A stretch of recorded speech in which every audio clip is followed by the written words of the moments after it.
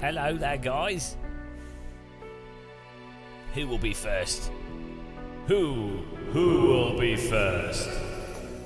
It's time to update Microsoft Flight Sim, because that's what you do every time you load it up. Oh, it's my favourite update simulator.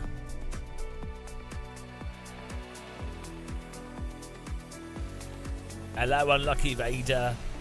Unlucky Vader. How's it going, man? Update. Have I got space? Yeah. What? Oh, only 600 meg update. Okay. I guess we have to update the content in game as well.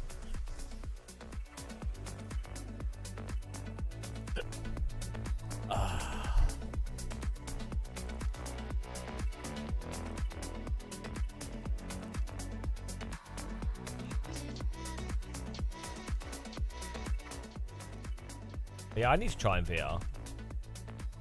I haven't actually played this in VR. I played X-Plane in VR.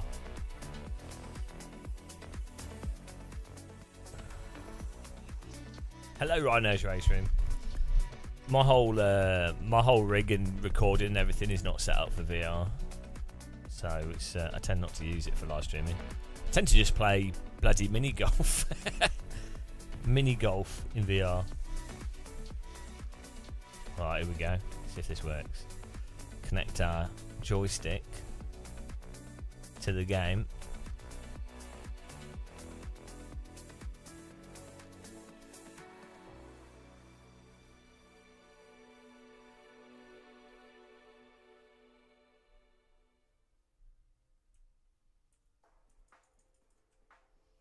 What?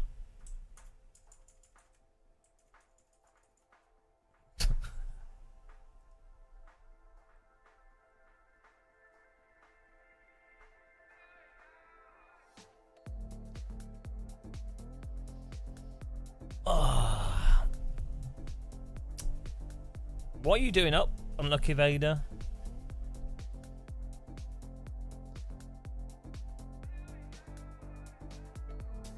What's going on here? It's going a bit slow.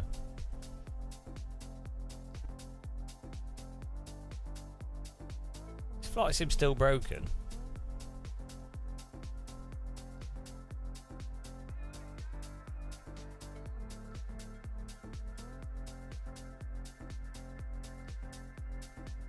It's 3 PM. Okay. Oh, here we go. It's loading. Let's see what happens.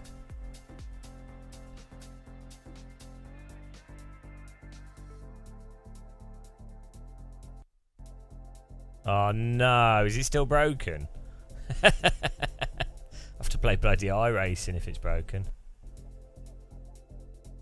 Oh, it's still broken. How am I supposed to play Flight Sim? What am I supposed to do? Oh no. I thought I'd fixed it. Oh. This is good, isn't it? We've even changed our graphics drivers.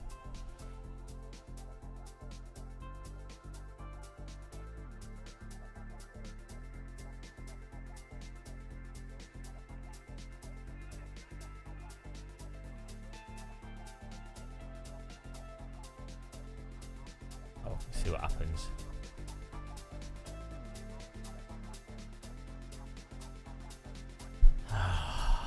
I should have checked it before we started streaming. Oh well.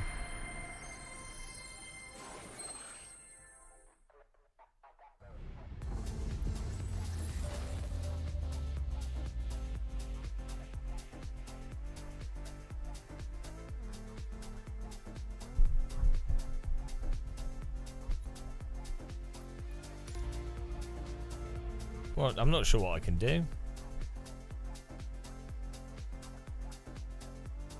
Could reinstall Flight Sim. I'll have to do all the controls again. That'll be a bit annoying.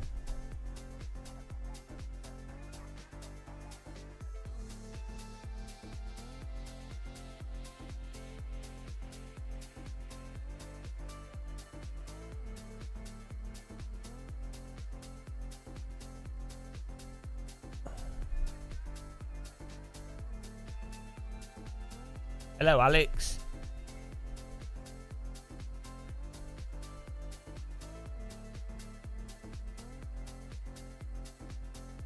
Well, Google might. There might be a fix to this.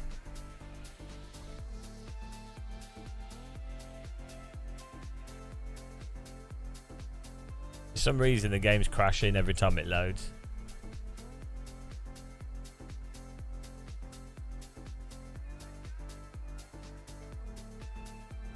That's all the German. All of the German.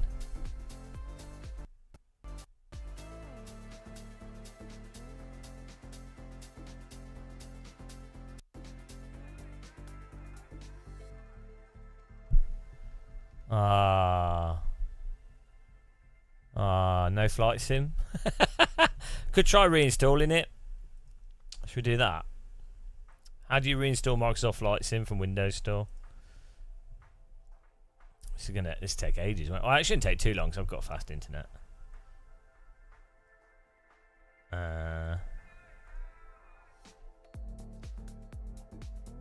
It's be a miracle when we actually get in the game. This is peak PC gaming.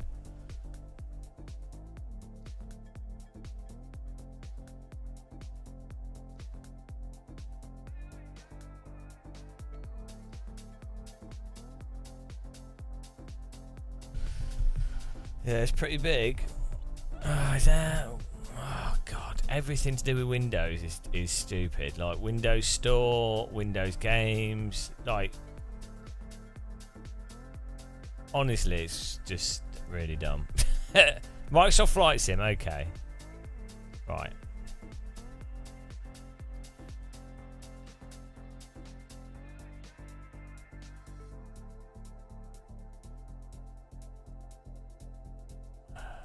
How do we delete it? How do you reinstall it? I think Microsoft were just drunk when they came up with this.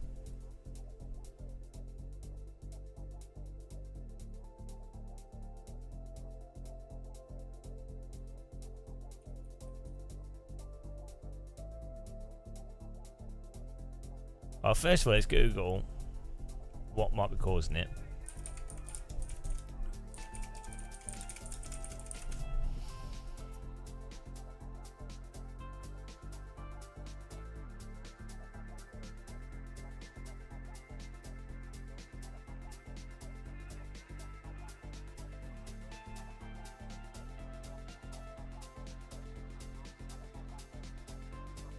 Let's try turning off the steering wheel.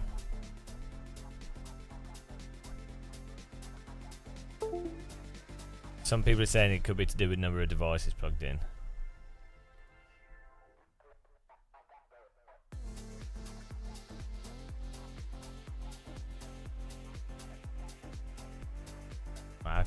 We're watching a video on how to fix crash on startup.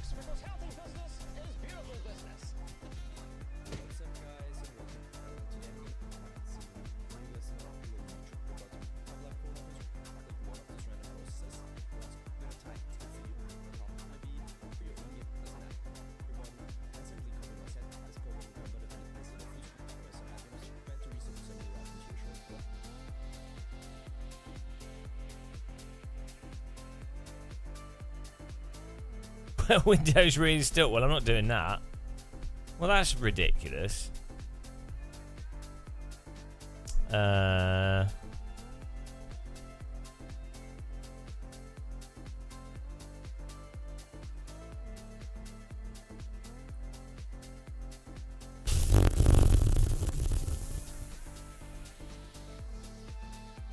not sure what we can do. I've got the latest drivers, graphics drivers. I've just turned off a wheel.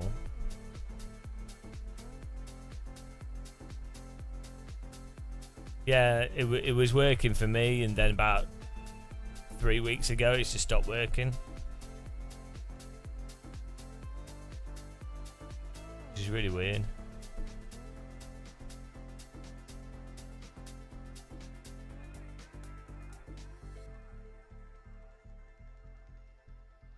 But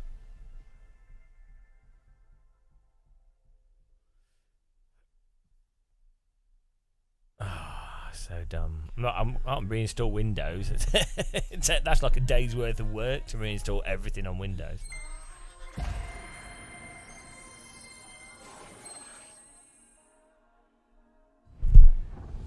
How can they mess up a game so much? Like, the whole launching of Microsoft Flight Sim is really bad.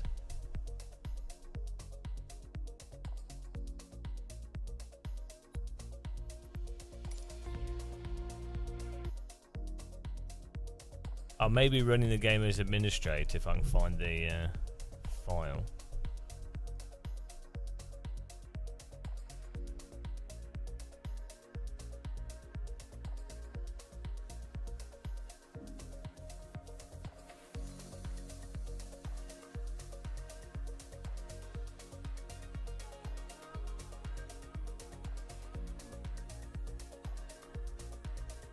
Yeah, that's already been done, Stephen.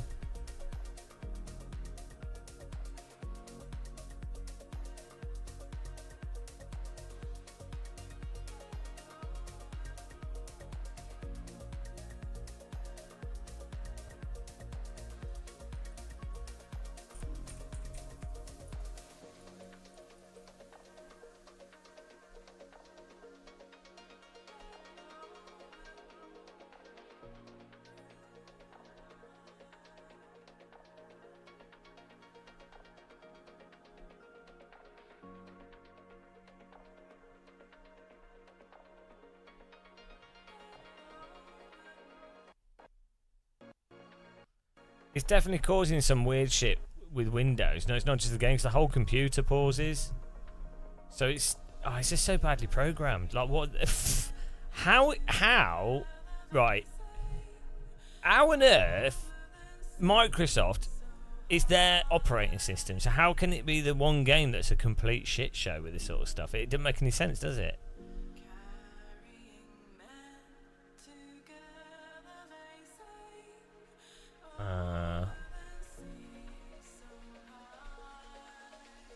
Like the layout of the files in Windows, like, honestly, it's actually a joke.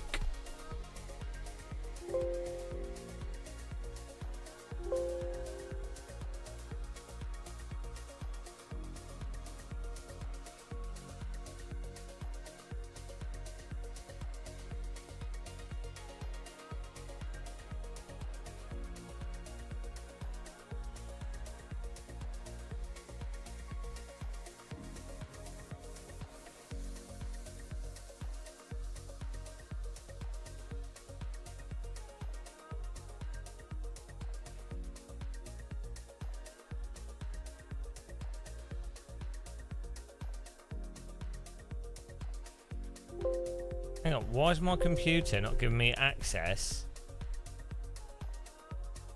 to the Windows apps?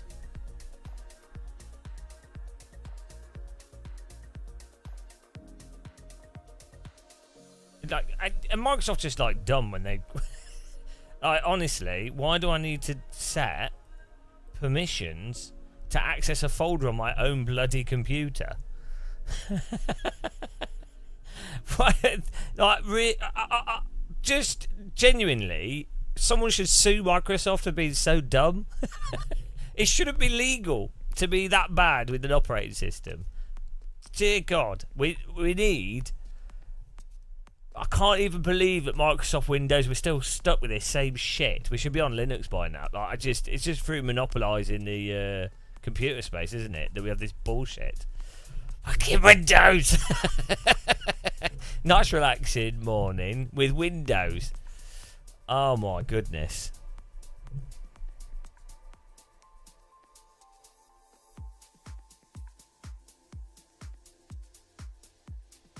Delete the cloud cache. Where's that? I don't think it's to do with that. It's to do with the game loading.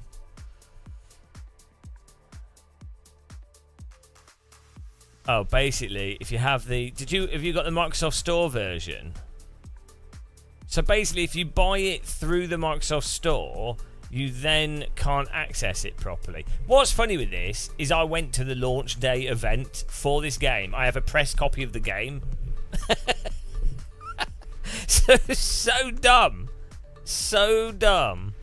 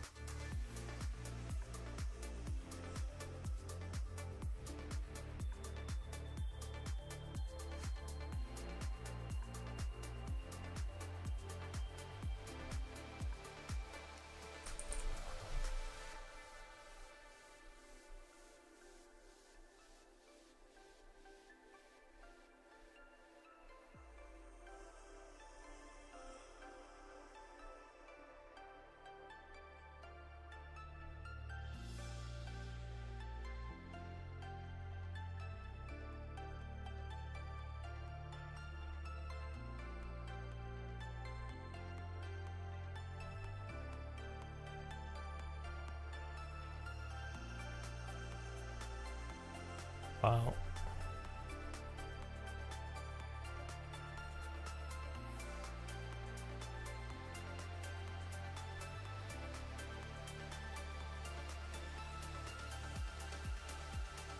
Oh, here we go. I found the exe in C Xbox games. Obviously, Xbox makes sense for a PC. Let's try running that as admin. See what happens. Oh, you cannot access a specific device path. You may not have... like, what? Oh, you can run it, but you can't run it as admin. Oh dear. How have they gone backwards from how this used to be on like the previous flight sim?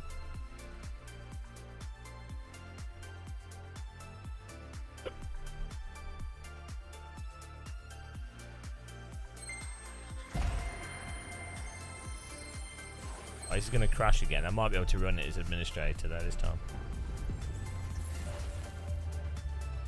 Yeah, it's crazy.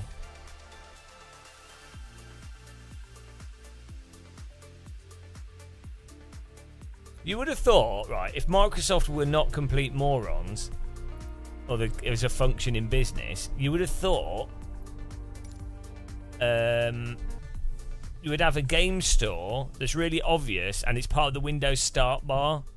So if you were to click on the start bar and click start and then games, then it would be like, and as part of Windows 11 and 10, you get like access automatically to Flight Sim, Halo, I don't know, whatever's like good Microsoft games included in Windows, in the price of Windows. And then you could have an app store there as well. Like, it doesn't need to be in your face constantly. Who loads up the app store and goes, oh yeah, I've loaded up the app store. Oh look, I wanted to launch a game, but look, here's a store of stuff I don't want. I think I'll buy one of those things. Who on earth does that? Macintosh man, nice. I have not once loaded up the Microsoft App Store in Windows to buy something. Oh, it's paused. Here we go. It pauses. The audio pauses. And then the game crashes. There you go. Right, let's try this if I can run it as an admin.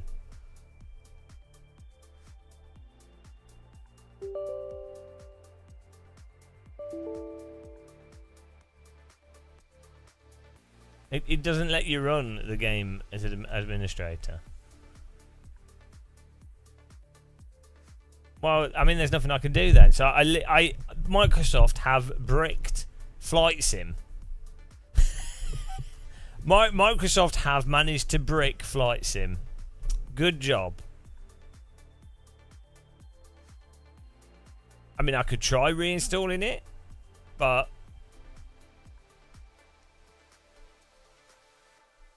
how do you uninstall it? Rolling cache CC. Where is that?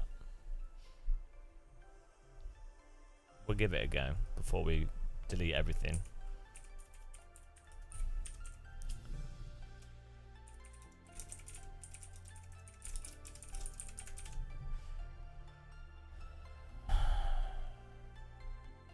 You have to do it. You have to be in the game to delete that. Unless there's a separate folder. I know there's a bug for stutter with the rolling cache.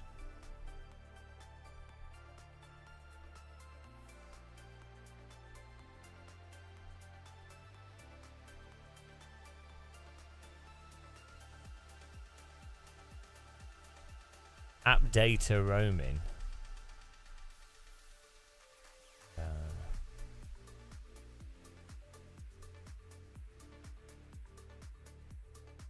Yeah, but I can't load the game, can I?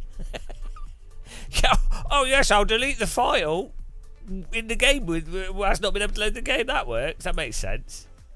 All right, C. Yeah, that's good. That's normal file structure, isn't it? That's great. Microsoft really, do you know what I mean? That's really sensible, isn't it? Thanks for that. Microsoft. So it is dumb, isn't it? And then all the folders of stupid numbers.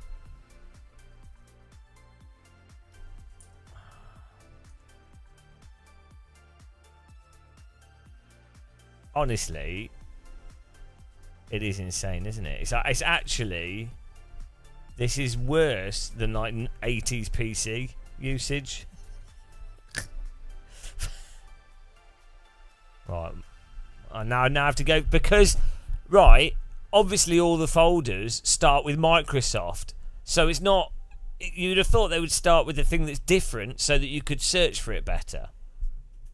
No, everything in the app data is going to start with Microsoft, which means none of the folders are going to be organised by alphabet. Every single decision they make is the worst.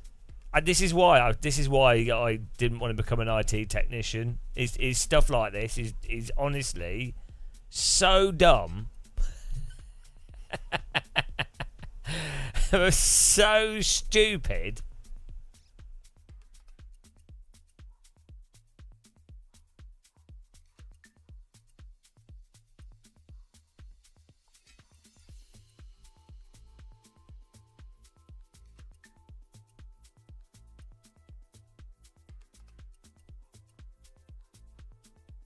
Bloody hell, I can't even see it because of so many folders.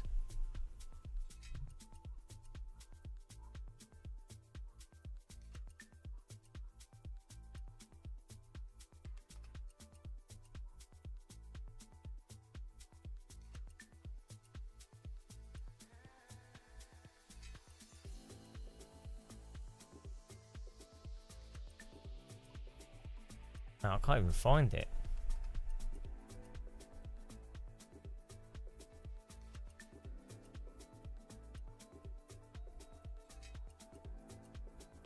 Ah, here it is.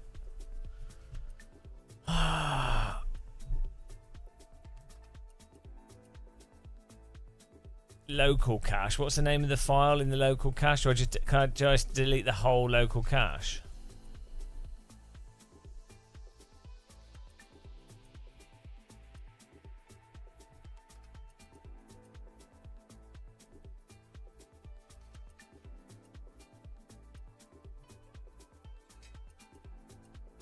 Should I just delete local cache?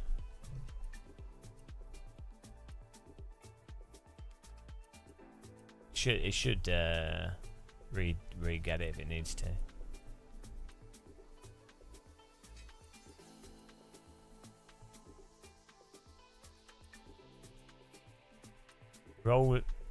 There is no rolling cache. E.ccc. LHP4 Sim Racer. I don't think I use rolling cache.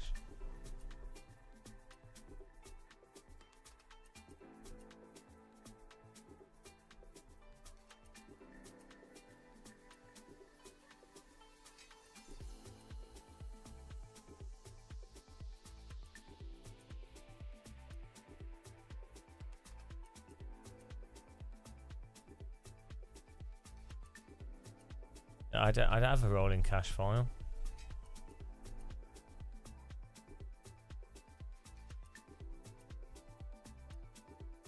Delete iRacing.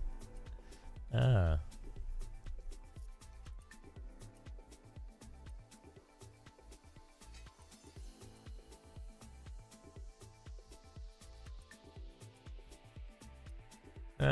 Does it? Don't have it. It's not the PC. This is Microsoft.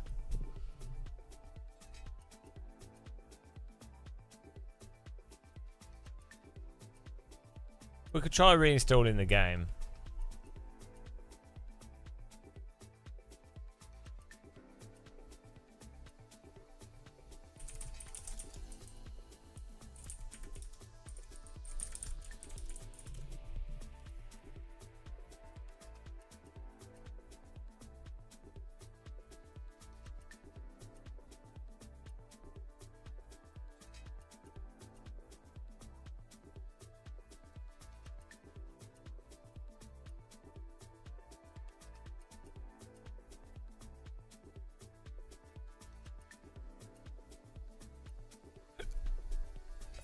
it's not there because I don't think I was using it.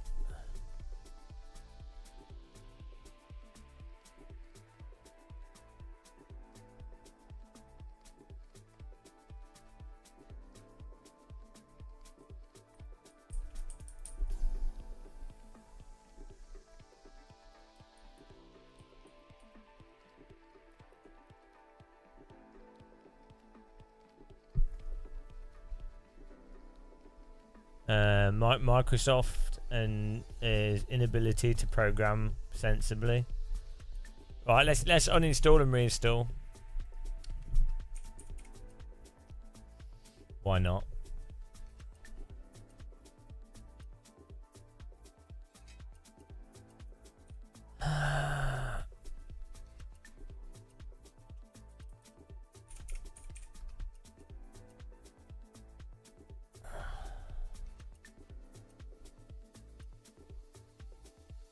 It's 335 gigabytes.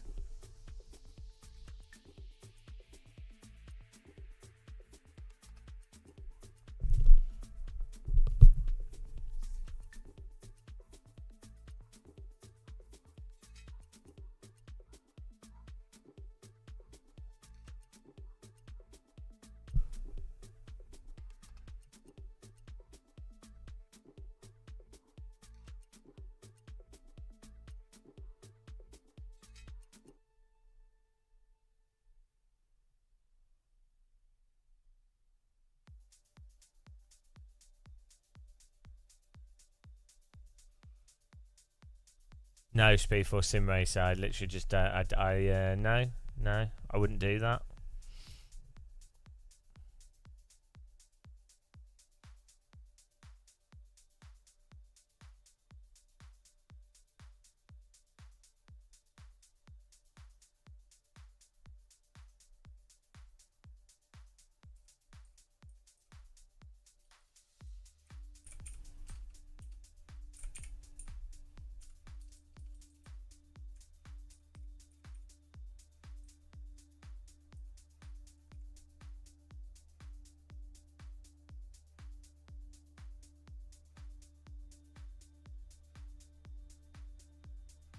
I'm going to reinstall it. I'm going to uninstall it fully and reinstall it.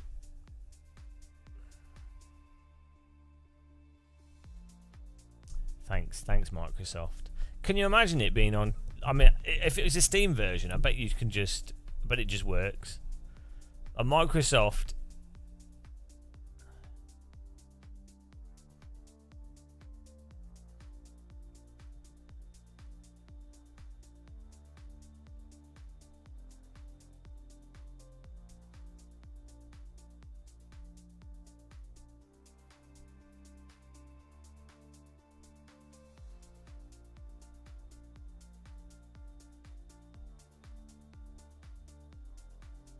Honestly, the Windows Store is positively one of the shittest pieces of software.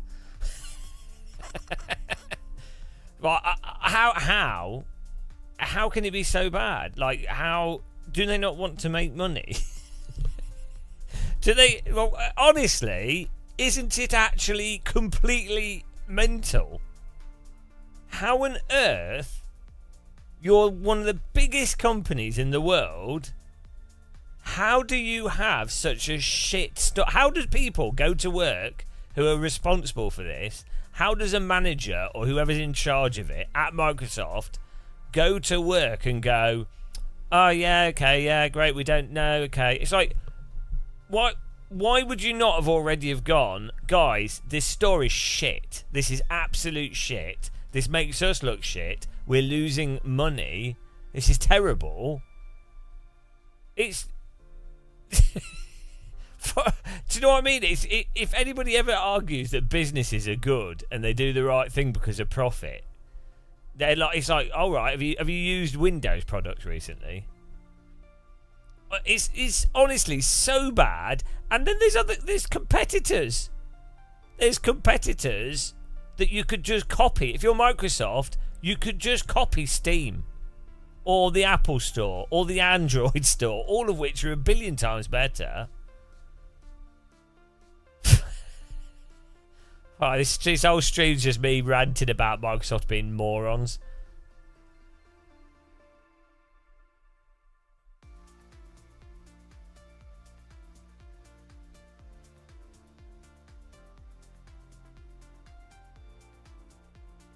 Right, now I've uninstalled it, it's not even showing in the Windows Store. But how do you even know? So you have to search for the game that you own. You have to search. And you have to type the whole game name in. Not just Microsoft. So you have to search for the game that you own. It's not in your library as uninstalled. Oh, apparently I don't have it now. Apparently I don't even own it. Apparently I don't have it anymore. What on earth?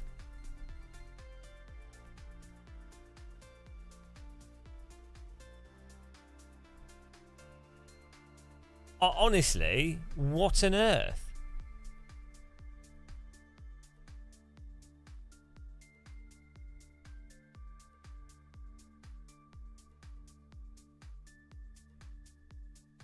He's making me hate Microsoft Flight Sim.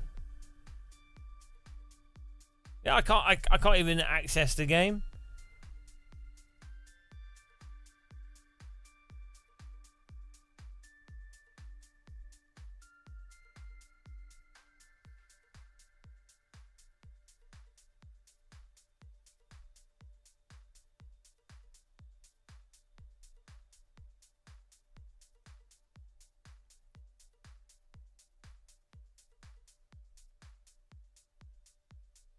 Yeah, we have tried using the app. Yeah, I can't access the game. Are they? Oh no, here it is. I have to scroll down.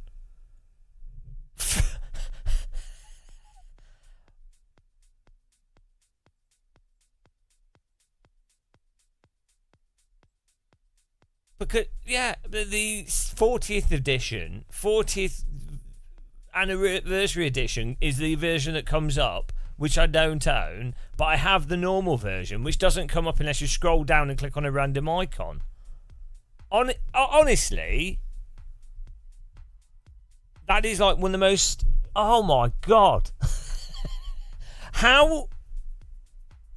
Do you think businesses just don't have any like pride, or like they're just?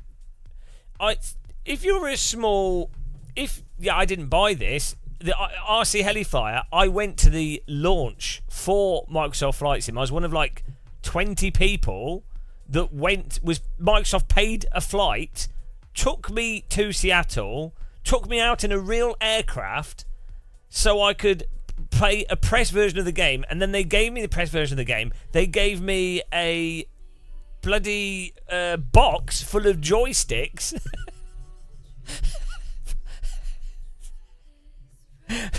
So if I'm having trouble, if a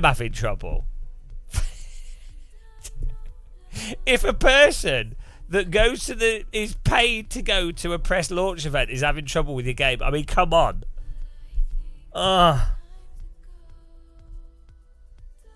It's actually insane.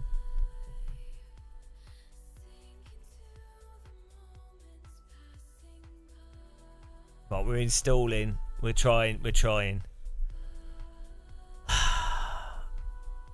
Golden Age.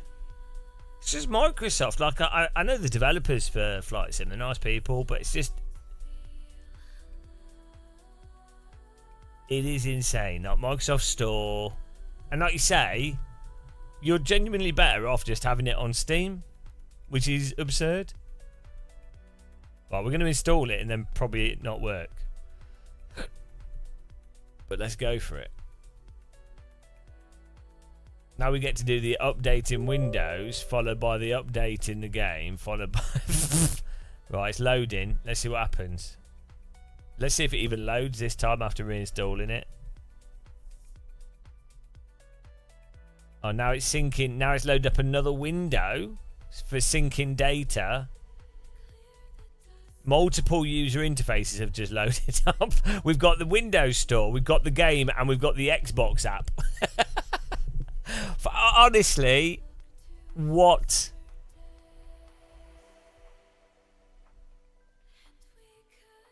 I bet it still doesn't load.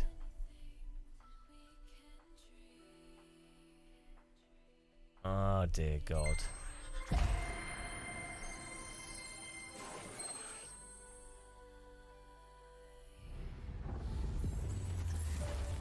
What's Warhammer 40k Space Marine 2? It's an top-down RTS, isn't it?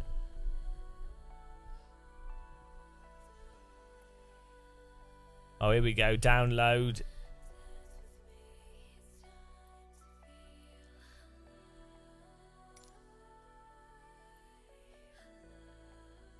Right, so it's only 169 gig. I have like a gigabit internet, so it shouldn't take too long.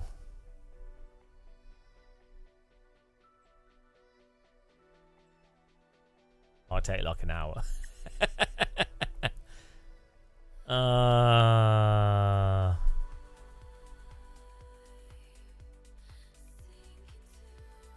Are we going at 300 megabits a second?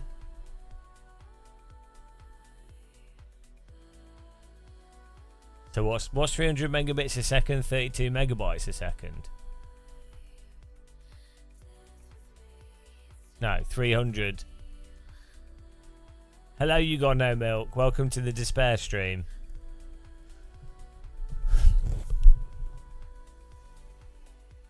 Bloody hell. I mean, people complain about AC, right? Being complicated, but honestly...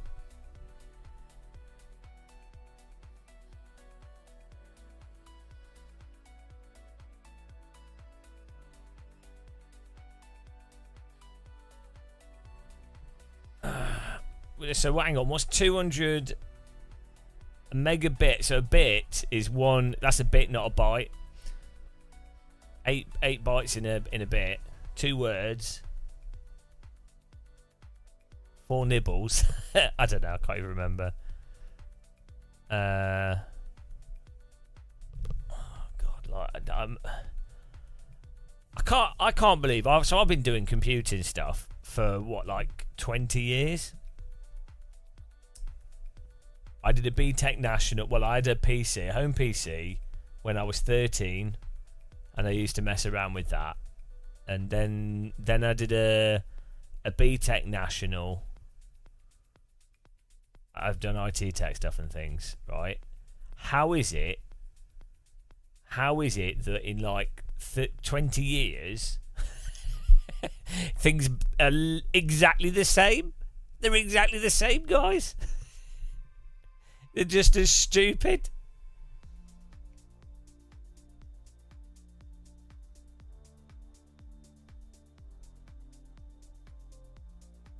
It's done 5%. It will do the thing where it downloads quickly and then goes slowly. Well, worst case, we can just load some AC or something. Oh well. The worst part of this is I'm eating healthy, so I've not even got any biscuits. That's the worst part of this. We ain't got no biscuits. I'm just eating like no sugar,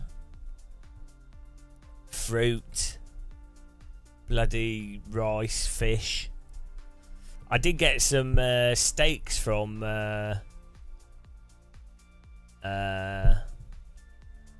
Tesco's yesterday though. They were reduced from like £6 to £2.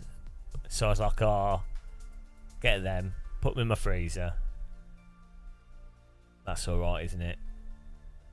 I don't really like eating cows because I think I like cows as an animal, but it was already dead, so it would have been, you know, it would have been a waste. Actually, I was thinking, yeah, you got no. I know. They cause me problems as well. They cause me like stomach pain for some reason. I think it's because your body thinks that you've had something sweet, but then you haven't. Obviously, if I have a small amount of them, I'm sure it's fine.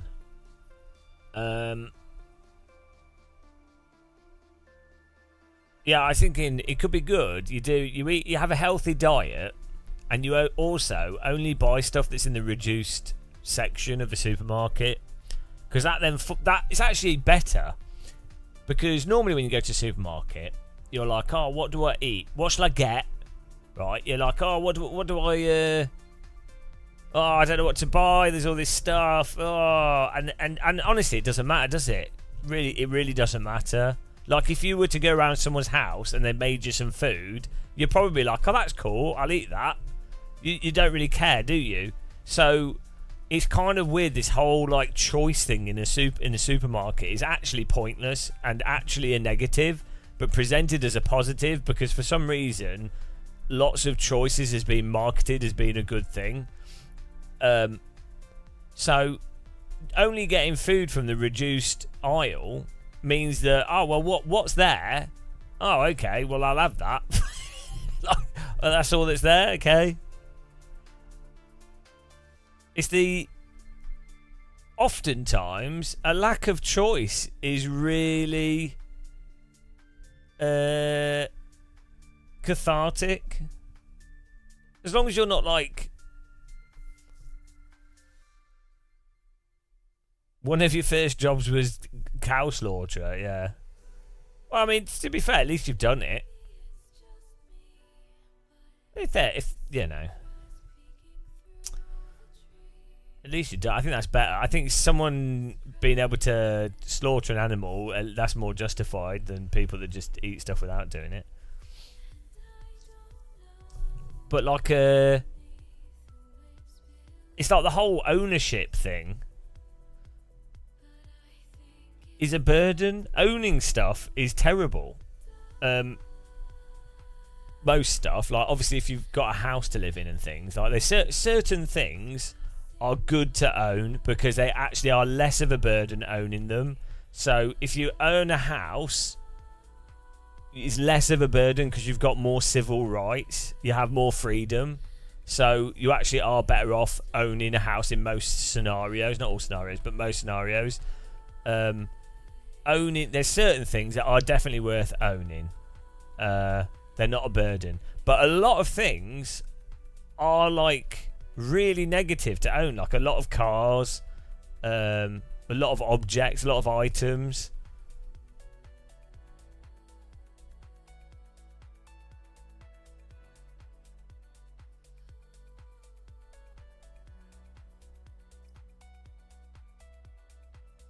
Yeah, there's a lot of things that are marketed as, normally the thing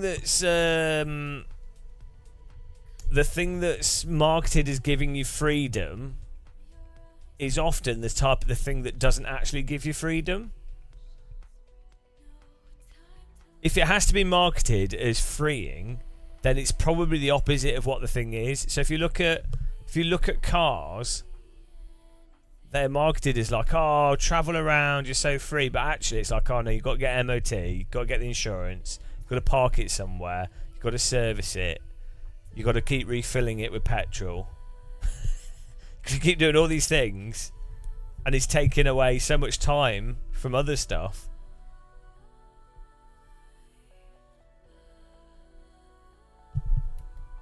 And things that are actually freeing don't need to be marketed as freeing.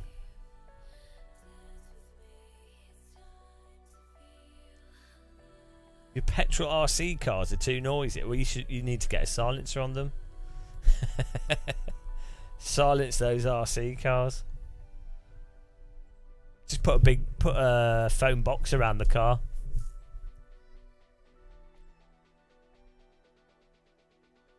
Oh, we're 11%. This is not going to work after this being installed either. I don't know why I'm even doing this, but why not?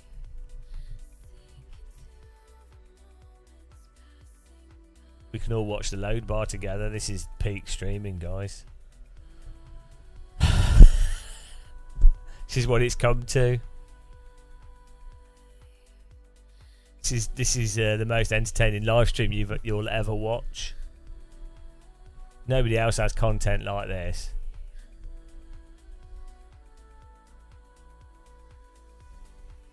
Oh, that's good. When you resize the window, it breaks. Fantastic.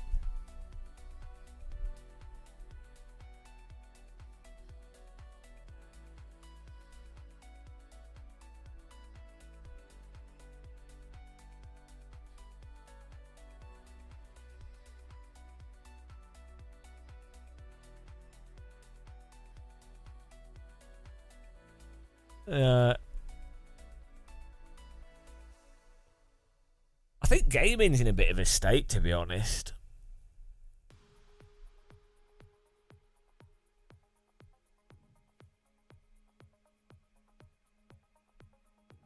The Concord stuff, yeah. Yeah, I'm not sure what happened with that. I don't know why. I don't know if they didn't market it well enough or...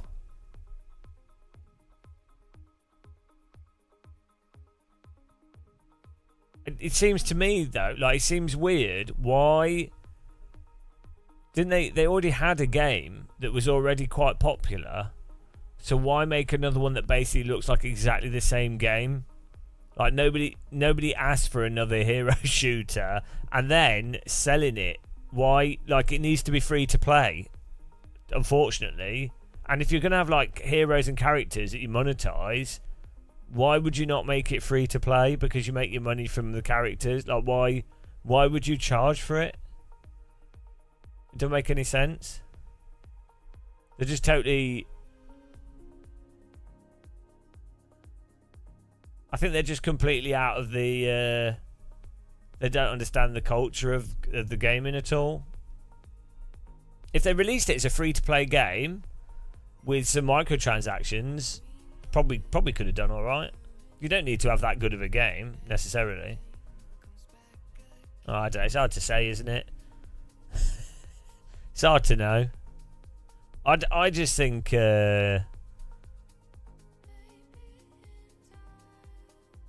thing is, what it is you have large companies. They see games like, I don't know, like Valorant or whatever, Minecraft, whatever game they see previous games that have made a lot of money through sales, microtransactions being very popular, and so the business, a lot of people that are business minded, they go, oh well, okay, we can afford to invest in this because there's already been an example that shows that this has been successful. They don't understand the actual intricacy and the nuances of what makes a thing successful. They just see the final. They're like, oh, it's a shooting game with characters on levels. You know, they're looking at it from such a high level. They don't understand like the actual essence of what makes one game better than another or fun to play. And yeah, so no, it's not just Fortnite. This has been happening for decades. Like, you look at all the clones for like Mario clones, Tetris, or the arcade game clones, shooter clones. It's pretty common. You have a company will do something actually quite innovative. Then you'll have a company that takes that innovative thing and makes it better, and they do really well.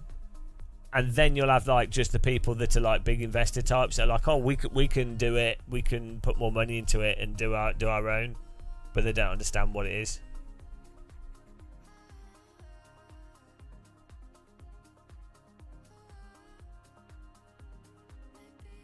But often it's because the games are developed in a tick boxy type way. So that Arena Breakout game is quite a good example of that. I tried playing it and it's just dull. It's just so... So what's the point? Why would you play that over something else?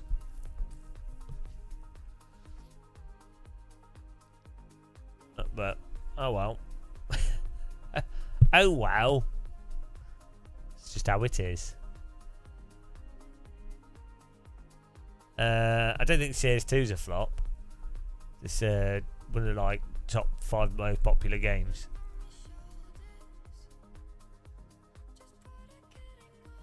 Valve are making hundreds of millions off their store for like gun stickers and things.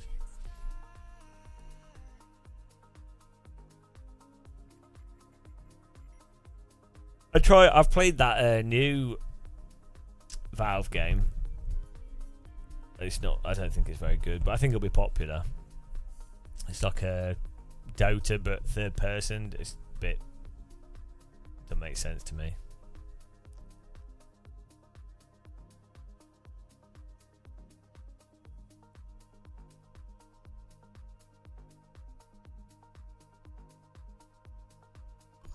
I don't think it's that political thing, Jared Paul. I don't think it's even that. So that sort of virtue signaling with a product, that is more to do with feeling that so you have people that progress through large corporate structures by leveraging the virtue signaling component of positivity, and the reason why that moves upwards is because someone can't say no, that's stupid, because then they get labelled as someone that's a racist, ableist, or whatever. So it's a really good mobility strategy in a corporate environment, and then a large corporate sort of capitalist company wants to try and negate the idea that it's amoral, and so it's appealing to capital corporate entities to be able to virtue signal, because to them it offsets the image that they're actually just a amoral money printing machine. So that's how that happens. And then online, you'll get like people rage baiting with it, and then it becomes a talking point, and it's all very tedious, boring, and childish. So it's it's just stupid shit.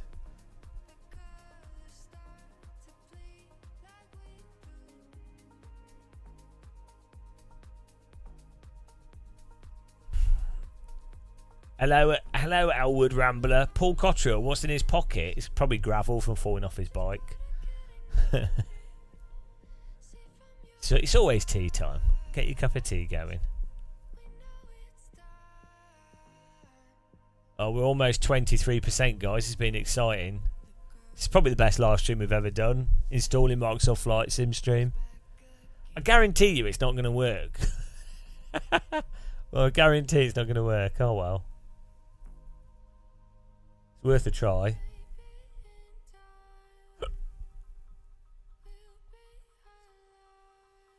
This will be the first time I've reinstalled it in like 4 years though, so maybe it will work, who knows. Don't know how optimistic I am.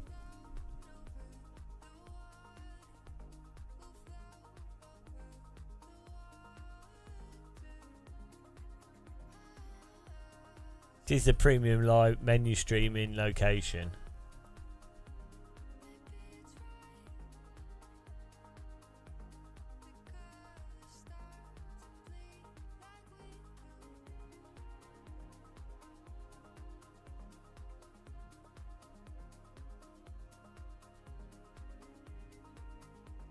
No, I haven't. I'll probably watch some of it as catch up. Do you think the Goodwood Revival's good though? I've only been to Festival of Speed. I think Revival's probably a better thing to go to. Thing is, Goodwood's in like the middle of nowhere. It's a bit awkward to get to. There's no trains there. You have to drive there, just near Portsmouth. OG Barton, are you going to? Yeah, we bought tickets and hotel the other day. I've been going for like the last 5 years. Who will have the best stand? I don't know. You got no milk. When you did your games dev course at college, I had to do a morality test, so I failed that. My other teacher agreed with my answers and told me to learn the exam.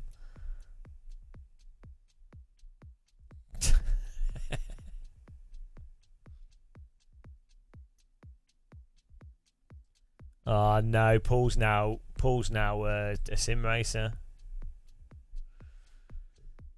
I think there's going to be some interesting announcements at Sim Racing Expo, so Should be good.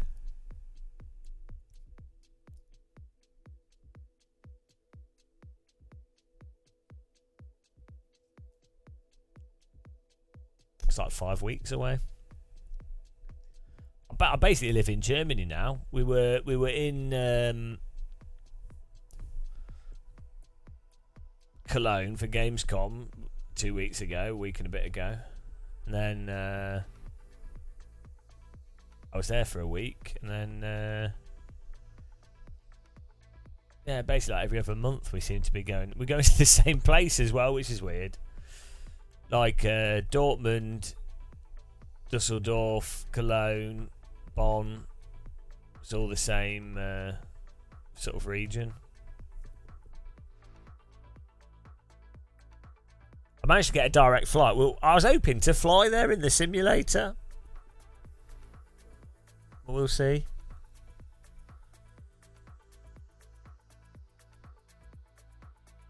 Because they've updated that area. And I don't think I'll club with Ben Collins now. I'm surprised with Ben Collins that it's taken him so long to do his own YouTube channel. Seemed like a pretty obvious thing to do.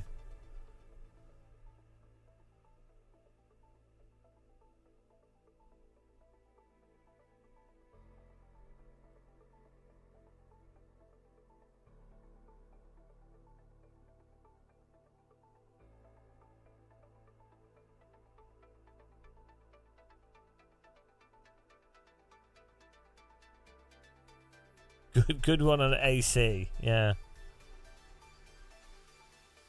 Yeah, we could do that.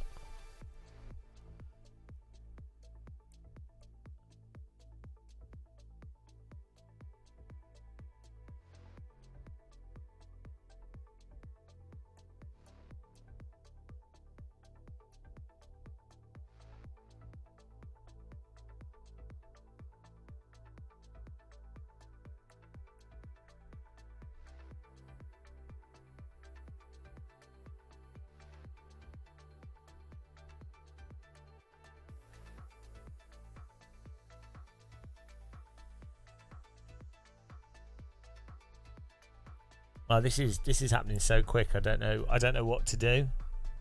I don't know. The anticipation of Microsoft Flight Sim is truly blowing me away.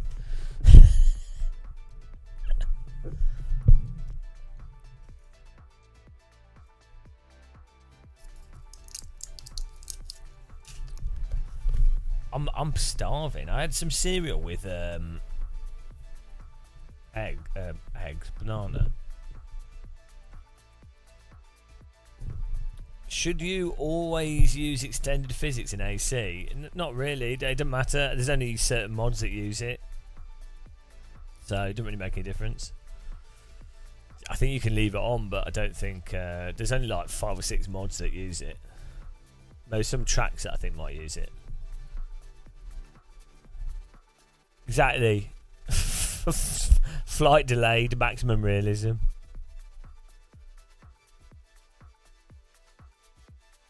Well, I got food. I've just got healthy stuff. I think it's just because I'm on.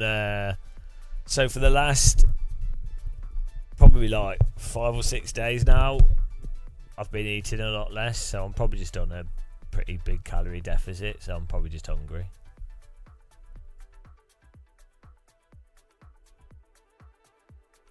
We're slowly eating our body.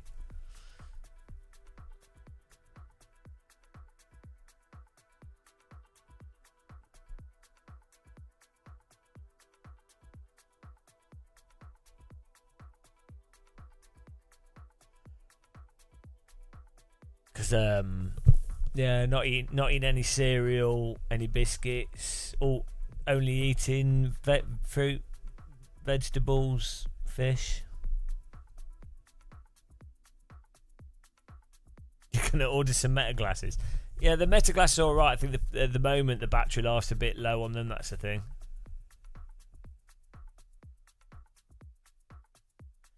I've got pizzas in my freezer. I've got like 5 pizzas in there. The nice ones as well, but I don't really feel like eating them.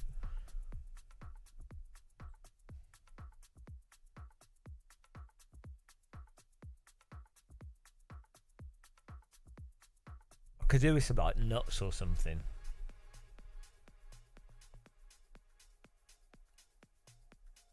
I might make it. Might make a smoothie. A banana and a fruit smoothie. That might be good. I bought some eggs as well. So one of the nice things you can make with eggs is just eggs and banana. Could do an omelette. Eggs. Oh, I can make an omelette. Egg and vegetable. Some pepper. That could be quite a good idea.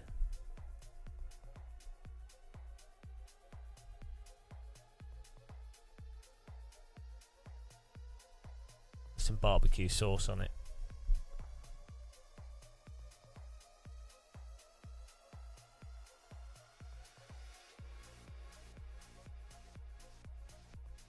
Your doctor's giving you 3 months to go on a diet. Well, the thing with diets is you kind of have to want to be on a diet or want to eat healthy.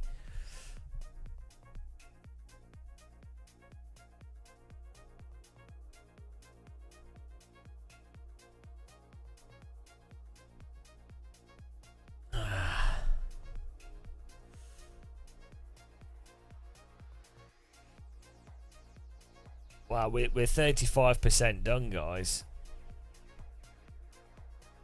The thing is, the installer for this requires your graphics card.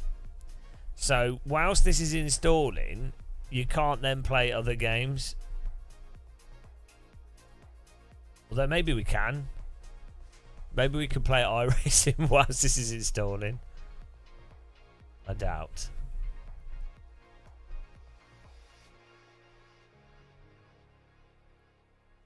You don't... If you've not ticked something you should have, well, just reduce tyre pressure or make sure the road's the correct temperature. I'm using a 3080 Ti. I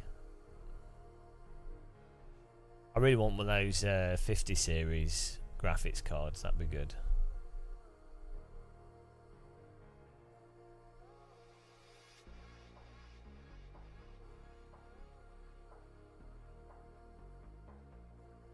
She lost £125 recently. She moved in with my best friend. I never weigh myself. I just go like sometimes. So when I was in Germany, I was just like, I ate like 2 kebabs. I was eating breakfast cereal every day, and I was just like, I've eaten too much. I was like, I need to not be so fat.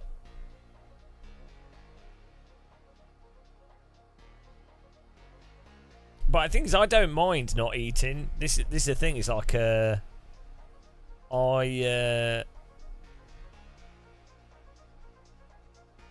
either like to eat loads or not or nothing. no in between. I'd rather be starving than eating a little bit. It's like when I'm live streaming. I'd rather do like a 12-hour live stream than a sensible 3-hour live stream. All or nothing. We downloaded 50 gigs, guys. We could see how well we could see if iRacing runs, because we could get some safety rating whilst we do this.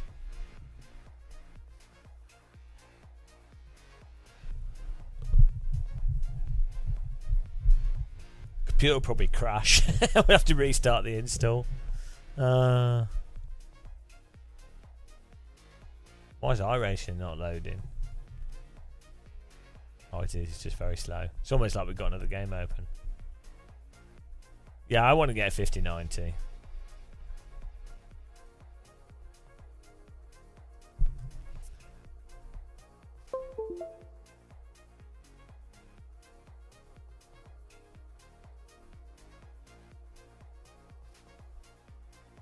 That's what I'm the same Elwood Rambler, yeah.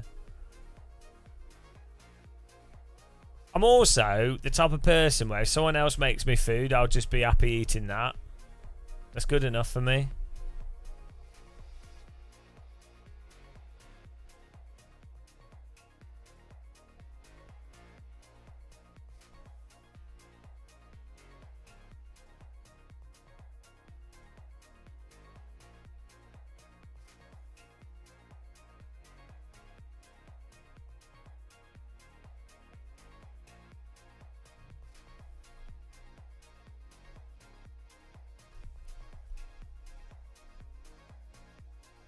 I wonder how fast this will run. Let's have a look.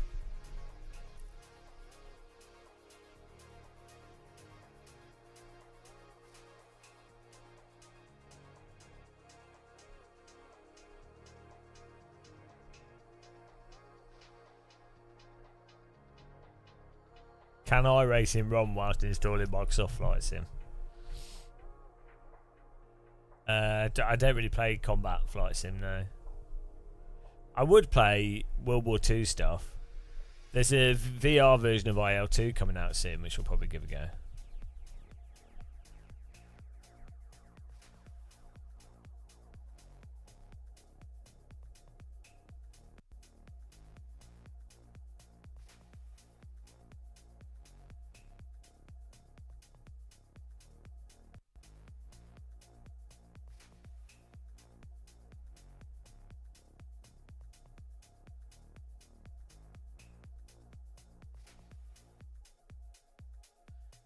Yeah, I have played DCS. It's got good helicopters and stuff in it, but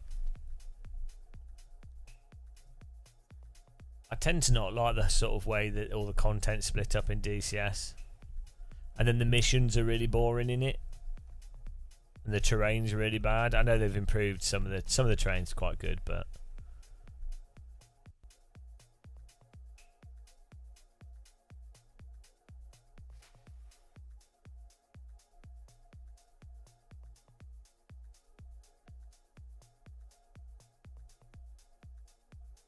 it's going to be interesting to see how fast this runs with Microsoft Flight Sim downloading.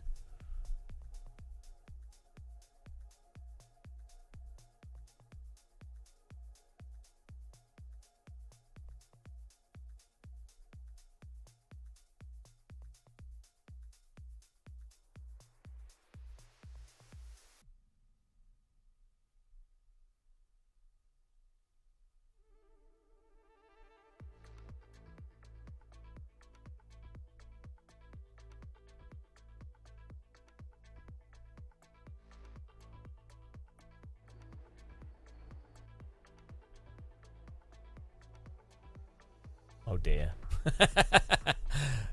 Doesn't look good.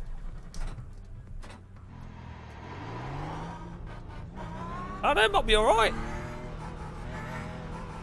Might be able to do this race and just get some safety rating.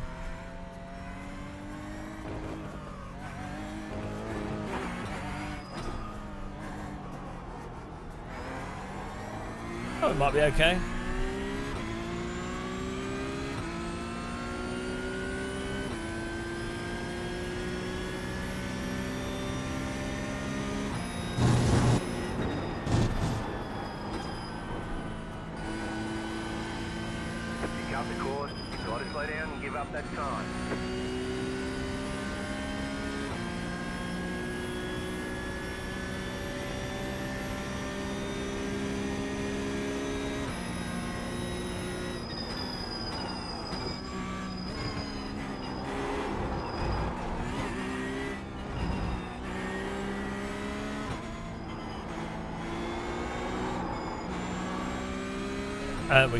We can drive around and get some safety rating.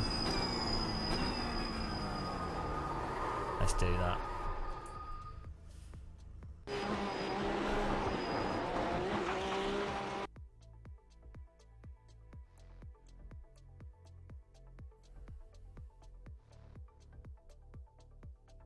safety rating muscle.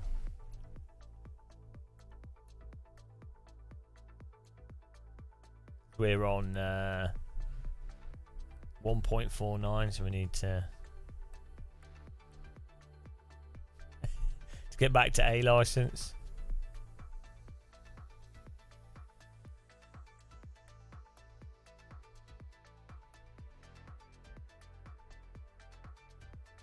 We can just start from the pit and just drive around the track. That's exciting racing for you.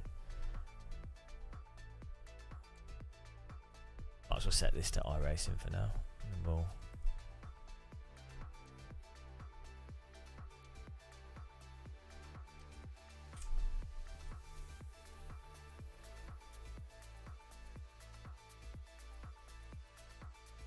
might as well do something.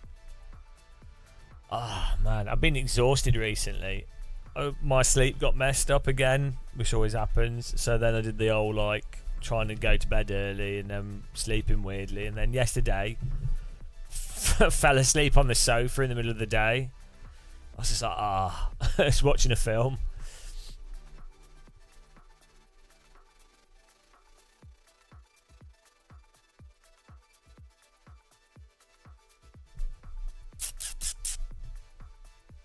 Like today, woke up at like 4 in the morning.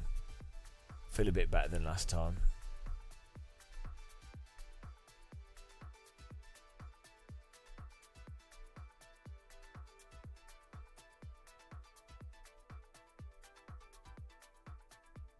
Racers like too fast. That's. I mean, you can say it's a good diet joke, but I think that's pretty. I mean, really. I think that's a criminal joke. I was thinking it could be funny for a live stream to do like iRacing, but you're only allowed to eat if you get a podium. You're only allowed like 200 calories per podium result, and it could be called Faster Go Faster. I feel like it could be quite a fun concept. Starving to death live.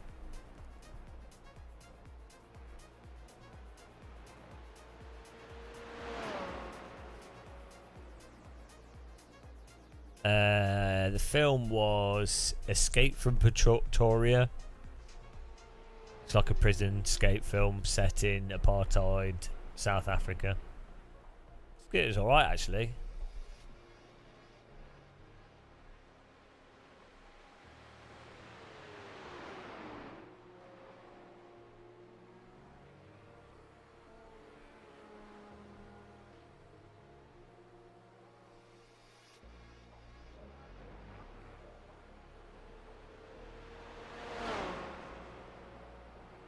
Oh, we just hit 50% on the Microsoft Flight Sim download. 50%. Wow.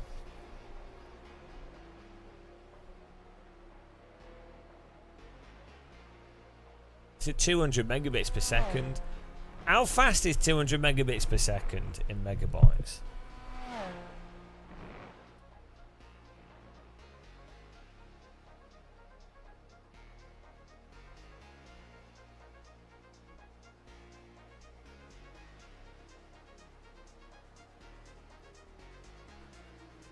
That's 25 megabytes a second.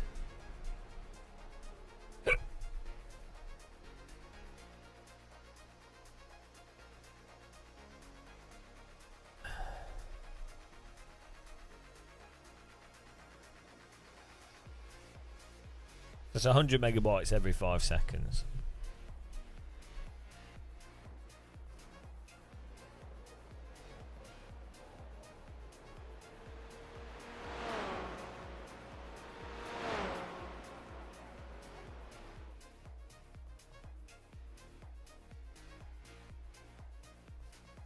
Sometimes it's going to 230. I don't know how fast my actual internet speed is.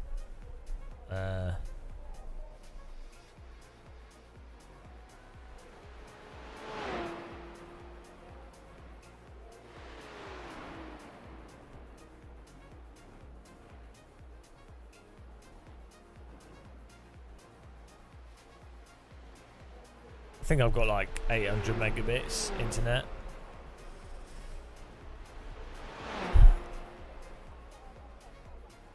But nothing, very few things fully take advantage of that.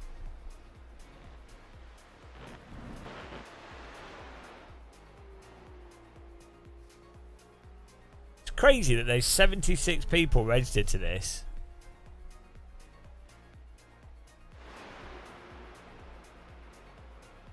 Oh look, they've got the dirt track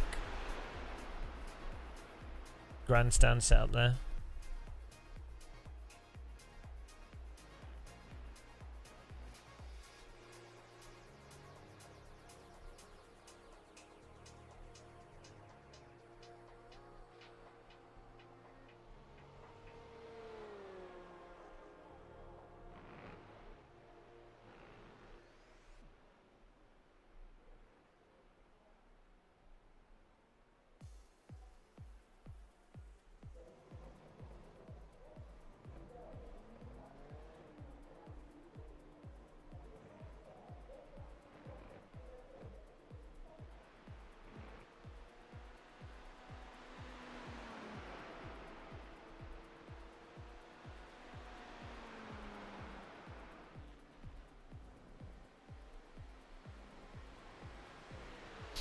I think the race starts in like 4 minutes.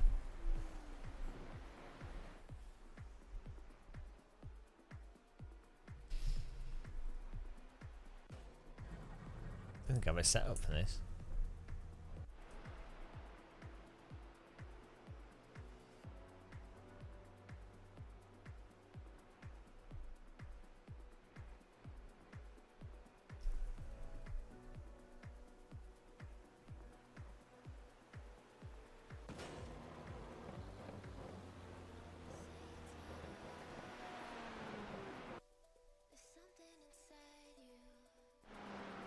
There we go.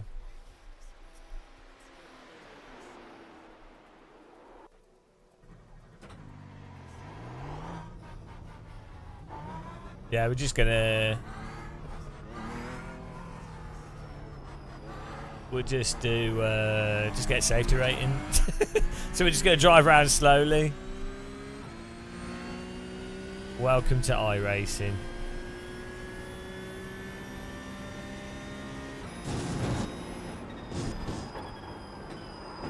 Oh wow.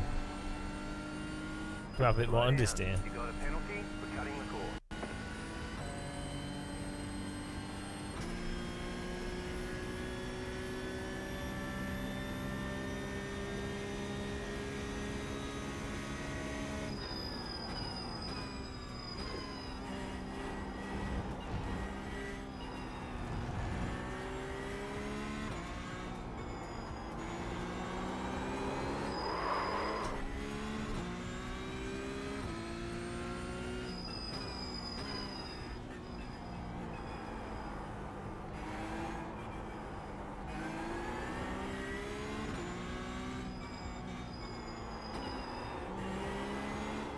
Graphics seem a bit washed out in iRacing since this last update.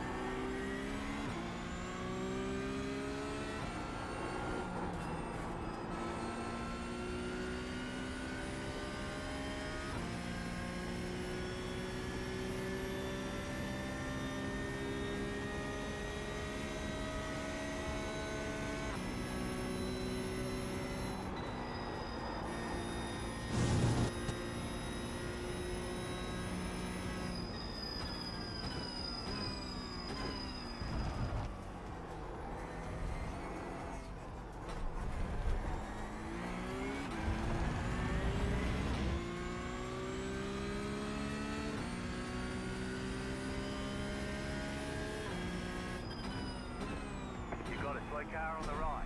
Car stops on the right.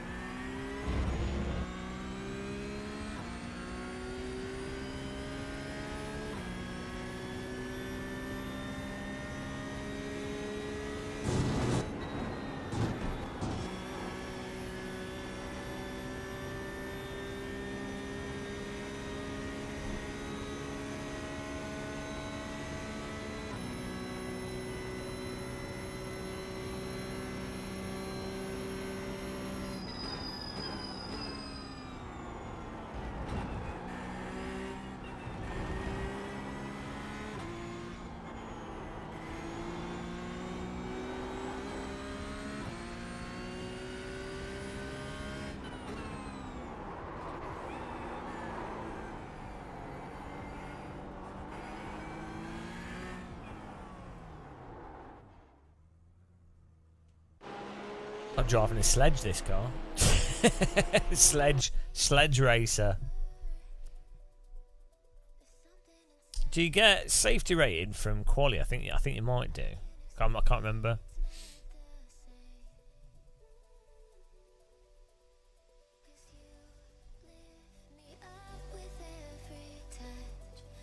Oh, we're at 58% of Microsoft Flight Sim, guys. I guarantee you, when we launch Microsoft Flight Sim, it's not going to work, is it? I can just sense, deep down that we'll install this new install and it won't load.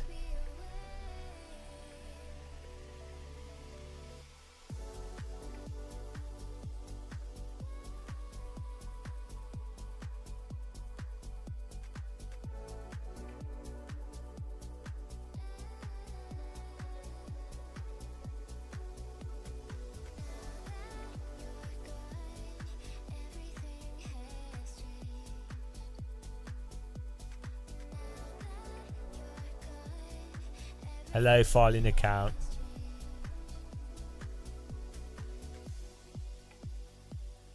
You see this on the right? This is when they do the rallycross stuff.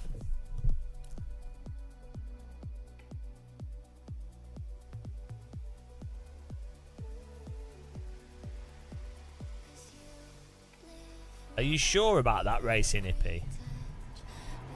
You get it from all sessions? I thought it was just quali and race, but you get half or quarter in quali. What's going on with you, filing account?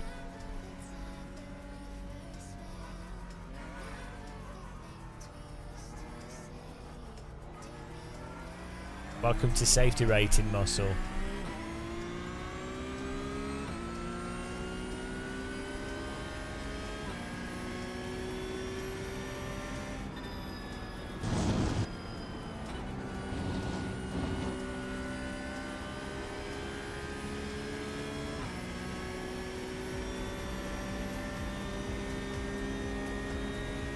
Ah, 0.3?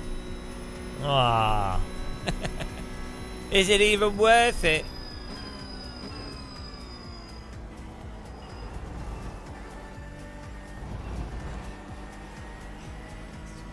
Oh, I'm so hungry. Wagyu steaks. Oh, nice. I bought some steaks from Tesco's. They weren't Wagyu. Oh, maybe I could have a steak. I'm so hungry. I must be on like a mega calorie deficit. Like, I had breakfast. I had porridge this morning and my banana. And, oh yeah, I just feel starved. We walked must have walked like 5-6 miles yesterday. And the last 5 days, I've probably been eating like 1,000 calories a day. Maybe a tiny bit more. Like half a cup of rice, some fish, some fruit and a banana, and maybe an occasional porridge. So yeah, I must be on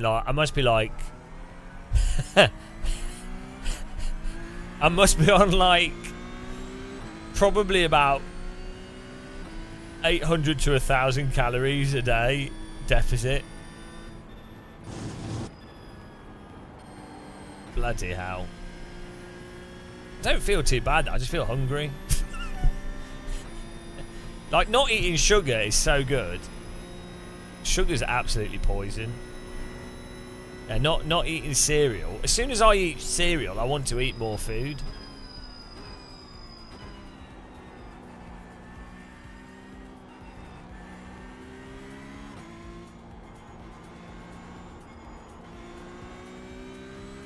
I think iRacing should display a little icon for every single corner where you get it's a plus, so you can see like your safety rating going up corner by corner.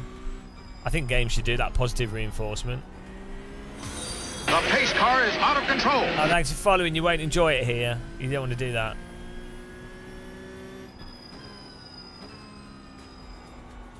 I think carbs all right. As long as you're eating not shitloads, like that's the thing is, yeah. If you're not eating like mountains of pasta and mountains of whatever, it's just. I think the biggest thing is processed food is the biggest thing. Because even if you were eating shitloads of pasta or shitloads of potato,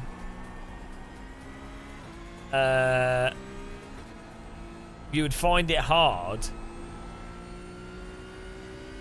to get fat if you're still only eating vegetables, and you know.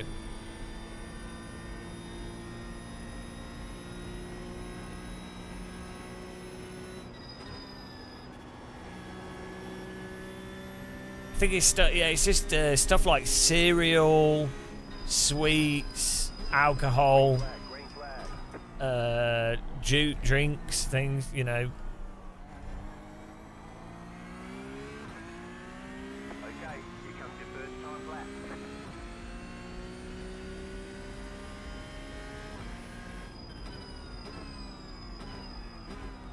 lap. As I said earlier, the problem with me is, it's like if I start eating biscuits, like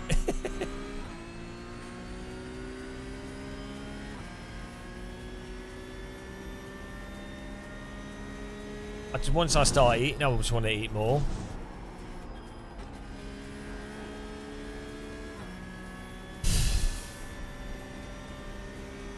I got fat, so I was in Dusseldorf and I had like kebabs. They were really nice kebabs actually, and I was just eating cereal, like German chocolate muesli cereal.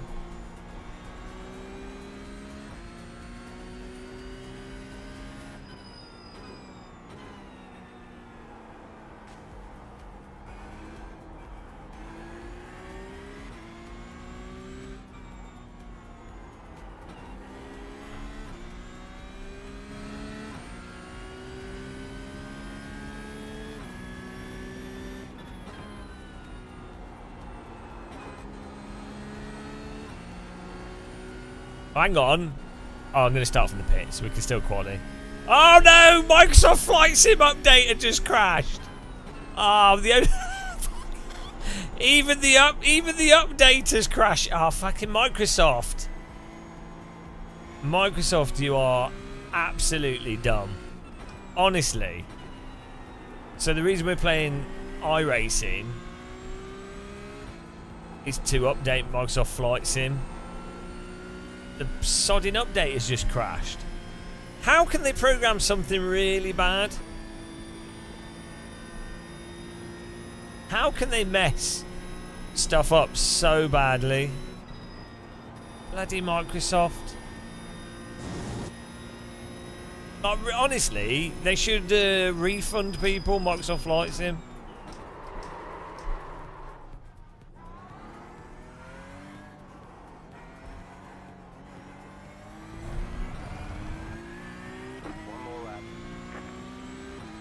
Yeah, I have Windows 11 on my laptop. There's no appreciable advantage to it over Windows 10. Just annoying menu changes.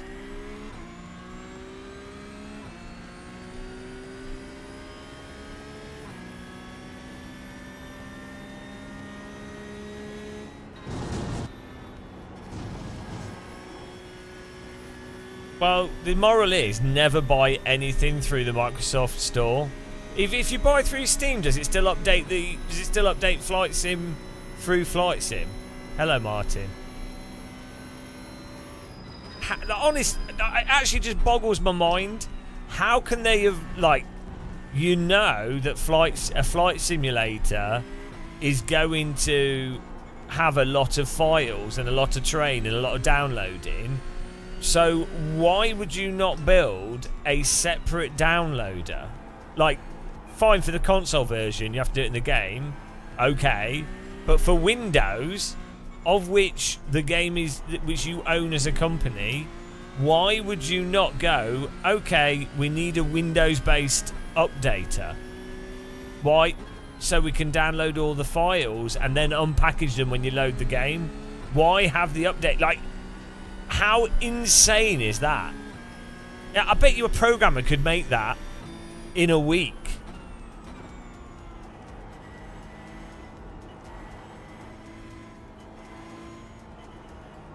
No, it was made by Asobo, who are directly licensed by Microsoft. But it's a Microsoft game, so it doesn't matter who it's made by.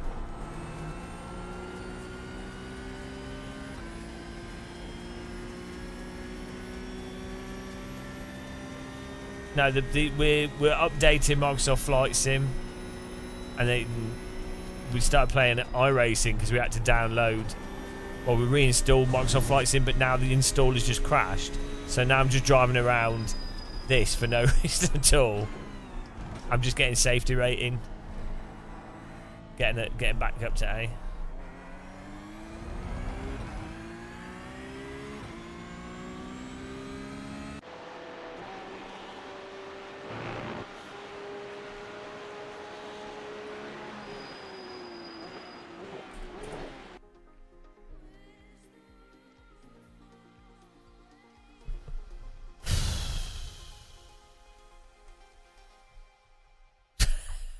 So it wouldn't. Microsoft Flight Sim kept crashing.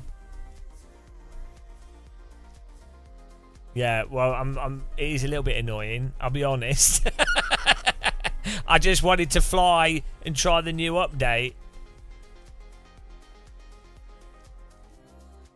I was like, oh, that'll be nice. I thought it fixed the problem, but clearly it hadn't. I was like, that'll be nice. We'll fly. Won't that be nice? Because I like flying. I like flight sims.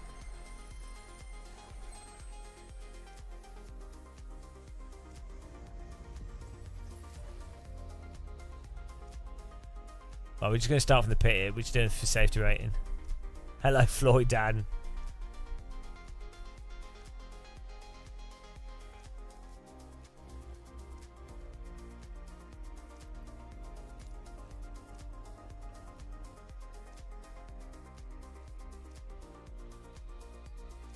It's not going to make me restart the download from the beginning, is it?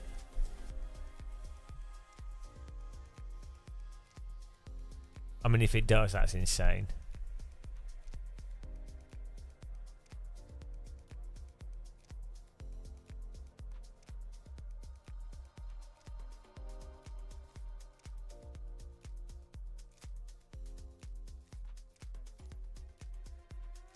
Oh, it says there's 45 gigs to go, so maybe it's not starting from the beginning.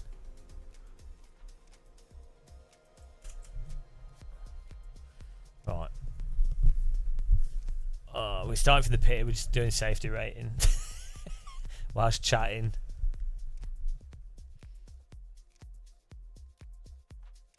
Oh, missed start. Oh well.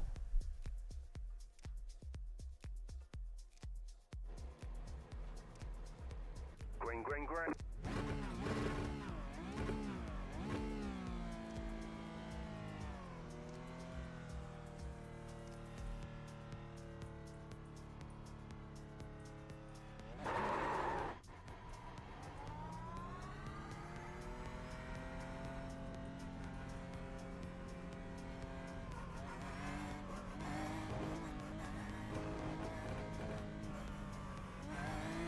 No, we're just driving for safety rating, so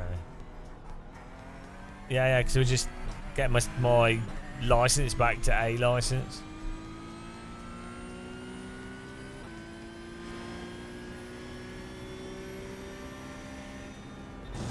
whilst Microsoft Flight Sim updates. Because if you're below 2 at the end of week 13, you bloody lose your license. Every game we play, I think everything is just designed to be dumb. Why on earth? I don't know. I think there's just something wrong with people that work in the games industry. But maybe they just don't play their own games or something.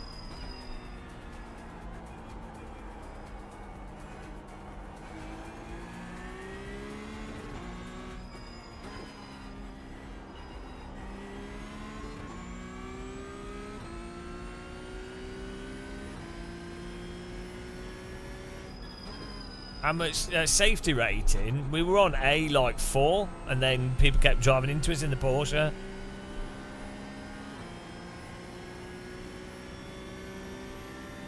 But that's the game. You just have to accept it. Oh, I don't know. We were on like 2k in the road cars or something. I tend to just dick around in iRacing. But we're a 5k iRacer. Once you've done 5k iRating, that's it. You've done it. It's 5k.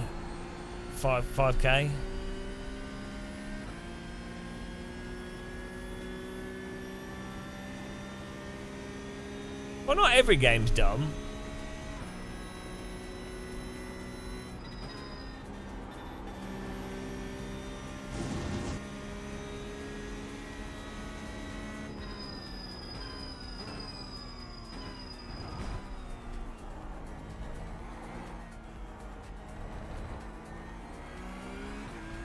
We're 13% of 45 gig.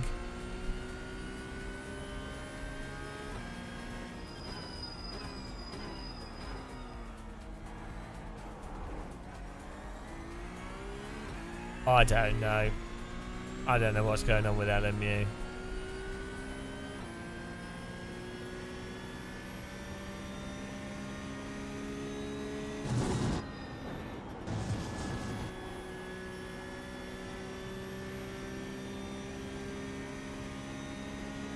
Oh yeah, I don't care about that slump.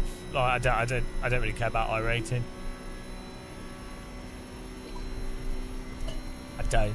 Until iRacing's physics are more realistic, I just wouldn't take it serious at all.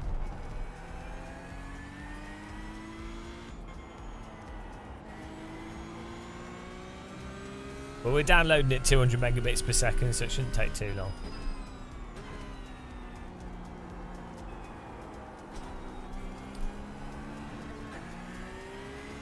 For me, like I play iRacing because the voice chat's funny and it's handy to have a sim that's got people in it if we're streaming it like late or early in the morning.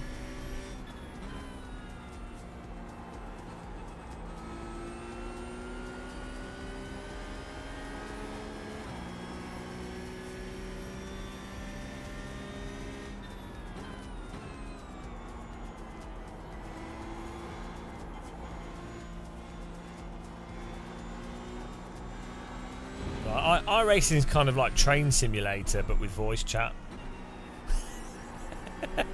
That's the way I see it. Hello, Dan. We're all right, yeah. Well, I think Wreckfest has been beaten to the punch by iRacing, right?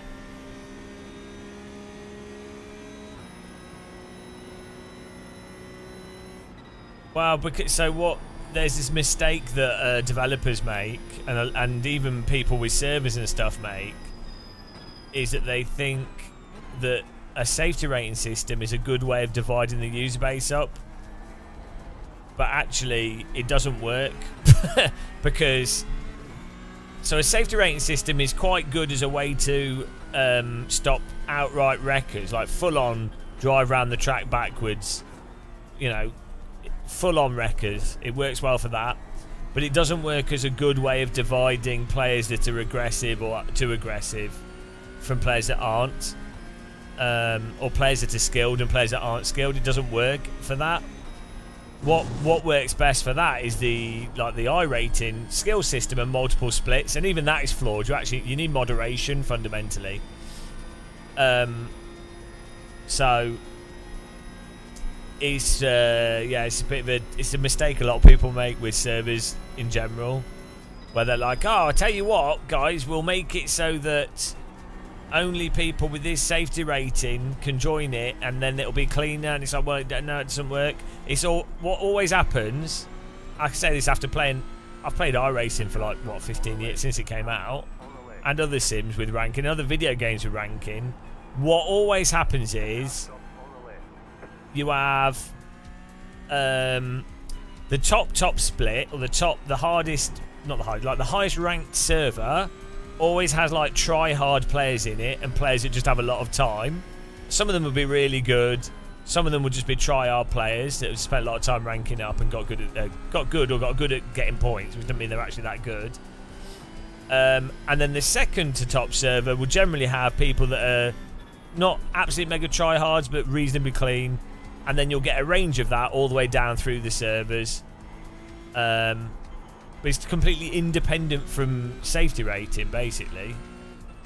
So yeah, it doesn't really make much sense. And with multi-class, it's like, well,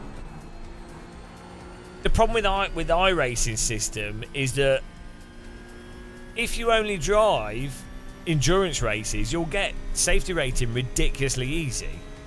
If you drive rookie races, even if you're the safest driver in the world, if you're doing any basic driving, people will drive into it. It's what happens in real life as well.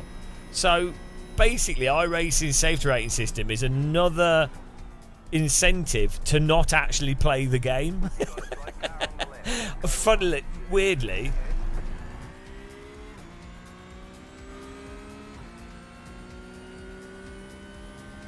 It's just badly designed, but it is what it is. Just what it is. So, and they've actually fixed the grass. The grass is all right now. The pace car is out of control. Thanks for following, Combo.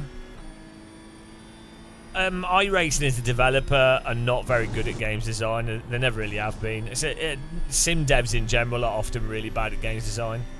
They're normally like just too busy trying to make their complicated simulator work. So.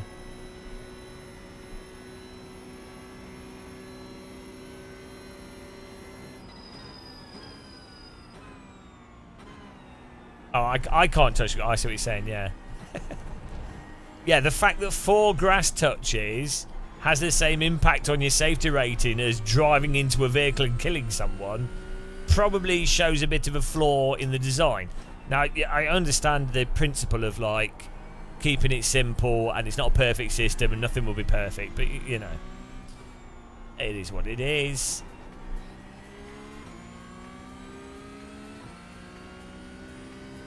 Yeah, so what you find happens when you do like Super Formula or F4, the people that are really bad drivers, like the bandits, but they do lots of races, they can keep their safety rating, or they don't care because they're just doing rookie F4, so they drive like idiots. And then people that can only do like 1 or 2 races a week get absolutely screwed over. So the people that should be penalised aren't penalised because they can just grind the safety rating back up. Bloody Microsoft Flight Sim just crashed again. But as I say, the solution's moderation, but iRacing aren't interested in moderating their servers, so. Flight Sim updater crashes. Like, how insane is that, guys?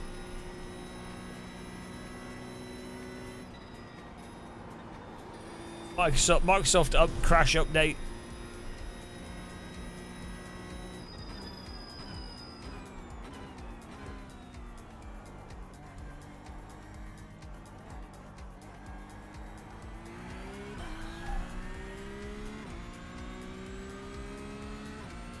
Well, so a 1x track cut should really be like, it's fine to have the X's in the game for if you get kicked or something, or you know, DQ, and for 1x's to affect your lap time and everything. That's fine. but it shouldn't necessarily be the same punishment. Like, it's quite obvious that a touch in the grass by a centimetre is obviously not even in the same ballpark as being 1/4 of driving into another car. It doesn't make sense. It'd be like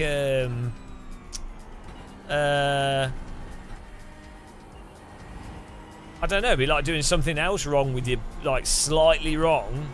And the irony is, touching the grass and tapping the grass and having two wheels on the grass is not a bad thing in a real car. You do it all the time. It's not even a track cut necessarily. It's just running wide. Like, you've not necessarily gained an advantage. So why is it even you know? But it is what it is.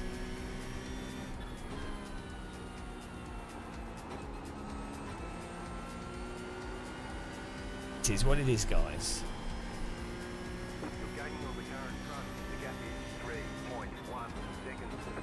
Well, so the thing that when we were just talking about, hello Dave Cam, in terms of the car contact thing, so what I noticed through my years of playing iRacing, unfortunately, the bad drivers that tend to cause wrecks, they tend to drive into you multiple times.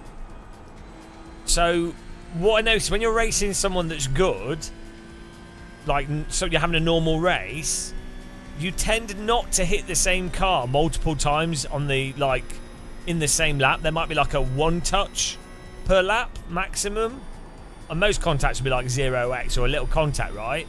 Maybe an occasional 4x. Whereas drivers that are bad, they tend to drive into the back of you. So it's not a side-by-side contact. It's a rear to front contact. So that's one really notable thing. And they also tend to drive into you on the straight rather than a corner. And the drivers that tend to be reckless weave around a lot, so which you could track. Like, you can see, does a driver tend to drive the racing line and drive smoothly? Like, how many turns do they take on a straight? Better drivers won't be doing like weird weaving all over the place.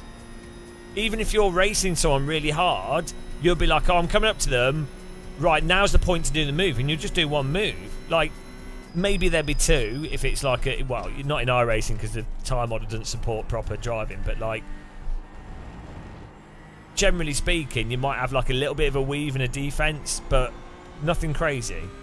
And you'll notice all the drivers that cause wrecks repeatedly, the bandits, they weave all over the place, like even pointlessly jotting out. So there's a lot of metrics that iRacing could consider if they actually gave a shit, but they, you know, they're making money doing what they do, so they don't care. You know, they'll be like, oh, there's other things that are more important. Every time the bitching and moaning is like a hairdresser syncing their periods up. We're not bitching and moaning, we're just talking about penalty system. I'm bitching and moaning about Microsoft Flight Sim because it keeps crashing. we're trying to update Microsoft Flight Sim, but, well, we tried to launch it, the game won't run, so we're now reinstalling it, but then the reinstaller keeps crashing. But yeah, no, some people mistake actually being critical and using your brain as bitching and moaning. Sorry that you have yet to develop critical thinking capacity.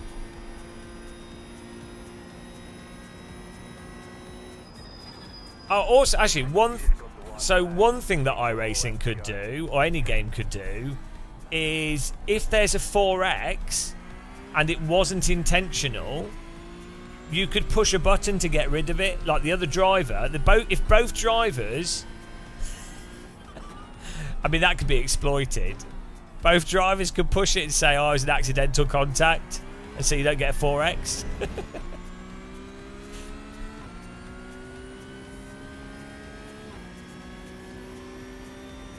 But Yeah, I think so. The iRacing philosophy is that it's a simple system, doesn't necessarily work that well, but it kind of works a bit, and so, you know, it's just that's one way of doing things. All systems will be flawed. They're all spamming the shit out of that button. Yeah, it'd be really funny.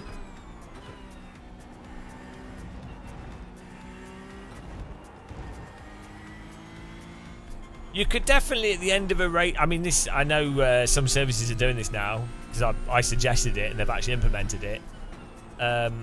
You can have it so that at the end of a race, you could commend a driver that you thought was really good. And maybe you can only commend one driver per race and stuff like that can be quite good. Or you can specifically report a driver that you thought was particularly bad. That would be really good. And only one driver, but like if they're particularly bad, you could all basically click the name and click bad driver, and then the game could be like, hang on a minute, this guy keeps on getting highlighted, I wonder why. And then moderators could then know which servers to watch, because they'll be like, oh, this server has a driver that is repeatedly clicked on as being a bad driver. Maybe they are, maybe they're not, but at least we have some data to suggest that we should moderate, and that way you could then have less, you know, you have less, you have to be on every server. There's infinite things you could do. There's so many things that could be done that would actually be really good, but, no.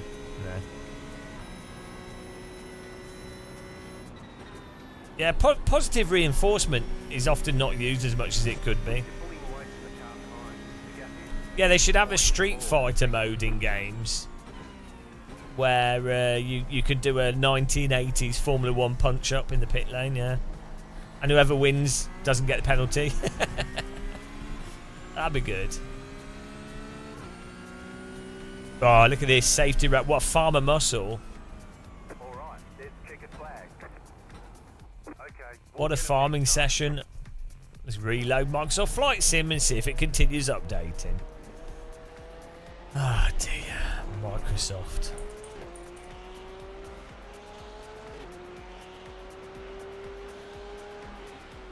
Let's see what happened in the race to the other cars.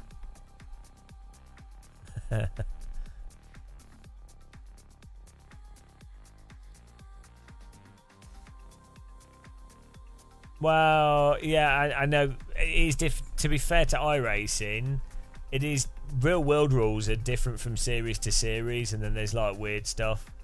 So, you know.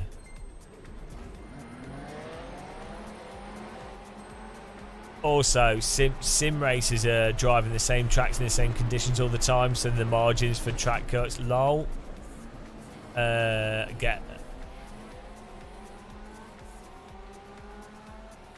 Get really tight with driving sims.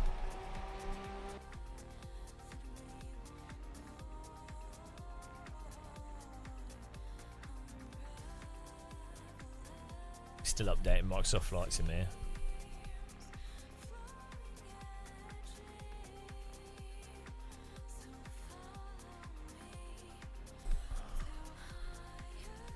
Yeah, iRacing in general rewards time spent on the sim rather than actual skill. So the iRating and safety rating basically come down to how much you just grind rather than actually how good of a driver you are. You can have really, really shockingly bad racecraft and be 5k iRating. You know, there's so many people in the top split in various series that are absolutely... Bloody Microsoft Flight Sim won't even install now. It just crashes immediately. Yeah, there's a lot of iRaces in the top splits in various series that are absolutely garbage. Like they can't even catch the most basic of slides. They can't. They don't know where to overtake properly. They leave the track and rejoin the track even if there's a car there. You know, they've just played iRacing a lot, but yeah, it's really common.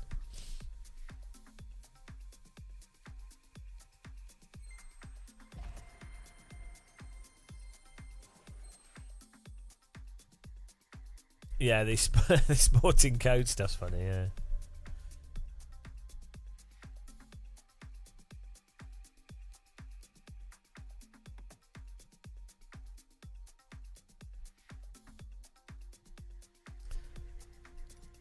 Right, let's try installing this update in safe mode. Probably not even safe.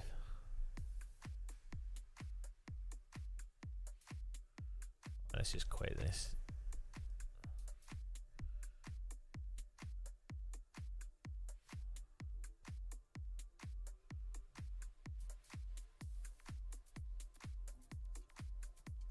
Oh, nothing quite like drinking cold coffee in the morning. Yeah, I mean, how... Oh, we're down to 29 gigabytes.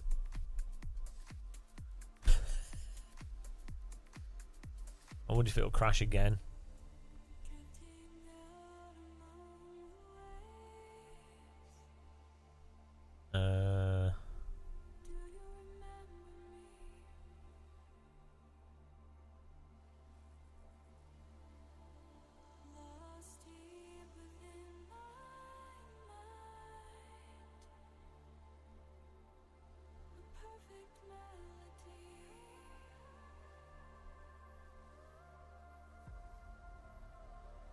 Ah, 0.24. Is that what we get for a perfect clean spa?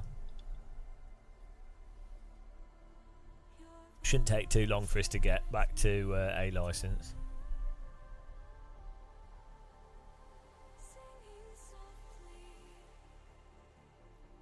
When do we finish starting from the pits? Oh, 19th.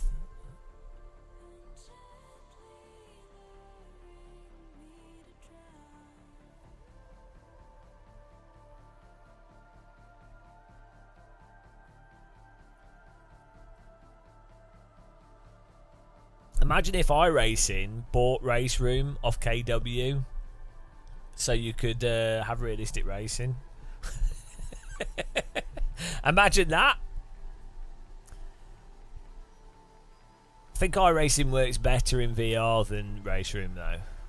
And obviously it has day night. Better triple screen support and voice chat. I think I'd rather have iRacing's physics and iRacing voice chat than Race Room with no voice chat. You just can't beat voice chat. Right, we need to do another Trundle.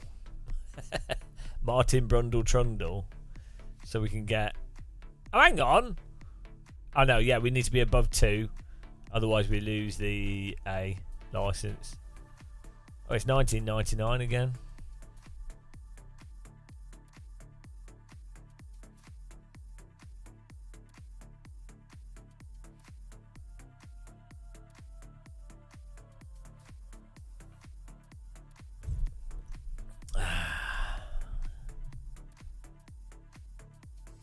We do another one of these.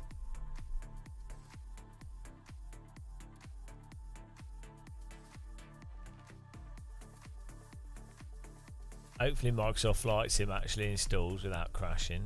It says 29.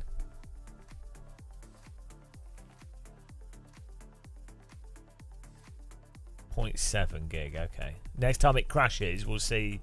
We'll see if it's how much more space if it actually has progressed. Downloading FS base CGI. What's this? FS package 39. The problem is this is a huge file. So every time this crashes.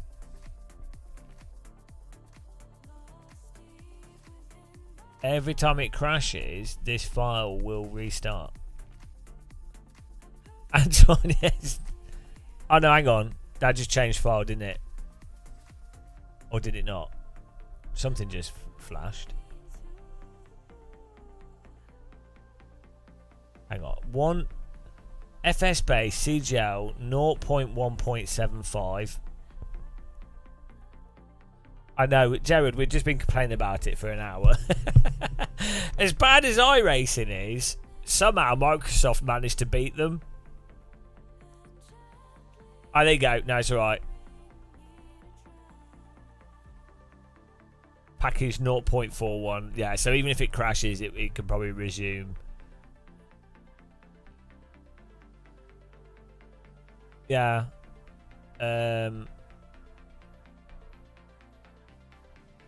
The iRacing updater is better than Flight Sims, so credit there.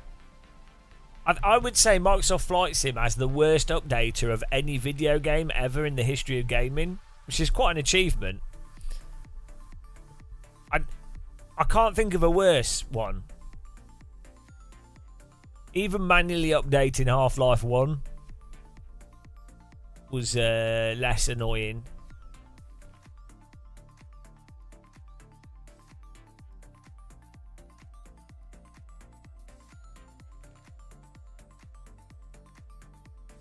We're doing a fresh install because the game wouldn't kept crashing on boot, so it probably still won't work after doing all this anyway. But that's why we're updating, Antoine.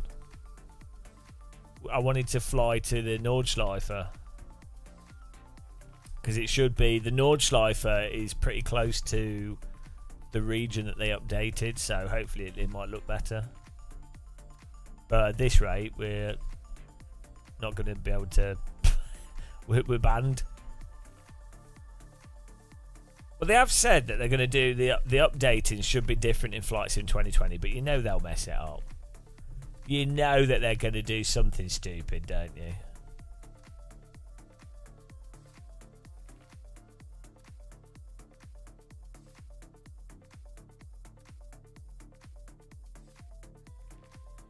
I really just don't understand why they couldn't have done a separate file down. Like, at the end of the day, you have so with a video game, you have the downloading of the files, the getting the files, and then the installing of the files. From the game's perspective, it doesn't make any difference really if the files are downloaded from within the game whilst the game's running, or if you were to download the files using some separate application and then the game goes, oh, there's the files in the folder, okay, I'm going to install, you know, I'm accessing them, or they need to be unpackaged or whatever. So it seems absolutely mental with Microsoft Flight Sim that it makes sense to have a single installer for the Xbox, so it's all done through the game. Fine, but why would you not have a person that you employ, Microsoft? You employ someone that as does a file manager that lets you download all the update stuff. And then it just puts it in a folder. Why?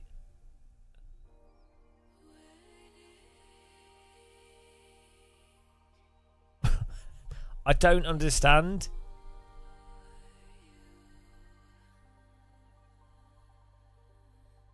Even, right, you have Windows Store, so technically you already have a program that could do it.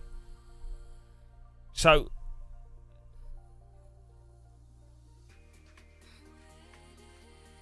or you could then say, okay, well, we're selling it on Steam, Epic, and Microsoft Store, and so by having the launcher be in the game, it means that everyone's getting the files from the same thing.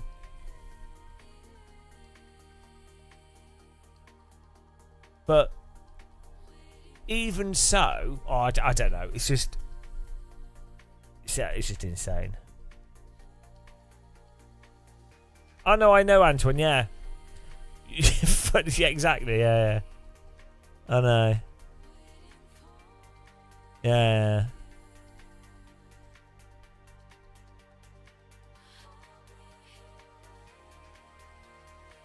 Oh wow.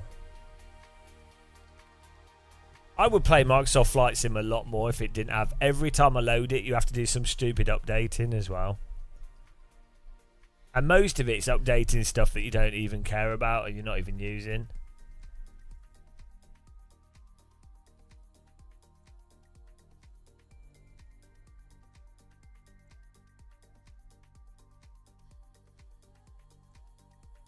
hey ho, it is what it is. It's a good way of making you zen.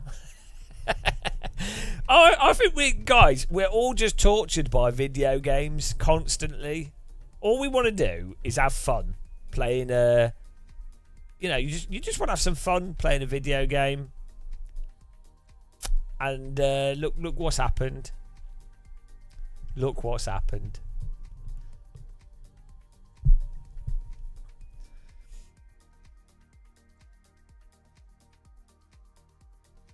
I imagine like over half the people that are trying to play Microsoft Flight Simulator are actually just updating the game. They've never actually flown a plane in it.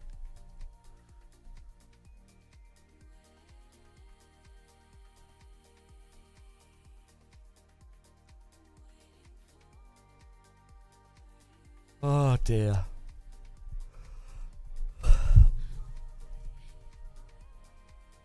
I need to make an omelette or something here. How long does it take for a steak to defrost?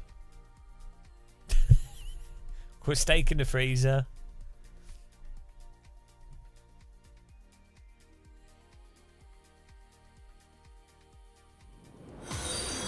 The pace car is out of control. Microsoft Flight Updater. I might have some chicken actually. Have a look in my fridge.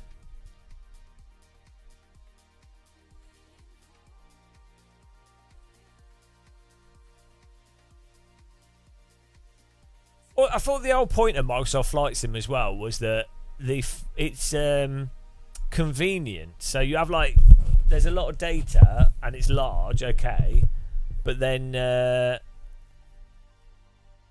it's a convenient game, right? Like the whole point of using the servers was that you could load it and then do flight sims, fly without having to do so much stuff. Exactly, Strike Fly Pilot. But nobody's actually playing it. Most people have about 5 minutes in the sim. But the game, people are like, oh, people have spent 30 hours on average playing Flight Sim. It's like, yeah, 30 hours updating. You found the hidden folder. 680 gigabytes.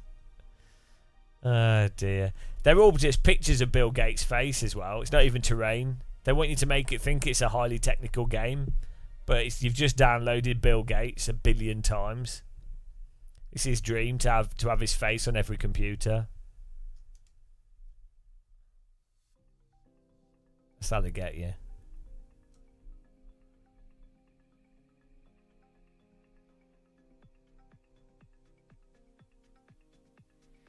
Do you know what's funny? You have the Windows Store update. You have the Microsoft Flight Simulator pre-launch update. Then you have the in-game Microsoft Flight Simulator content update.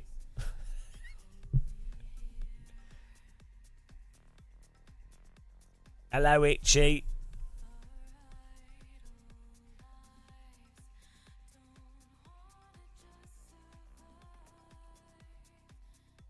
Yeah. I think we can all agree that it's possibly the worst thing ever. Oh my God. Well, fair play to him, though.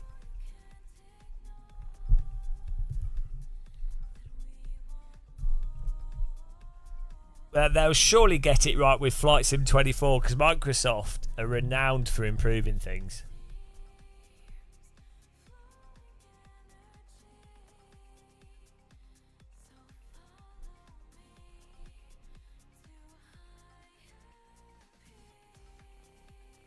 Microsoft Flight Sim is a conservative government of software. Nothing happens and everything just gets more and more broken.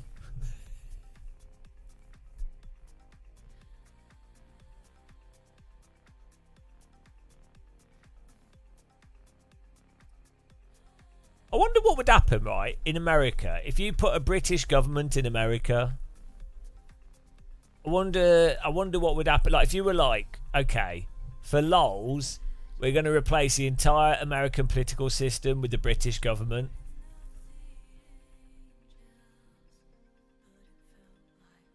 That sounds like I'm advocating invading America, but I mean, why not? I think Britain could manage America. Put aside the War of Independence and all that. I think we could do an alright job. I think the British government could do okay. It's probably a bit too warm in America though.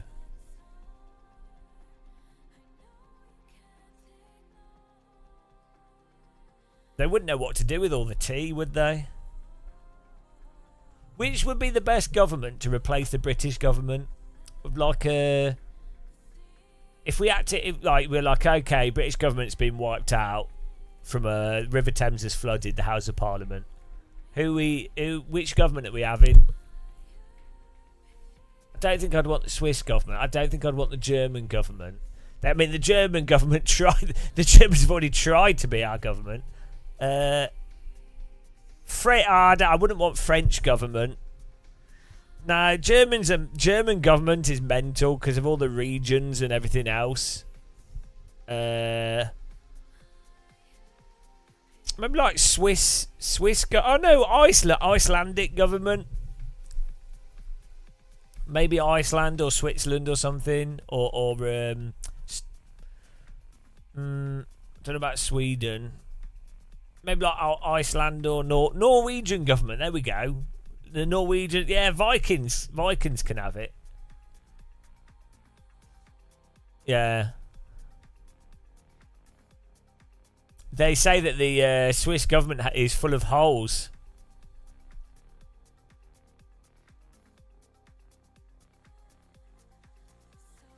Like the cheese.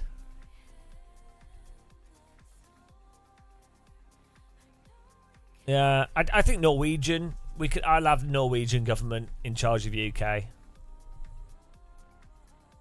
There you go. Norway, come and take it.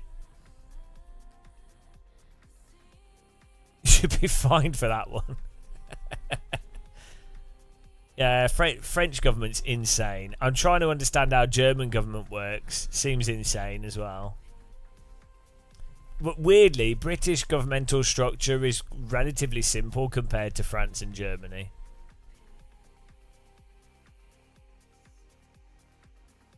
These early streams muck up your body clock all morning. Well, I've had to reset my sleep schedule, so we're trying to get back to getting up at like 5, 6, and then. You think your body clock's messed up? Yeah, Vikings should just take over. I'm happy to have Vikings. I like Vikings.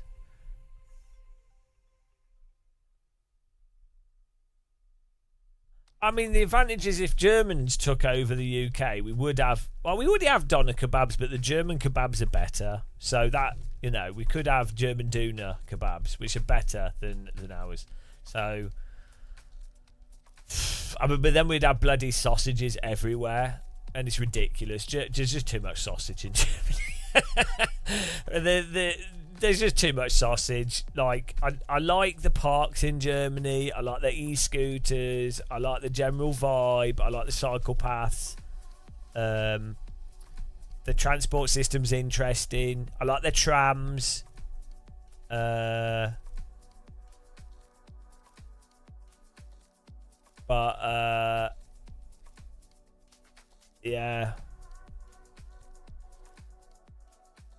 Well, Germany has a little bit of an issue with the far right at the moment. So, we do in the UK as well, but I don't think it's quite as bad. It's different. It's a different flavour of depressing idiots. But, yeah.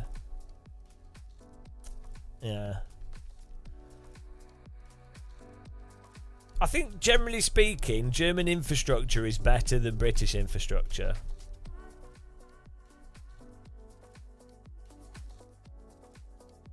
Quality of life, I think, is generally better for more Germans than British people.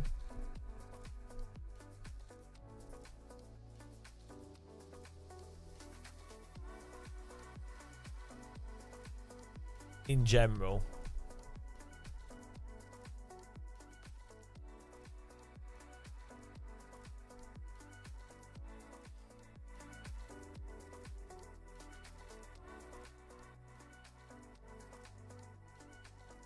It's really regional, actually. I think one of the things with the UK is it's fairly consistent across the UK. I mean, obviously, London is London. London's London. But, like, towns, individual towns and stuff across the UK are really quite similar. I've lived all over the UK, so I feel like I'm reasonably in a position to sort of gauge this.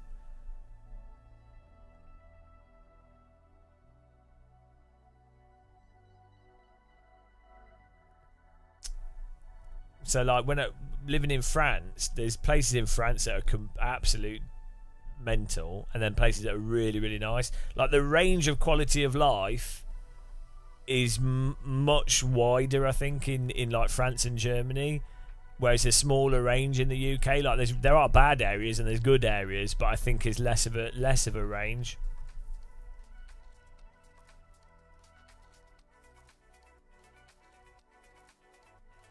Oh, here we go.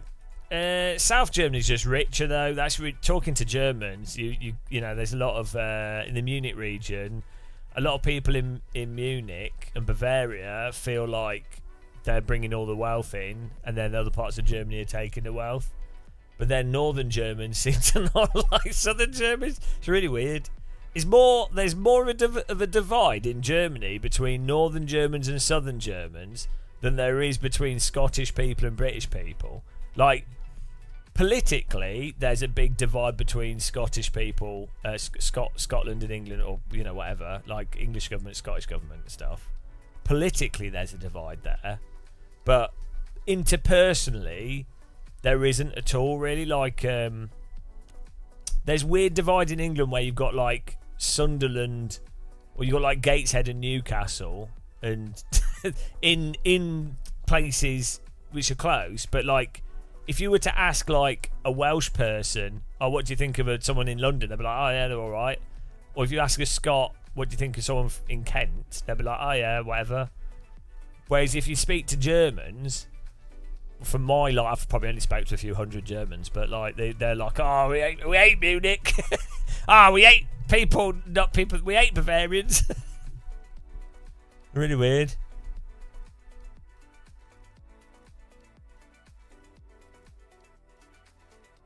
I've never heard anyone in England go, oh, I hate Scotland. They're all like, oh, I really like it.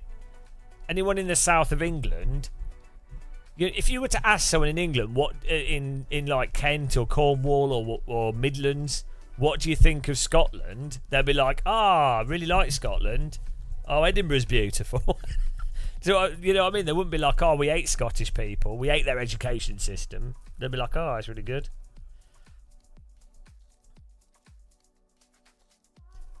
But yeah, as I say, if you go to like an individual town in the UK, if you like, there was like a thing between north and south of London, and like Londoners going, oh, I don't like people there.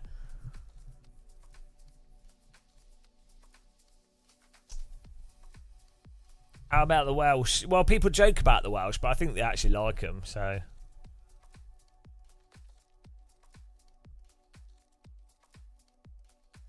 It's just weird.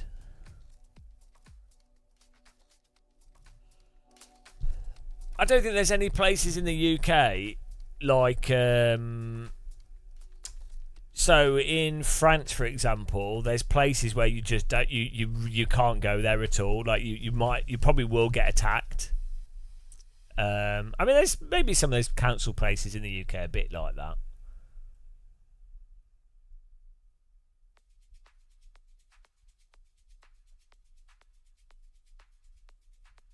Oh, here we go. We're going to do some more safety rating, guys. You excited?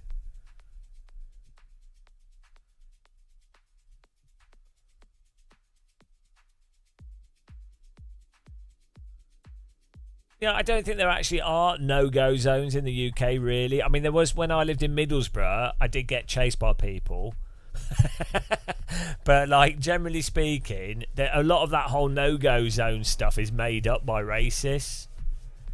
Like, if you're a normal, like, even if you went to like an area that's supposedly like a no-go zone, you'll find that like bloody people are friendly. So if you go to an area and you like start stirring up shit, then yeah, something will probably happen. But if you're just like a friendly, people are friendly back to you, and like They don't outright attack you, generally speaking. It'd be interesting to go to one of those no-go zones in the UK and actually see if you get murdered.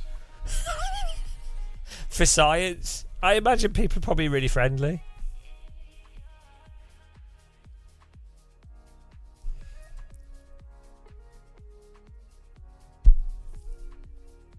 Uhtred's a no-go zone.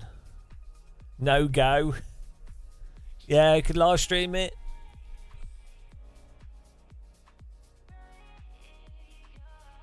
There can't be a map of no-go zones because someone would have to go there.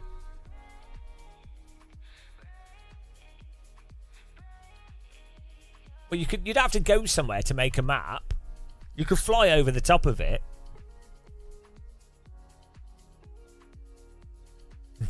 No-go zone. It's such a stupid saying. No-go zone. Sounds like something from the 90s. Like a kids' game programme. The No-Go Zone. Tonight on BBC Two, following Crystal Maze, a new series, No-Go Zone, presented by Noel Edmonds. Exciting game show, No-Go Zone. Yeah, Noel Edmonds would present that. Mr. Blobby would make an appearance halfway through. Blobby, Blobby, Blobby! Blobby, Blobby! I can't even do a Blobby voice on this. Blobby, Blobby! That's Blobby's kid.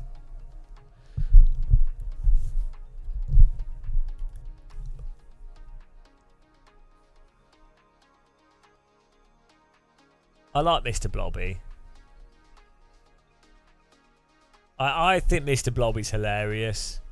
I don't care what anyone else says. I think Mr. Blobby is one of the best things from the 90s. Probably one of the best inventions from the 90s is Mr. Blobby. It's genius. Don't tell me Noel Edmonds came up with Mr. Blobby, because then I'll have to think that Noel Edmonds not an idiot. Who came up with Mr. Blobby? Barry Kilby.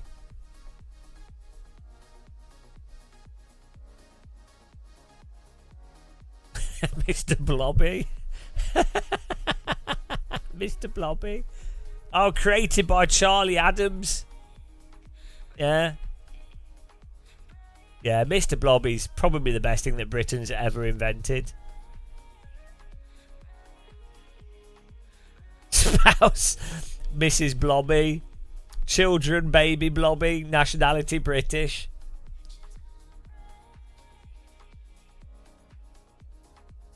Yeah. I would say, of all things, that I'm probably...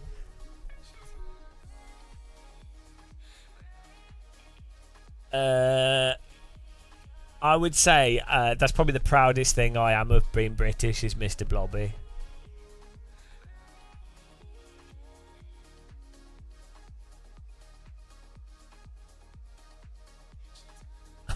Mr. Blobby. This is stupid. It's so dumb. Its face looks like a bowling pin. Oh dear. Right, we're doing some more safety rating farming. Microsoft Flight Sim's decompressing. Do you know what else decompressed? That submarine looking at the Titanic. Unfortunately, they decompressed a bit too quickly. You don't want to do that. Generally, you also want to decompress above water, not below water. Generally speaking, not always, but most of the time you want to decompress kind of slowly and above water. But, you know, sometimes you're in a hurry. You could think of that submarine as the McDonald's of decompression.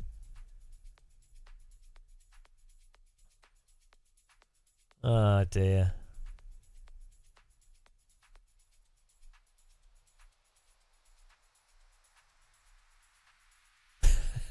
It did look like a Christmas cracker, didn't it?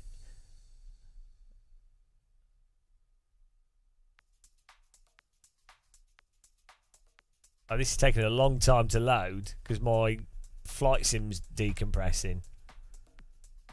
The hard drive's having a meltdown. Not even going to get into the bloody game, are we? Doesn't matter. Doesn't matter for safety rating.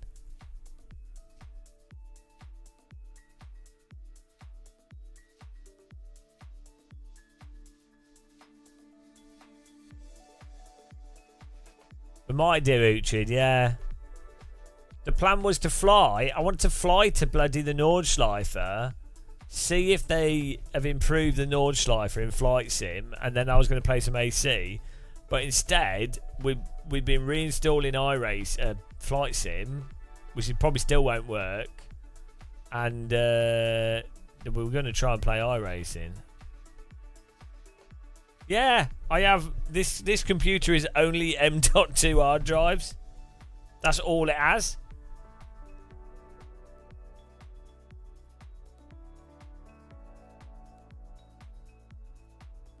It doesn't have any other discs in it. It's just two M.2 drives. Oh, bloody hell.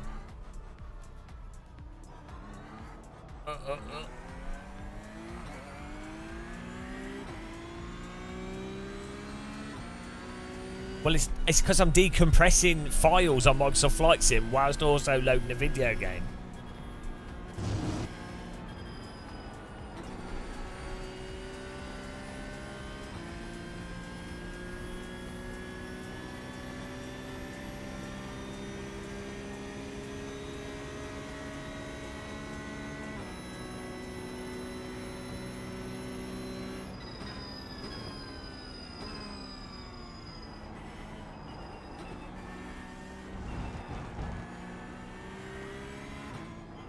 Yeah, we're not really racing this. I'm just farming safety rating. Because if we need to be above 2.0 on the safety rating to not lose the A license, which I want the A license so we can do maybe like an endurance race next week.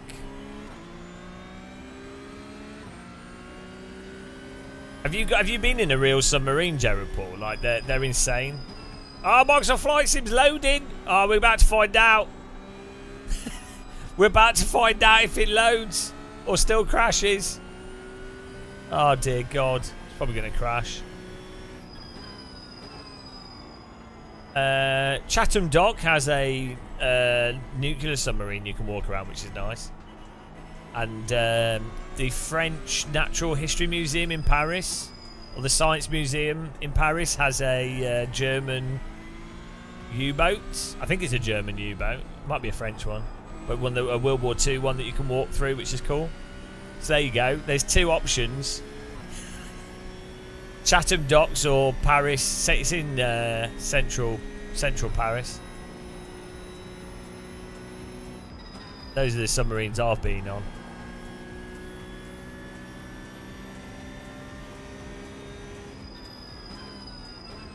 There's that Russian submarine that had a swimming pool in it. Oh, you live in New Zealand? Well, New Zealand's going to be underwater in like 20 years' time thanks to global warming, so don't just sit in your car and wait.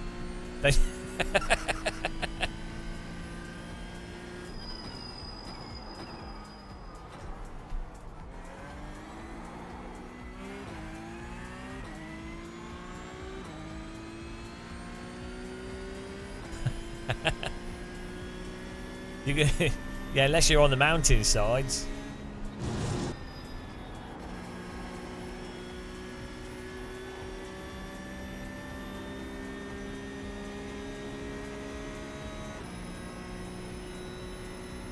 Yeah, I couldn't be a submariner. It's not for me.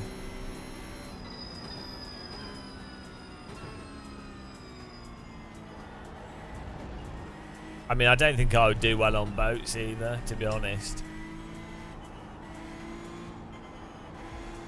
I'm not sure what Microsoft Flight Sim's doing. I've got a blank screen. Oh, it's crashed. There it is. There it is. Yeah, it still doesn't work. So basically, I can't play Microsoft Flight Sim. Thank you, Microsoft. Thank you. They've actually made it so I cannot play Microsoft Flight Sim since about 2 or 3 weeks ago. Good job, Microsoft.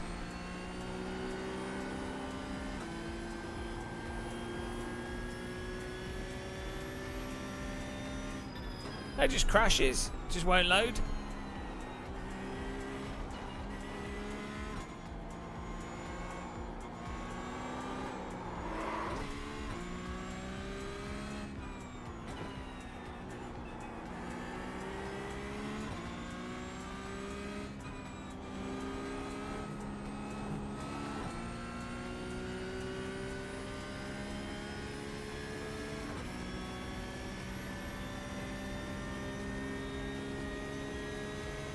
Oh wow. We'll try it after this race, we'll try loading it again.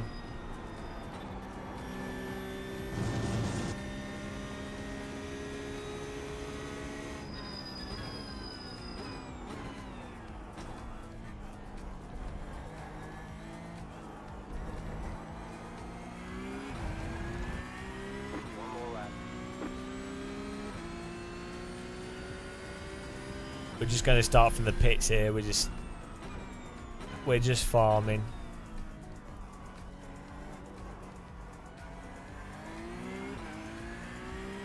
Hello, Frosty Bird. How you doing, man? How's life in Holland? I keep getting bloody street waffle adverts all the time. Absolute street waffle abuse. Life is life. Alright, guess. Life is life. Oh, well done. Well, that's good.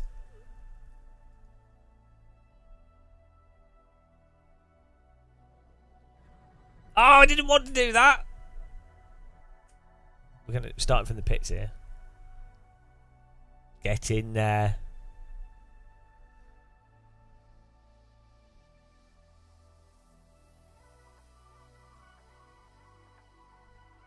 Isn't 15 kilograms in 8 weeks is mental?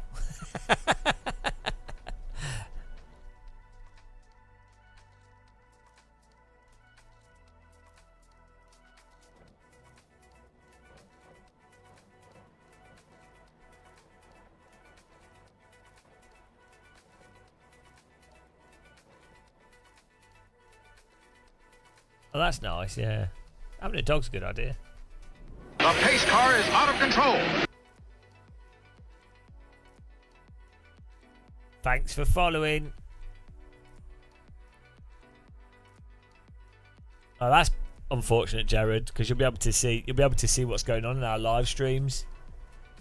So sorry about that. It was better when it was just a blur. He's like, oh, this looks good. Oh, now I can see.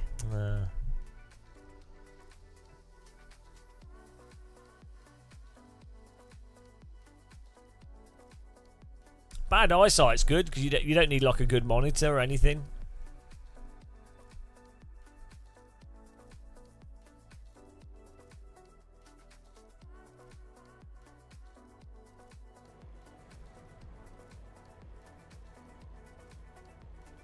Green flag, green flag.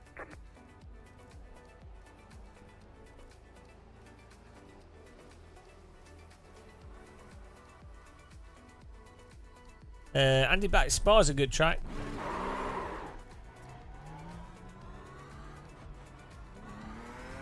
It's a nice track to visit. It's one of the best tracks I've been to as a spectator. Nice countryside, there's lots of nice walks nearby, nice views, good facilities.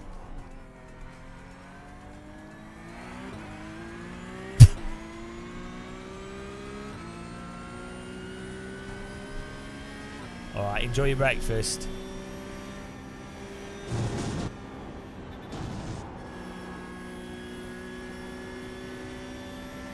Alright, take care, Frosty Bird.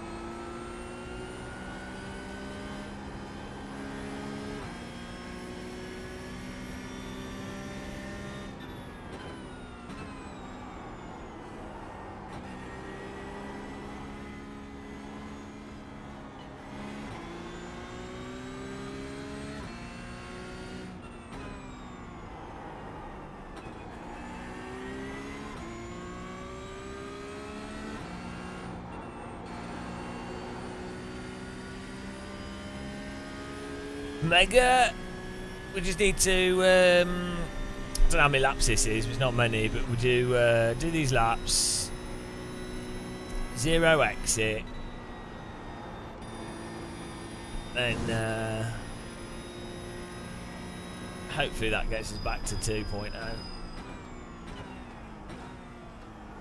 I think there's quite a few people using this, doing the same thing. It's because iRacing is the pinnacle of enjoyment.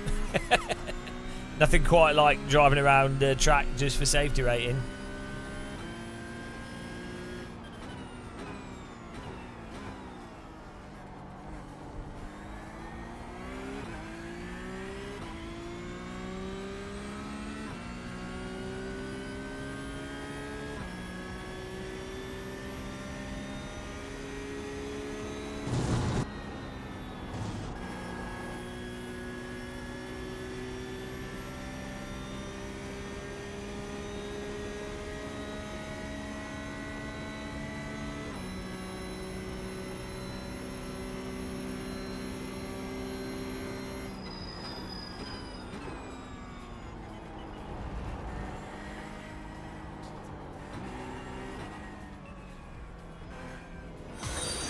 The pace car is out of control. He almost drove into me there. Can you? Yeah. Thanks for following. Yeah, you just drive around the track. You could do time trial, I guess. But I think you get more safety rating by driving around in a race, not racing.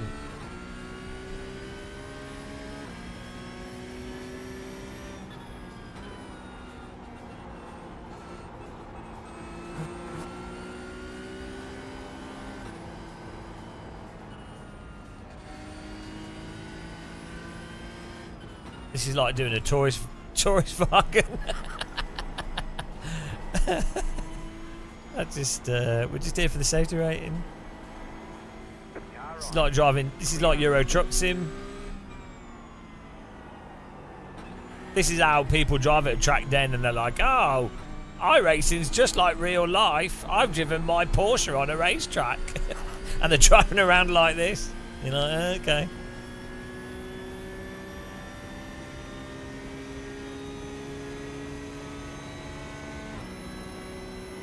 Yeah, we need indicators. You're right.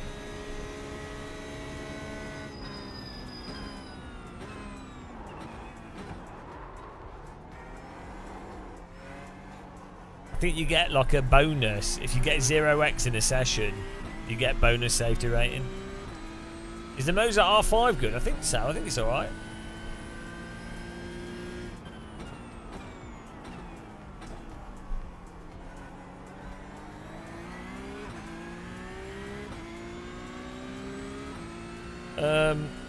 No, I don't think you get safety. You only get safety rating for time trials and official events.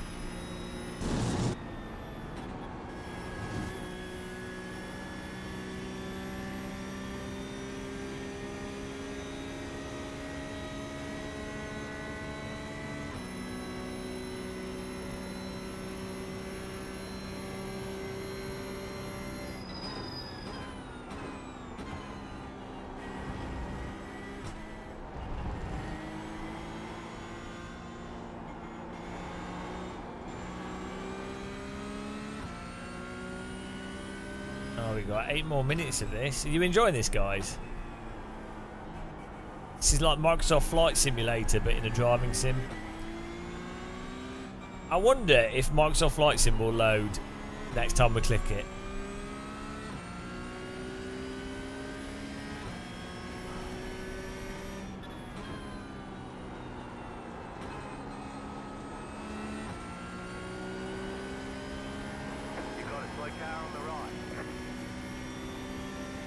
We can have a poll, yeah. The excitement.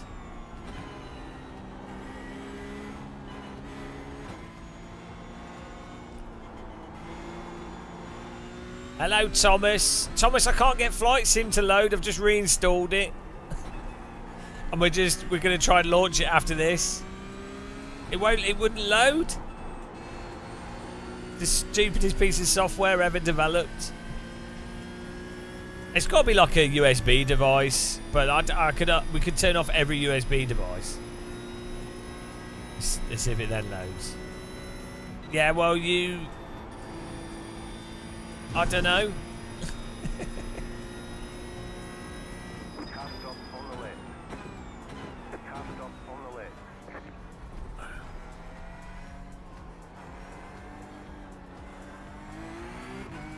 We're just getting our safety rating back to 2.0 by driving around at 3 miles an hour. Ah, fastest lap of the session. Go me. We're Euro Truck iRacing. This is beautiful. So we've achieved the pinnacle of motorsports. No, he's had too much. Too much motorsports for him.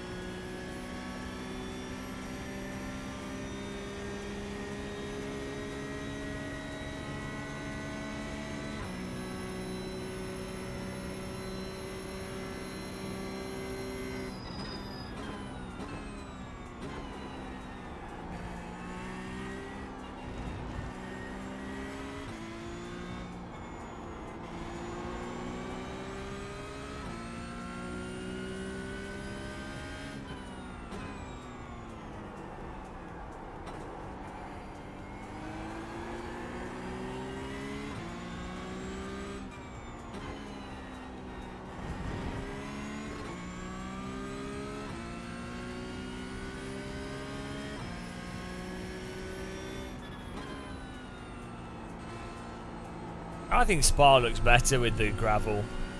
Car stop on the left. Go right.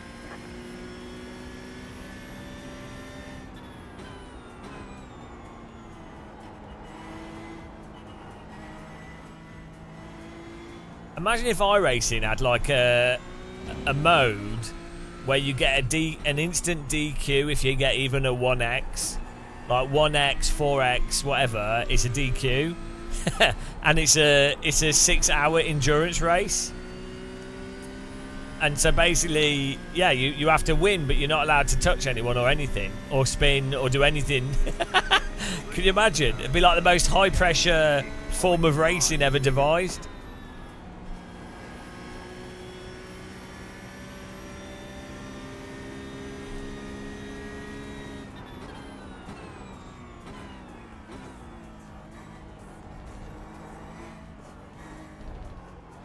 I hope you're not being negative about iRacing with that comment.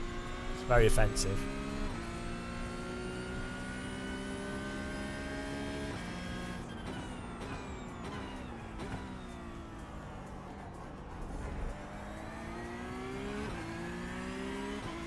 I hope you're not suggesting that the tire model in this game is deeply flawed.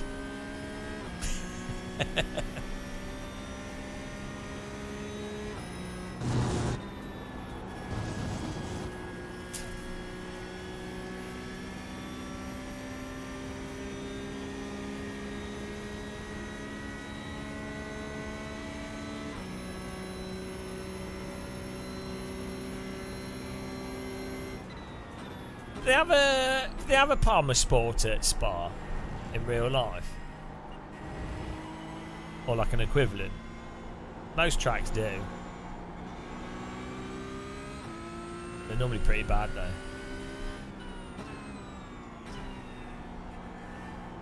You can do track days where you just rent a car when the track day's on.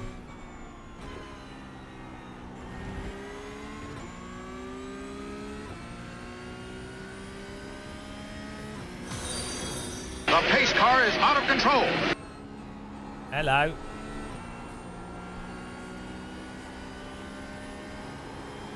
Thanks for following.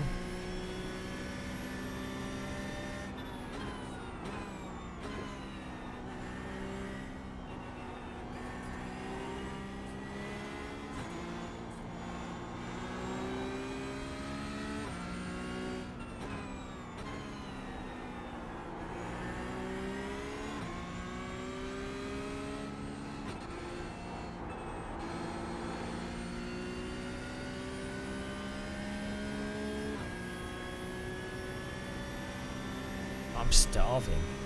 We need to eat something.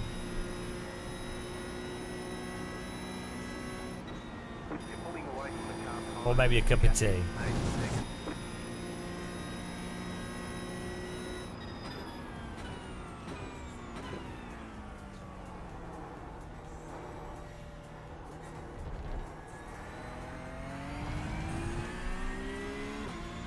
Oh, one more lap and we've had 2 perfect sessions.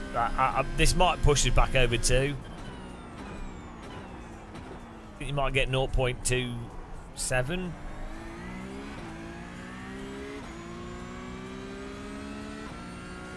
We need all the safety rating.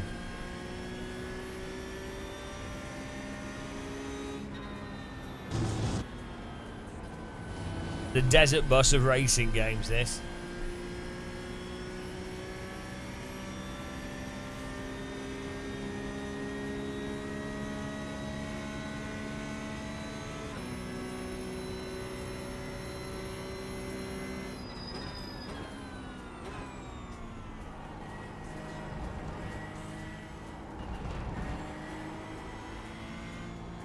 They've changed the road texture on this as well.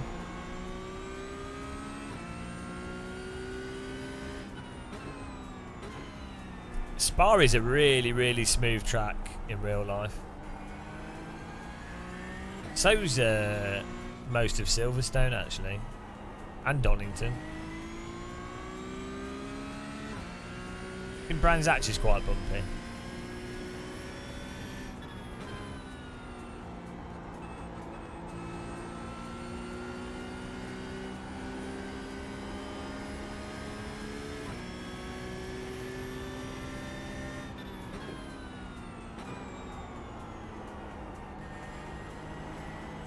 Can you feel all that safety rating, guys? Heart-pounding safety rating action.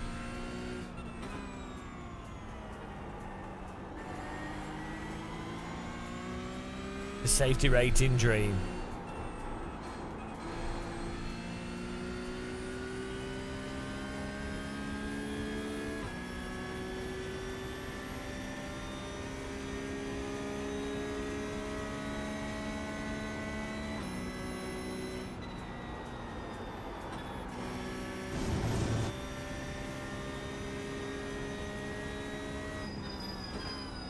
White flag this time.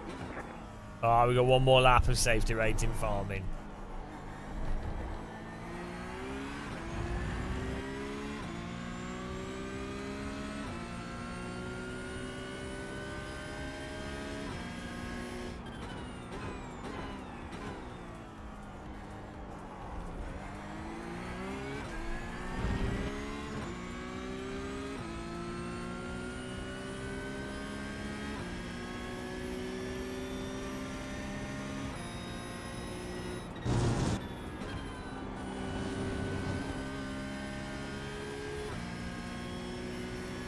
Sunday drive.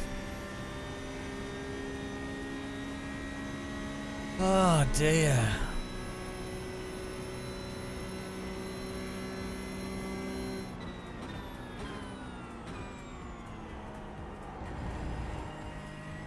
I quite like how the updated version of this track has really captured what a 90s video game version of a modern Spa would look like. Really, it's quite nice how they've managed to keep that art style consistent.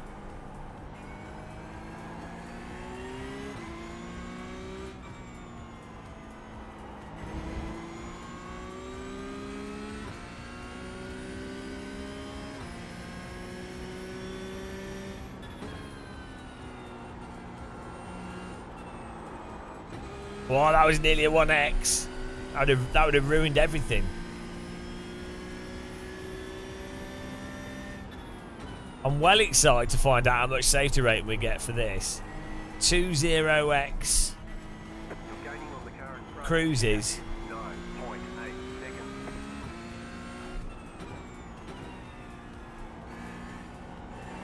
Well exciting.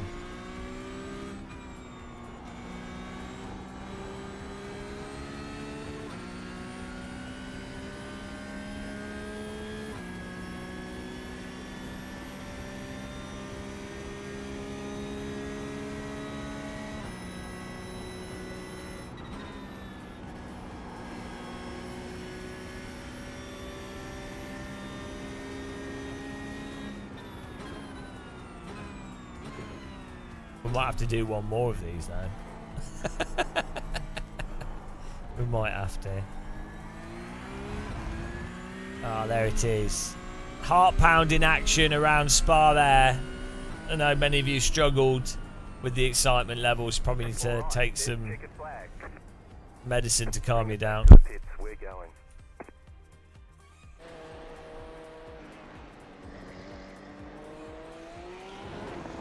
Amazing. What a time to be alive. Right.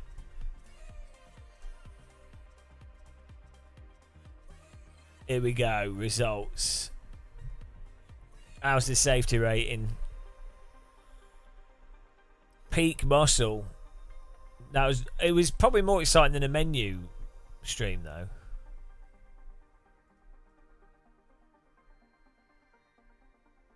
Gotta wait. We have to wait for the results to come in.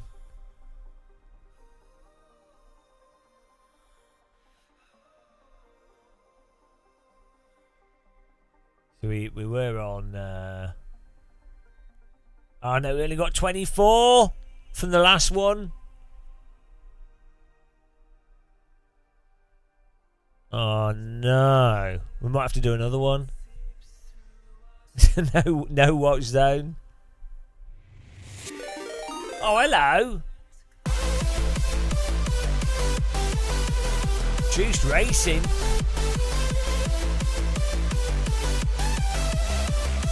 Thank you for the raid.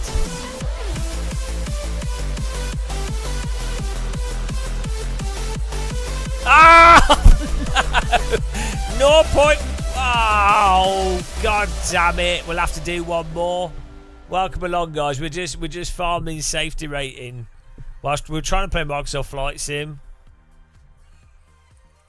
Ah, we have to do one more. Ah, I can't believe it. We need 4. We just needed 4 more safety rating. Trying to maintain our A license. Will Flight Sim crash again? Let's see. Every time. This does mean if it crashes now, it does mean uninstalling it and reinstalling it was a complete waste of time. Fantastic.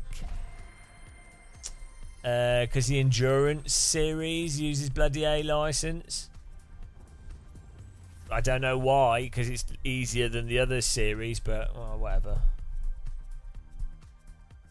Yeah, it's just as stable. Right,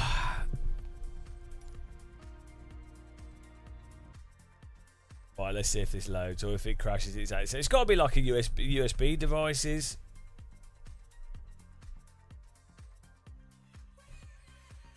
Oh, don't tell me it needs to install even more bloody updates.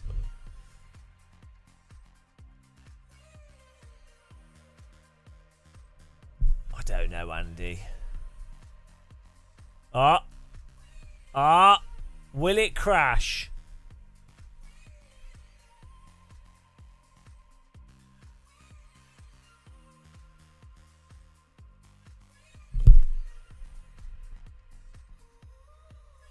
Well, enjoy your drinking.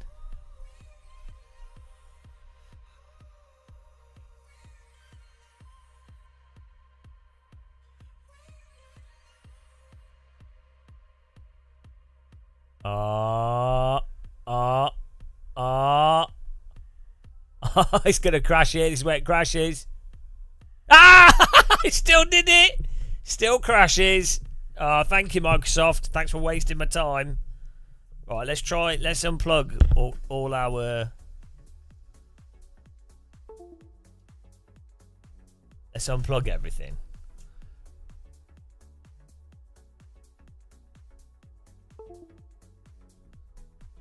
Good job, Microsoft.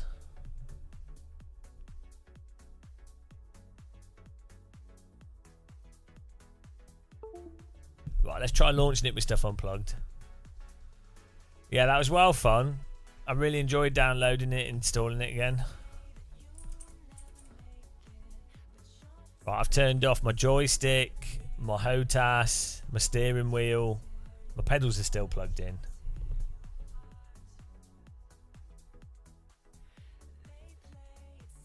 I tend to ignore everything that Elon Musk says, to be honest.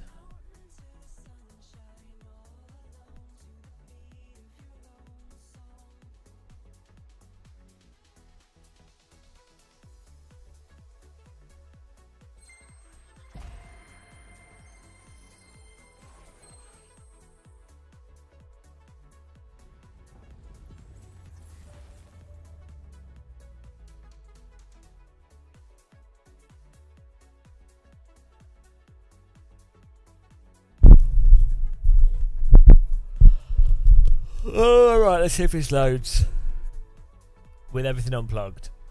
And then we can plug stuff in one at a time and see what breaks it. If at all.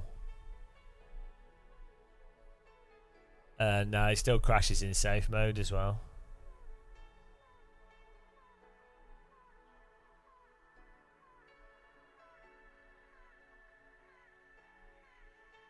Oh.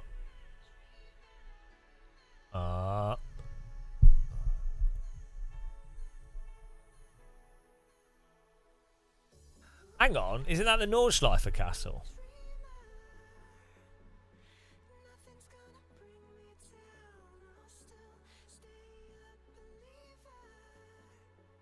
Oh no, it's not.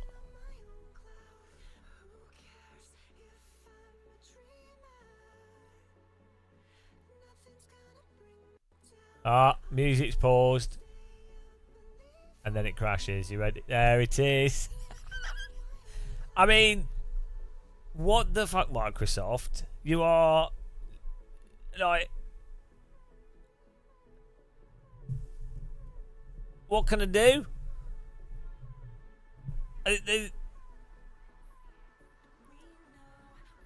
Yeah, I don't know, Thomas. But I've done a fresh install of the game and everything, and it was working perfectly fine, and now it doesn't work. So I mean, I don't know. It's a no-go zone.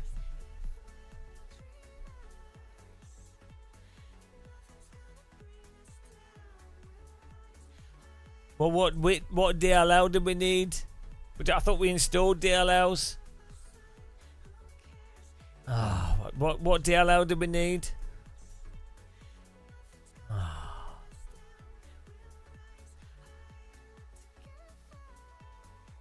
Also, surely reinstalling the game. I just okay,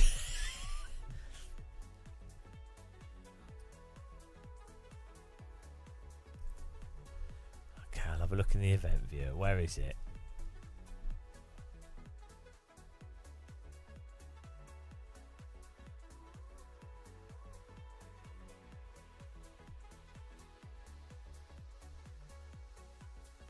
Where do you find it? I don't know if I have OpenXR installed. Maybe we do.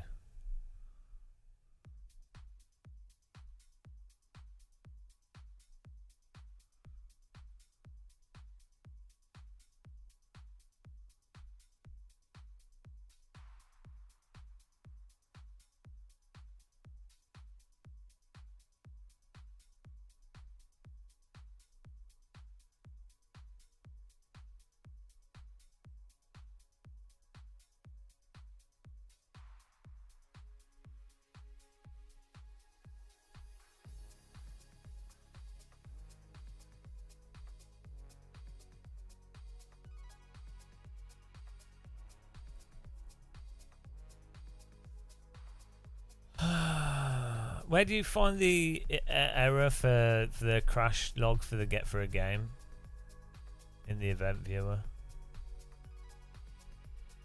Yeah, where's the application log?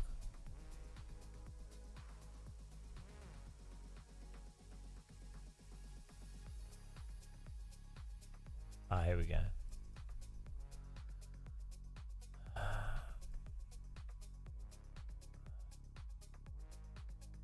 Here we go. Flight Simulator. VC runtime. DLL. 140.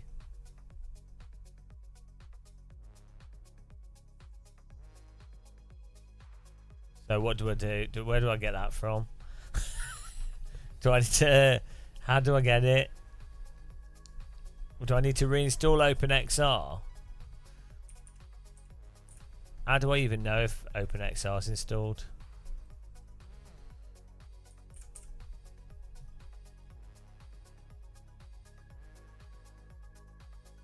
Ah.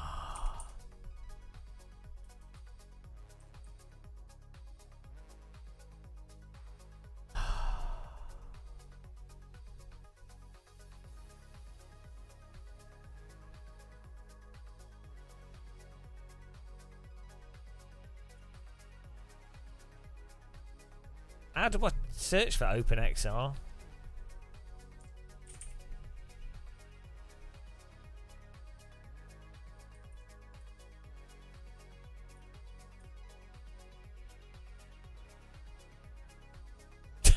It's not coming up. Oh, hang on. Here we go. OpenXR Toolkit. I could just uninstall it. Okay, let's just uninstall OpenXR Toolkit. Don't need it.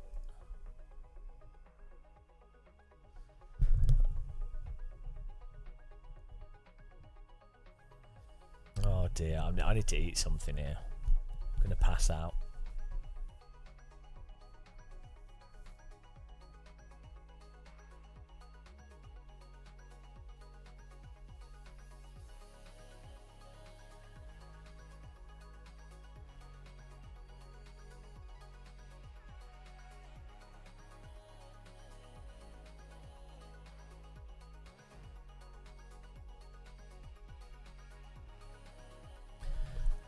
What can I eat? Okay, I can make an omelette really quickly. I might do that.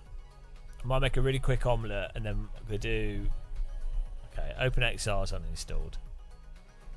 We'll do another Porsche safety rating. Let's see if it... And then we'll do a flight. Restart my PC. Oh. Do I do everything? Okay, I'll restart my PC. Right. Bloody hell.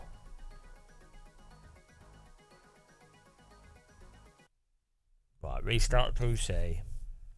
I'll be back in a minute, guys. I'm just going to make an omelette. It'll be 5 minutes.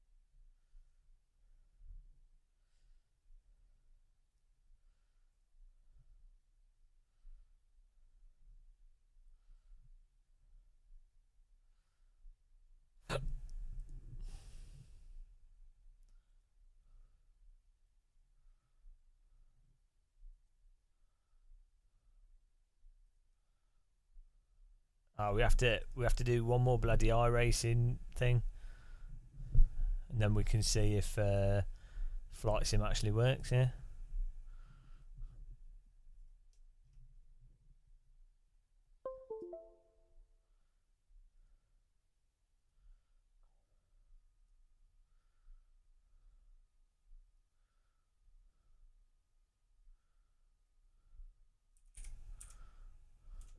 How's everyone doing?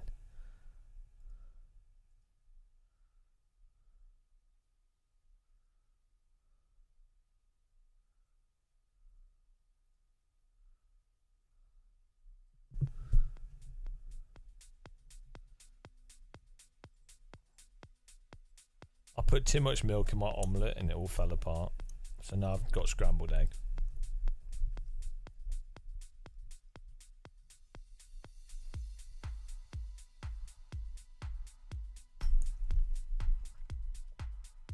Fantastic.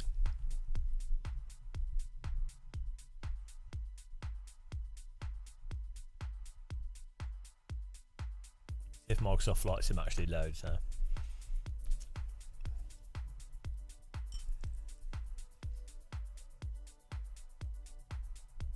Will it load?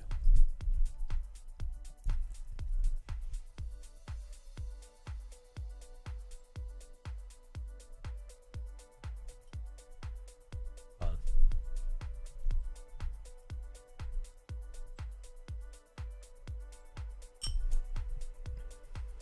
I didn't have any garlic, so I've just put it's just omelette, egg, milk, and pepper. Oh, and some salt.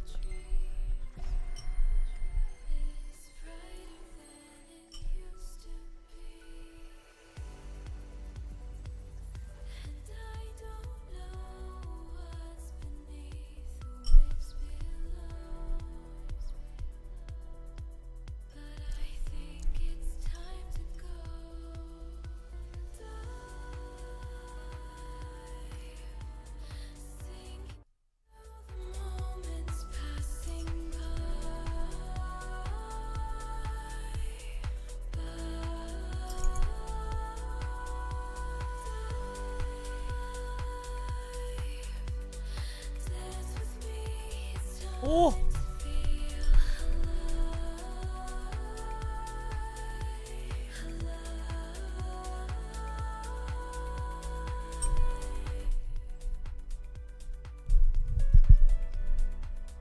How many calories are in an egg? Like 80.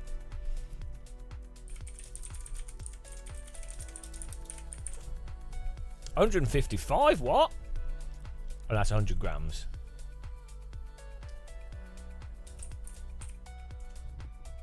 Oh, that's a lot of calories. No, 78 calories. Oh, that's a large egg, though. What about medium egg?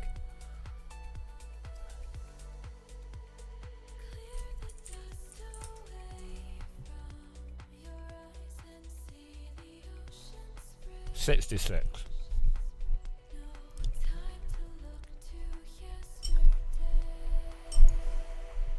Right. Will it load? What? Ah! We're in! Schmidt again! Oh. Well. There we go. We can do our flight after this safety rating farm. Ah. IT service Schmidt. Even on the weekends you have to do tech support. Yeah. OpenXR.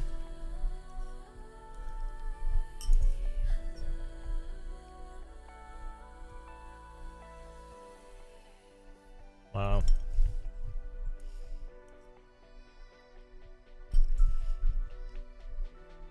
It was the egg. It was the egg that fixed it.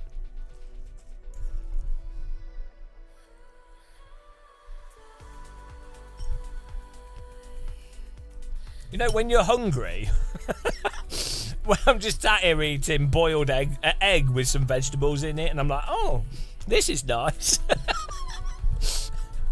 When you're literally starving, you're like, oh, whoa, wow. Some egg with pepper. I was just thinking to myself, oh, this tastes nice. Literally egg with some vegetables. Oh, my favourite.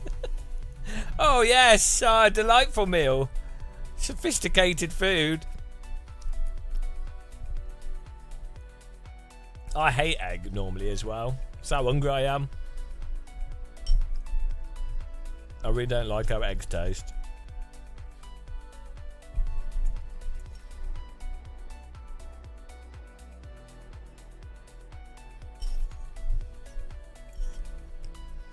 Like this sweet corn tastes so sweet as well.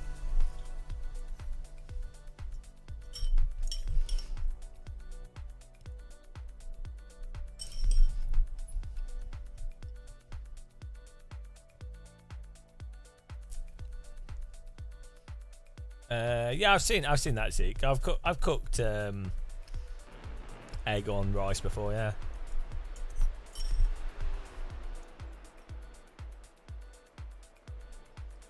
Because the rice is hot enough to cook it. To be honest, in the UK you can eat raw egg anyway.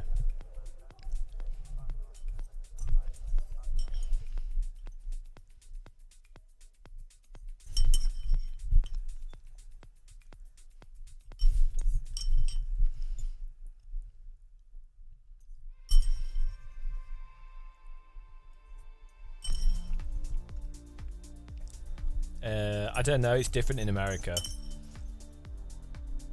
They wash their eggs, so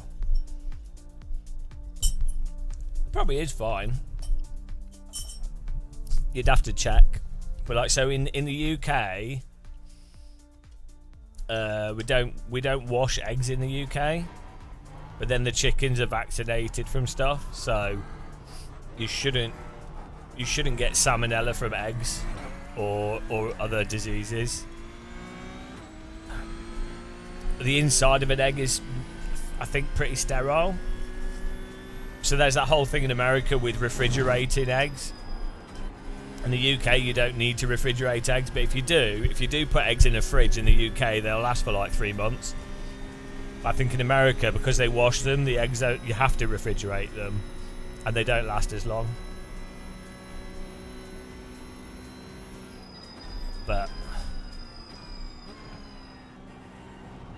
yeah, I think it's to do with, so eggs are actually somewhat porous, and if you refrigerate them, the temperature on the inside cools, and then that allows air in, or like a transfer inside and outside of the egg.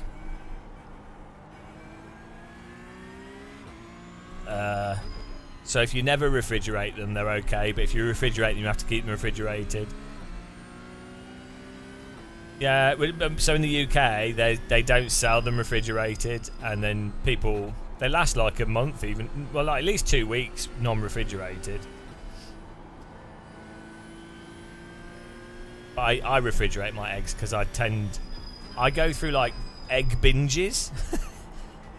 Oh man, I feel so much better after. I was absolutely starving. Jesus Christ. I must be on like an insane calorie deficit. Bloody hell.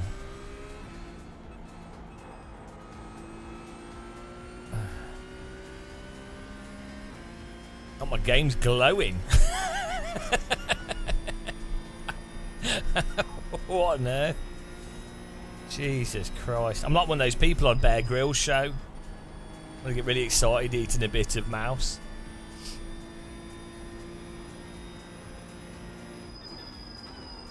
Green flag. I've got a cup of tea as well, actually. I always get really excited for a cup of tea. Okay, here comes your first time black. I was well happy when I was in I've never had curried eggs. Well, I probably have, but I don't remember having them. When I was in Dusseldorf and I found black tea in Lidl's, I was well excited. Admiral Nelson tea. Well good. It was okay as well. Hotels still don't give you tea though. Sometimes they give you Earl Grey for some reason. They think that's what English people drink. It's starting to get English breakfast in some hotels. It's got a lot better over the last 3 years. Has actually improved massively. It's probably just English people going to hotels telling them, please, can we have some non-fruit teas?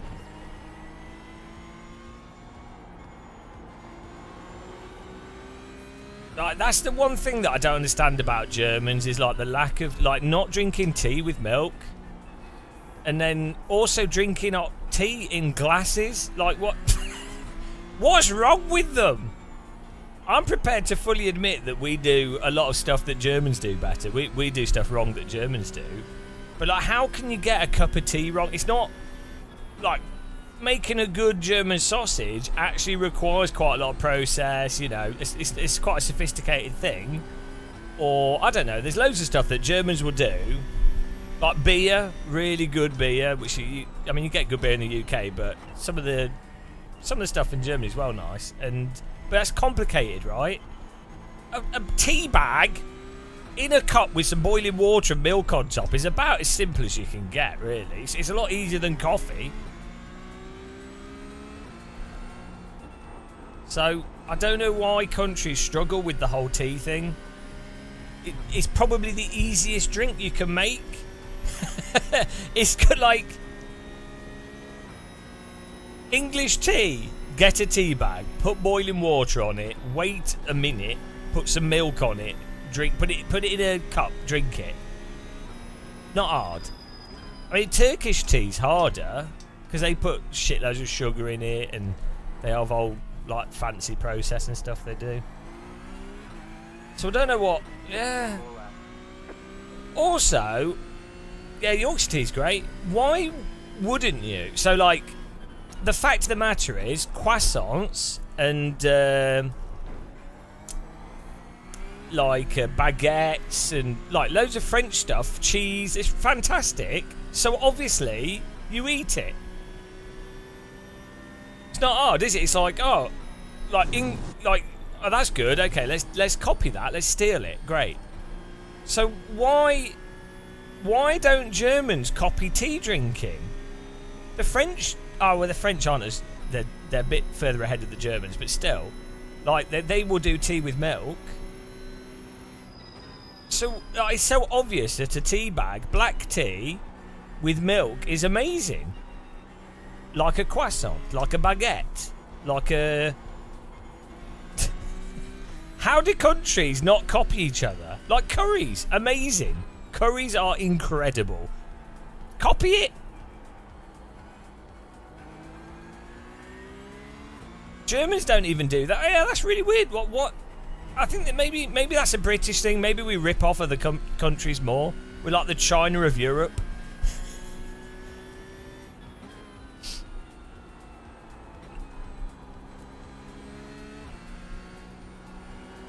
Well, there's that whole thing in America where they don't have kettles because their electricity can't work with it. I mean, they don't have toasters. They don't have kettles or toasters or something. When they have toasters, they don't have kettles, which is insane. Even Germans have kettles. They don't have tea, but they have kettles. Like, what? That's weird. Americans are mental as well. What are we missing in the UK that Europe has that we should copy that we don't have? Off the top of my head, I think we've stolen everything. Like, we've stolen muesli, we've stolen croissants, baguettes, we've stolen curry, kebabs. I can't think of something that's really good in Europe that Britain hasn't ripped off. Nice weather. Could do with that. Can't really control that though.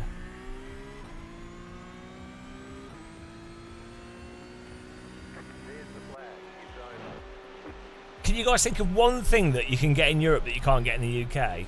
We've got cheese, we've got pastries. There is some Portuguese food that's amazing, actually, that we don't have in the UK. Oh, functioning government, yes. Oh, yes, clean streets. decent social life. There you go. Those are things we could do with copying. Yeah, like a actual time to enjoy your food. Yeah, we copied that stuff off America badly.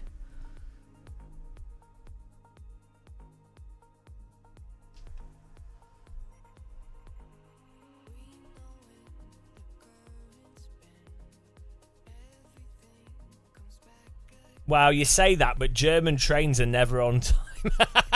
German trains are less on time than British trains. Like, German trains are incredible and mental. There'll be like 5 different trains, all going the same way. They delay it, but then they add on another delay every like 3 minutes, so you just don't know. And then 3 trains will turn up that go the same way, and they're owned by 4 different companies. So, to be fair, on aggregate, you get to where you're going in Germany better than the UK, but you don't know how or when. German trains are honestly genius. Like, I can't think of a more convoluted. It's on rails. There's a rail that takes you from here to here. A rail. And somehow, Germany's managed to make it so that you don't know what's going to take you on that rail. In the UK, it's like, oh, there's a train every half hour and it might not arrive. Easy to understand. Germany, it's like, oh, well, we don't know. We might change platform. We might delay it by 3 minutes, then by 5, then by 15, then cancel it, and then include another one coming sooner. You know, you just don't know. You could make a whole, like, West End musical about German trains.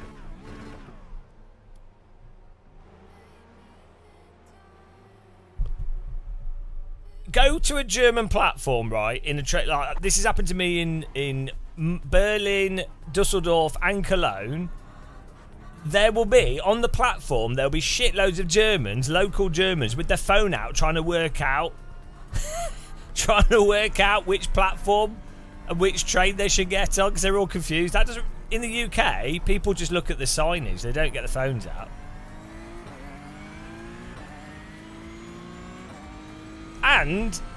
So Holland has this as well, so does Belgium. Their train stations have like 50 platforms, and then each platform has like 3 sub-platforms. So we don't really do that. I mean, some stations in the UK we do, but it's not that common. Like, do you know what I mean? We'll have like platform 3, and then it'll be like A and B, maybe like 2. You know, like the front and the back of the platform. But so Brussels Midi has like 5 like platform 1.1, 1.2, 1.3. It's insane. Dusseldorf's like that as well. Each platform has, I think, 3.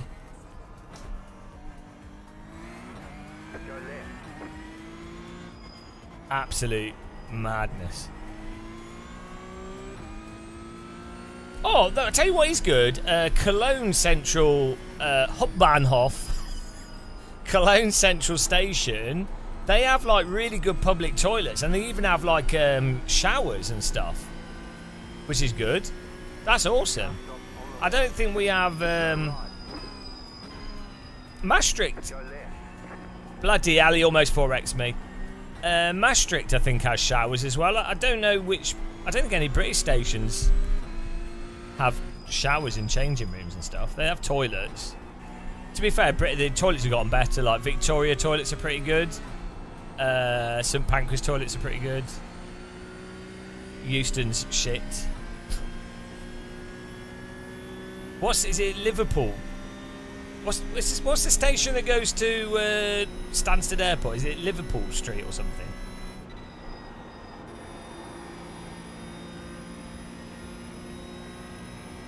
Oh, the worst station in the UK. Is it Clapham Junction? That station is so bad, and so many people go there for work, right? It's like a commuter interchange. And when it rains, that whole platform, everything just leaks. That has got to be like one of the worst train stations in the UK, Clapham Junction. It's so shit.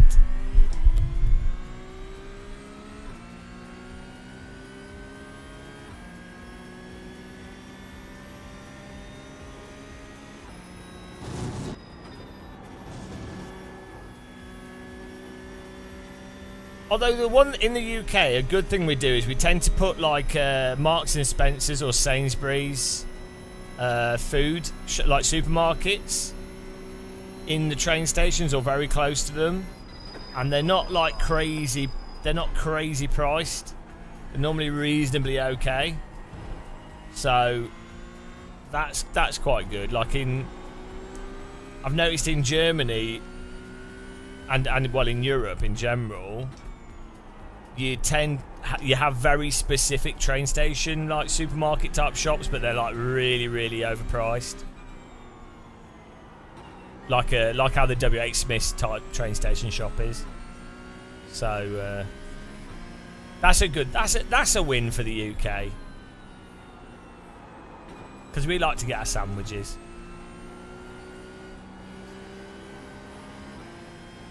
How come roofs aren't watertight? I think what it is flat roofs. So the UK is good at building like triangular roofs, but all the 1950s buildings have flat roofs, and they've not been serviced or anything since World War II, since the 50s. So I think that's what's going on there.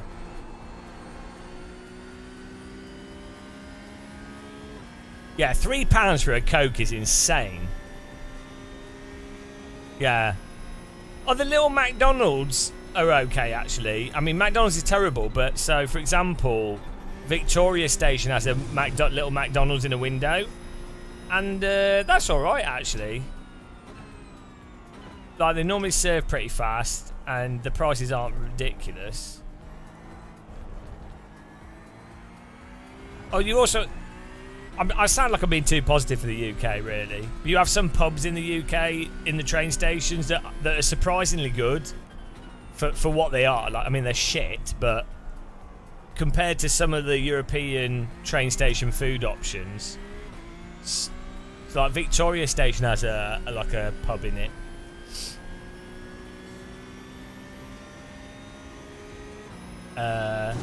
Like also the Weatherspoons in Stansted Airport isn't too bad, even though I mean it's Weatherspoons, so it's terrible, but you know what I mean.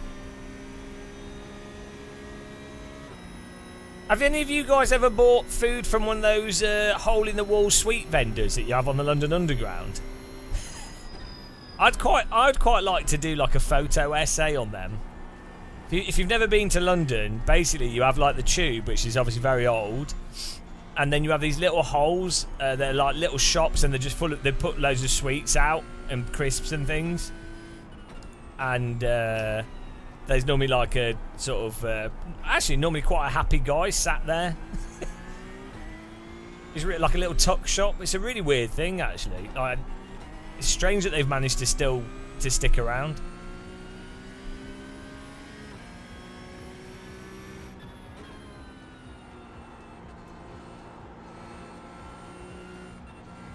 I'm just here for the SR, so I really hope these guys don't crash into me.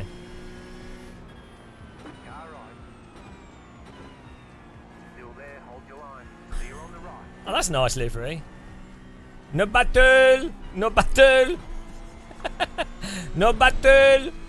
No battle! No battle. I am literally here for the 0X. This is how I'd drive this car in real life, because I wouldn't be able to afford even a pebble scratch in it. Oh, you've scratched the paint on the front. That'll be £5,000. Oh, can't afford that. You scratched the wheel rim. That'll be £8,000. Oh, shit.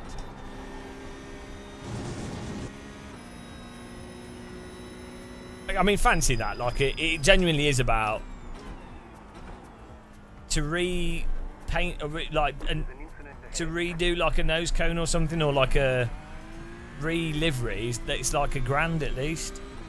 It'd only have to be one bit of bodywork, but still, you're talking like £1,000 or two. That's the price of a bloody e-bike.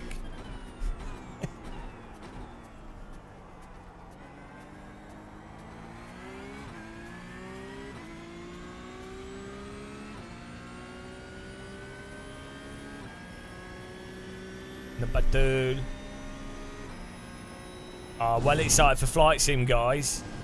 We're going to have to download some terrain in the game, though. Oh, no.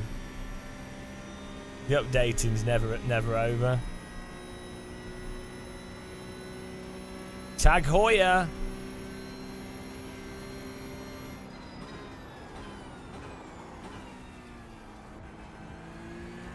These guys are driving so slow. Like I mean, I'm driving slow because I'm just here for. I'm absolutely not even driving just for safety rating. But I think these guys are actually trying. And this is the top split, I think. It's crazy.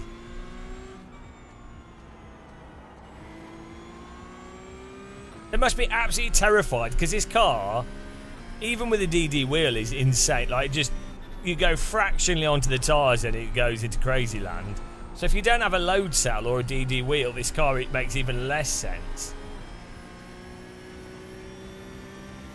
No, they're going for it. They're absolutely going for it. Oh, look! What? What on earth? Oh dear. I feel bad for people that play iRacing and don't realise how insane it is. And so they're probably taking it out on themselves. Desperate not to lose your licence, exactly. There's no way Stat by Dan, no, because it's fundamentally different physics engine.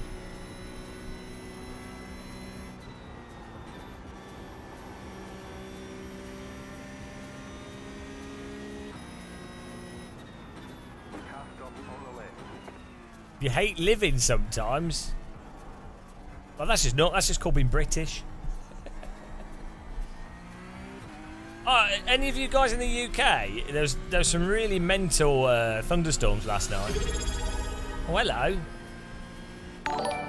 Thank you very much. Lino Bellino. Yeah. Lino Bellino. Thanks for the sub, Beano. Yeah. I couldn't find any vegan ice cream. I had a look. I couldn't find any in my Tesco's. Probably have to order it where I am. Yeah. Can you? How much sugar is in the vegan ice cream that you've got? Could you check for me? I bet they put shitloads of sugar in it. What I need is like a vegetarian ice cream that tastes nice, that doesn't have like half a ton of sugar in it.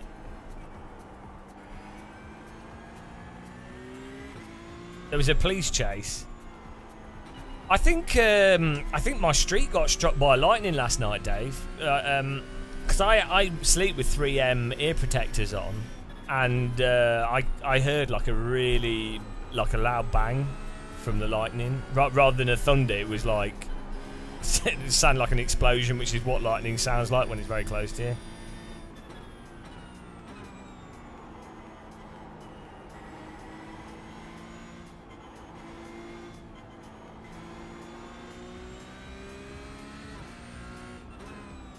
Fun fact, I was almost struck by lightning. I was on my bike with friends as a kid, and the lamppost next to us got struck by lightning. which was interesting. We were lucky that we didn't get hit by any, like, you know, normally it goes through the ground, so it still gets you. Maybe it's because we're on bikes that it didn't get us, I don't know. But it was within like 20 metres from us. We felt the heat off it. Crazy. Yeah, I think because normally you put sugar in ice cream to give it its consistency, and it stops it freezing into an ice cube. You could use gum. Oh yeah, well, filing account. You can have a fight with Beanal.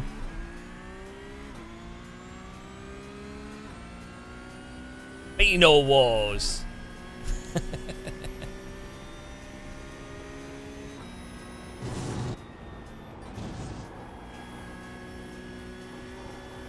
A fart? A fight? Fight. F-I-G-H-T? A fart. Is that how you resolve conflict in Germany?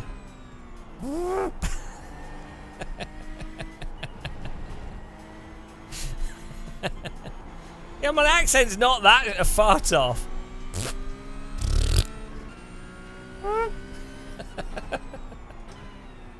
That's how that'd be like good parliament. It'd be stinky, but could be a good way to. I think we should build HS2.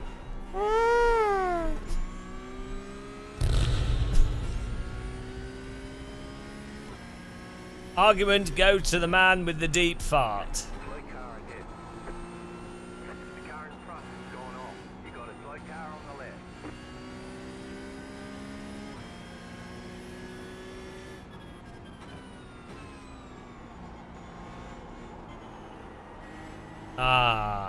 Beano, you need to get into flight sim. Gaining on the car in front. The gap is 6 points.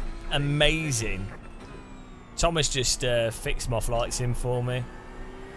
We're back in the planes. Why? Because it's got planes in it. Oh, you don't like flying, do you? Hang on, you don't like swimming in the sea, and you don't like flying. It has to. You have to be exactly on the ground. On the ground. What about bridges? What about jumping? The car in front is going off. Oh, jeez. I'm just here for the safety rating. White flag, white flag. Oh, you like jumping? What about bungee jumping? What about parachuting? I wonder what height, because I have a fear of heights, but it's about 5 meters and higher. That's when I start having a bit of a fear for heights. But anything under 5 meters, I'm fine.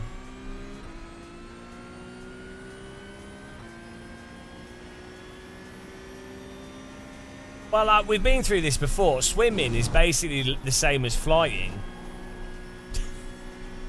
Really, it's like if you think of water as like thick air. Like air has water in it, it's just less dense. So water is just more dense air, really. It's just got more water in it than air. So you're basically flying. When you're swimming, especially if you're snorkeling, you're basically flying, but in water. Now, I googled this, and the internet said I was wrong. But I'm right because I said so.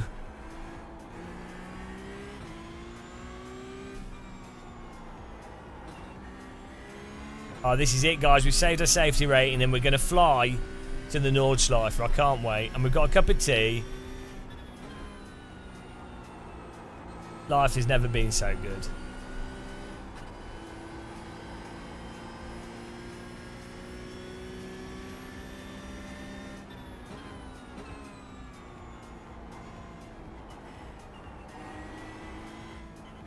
Oh, God.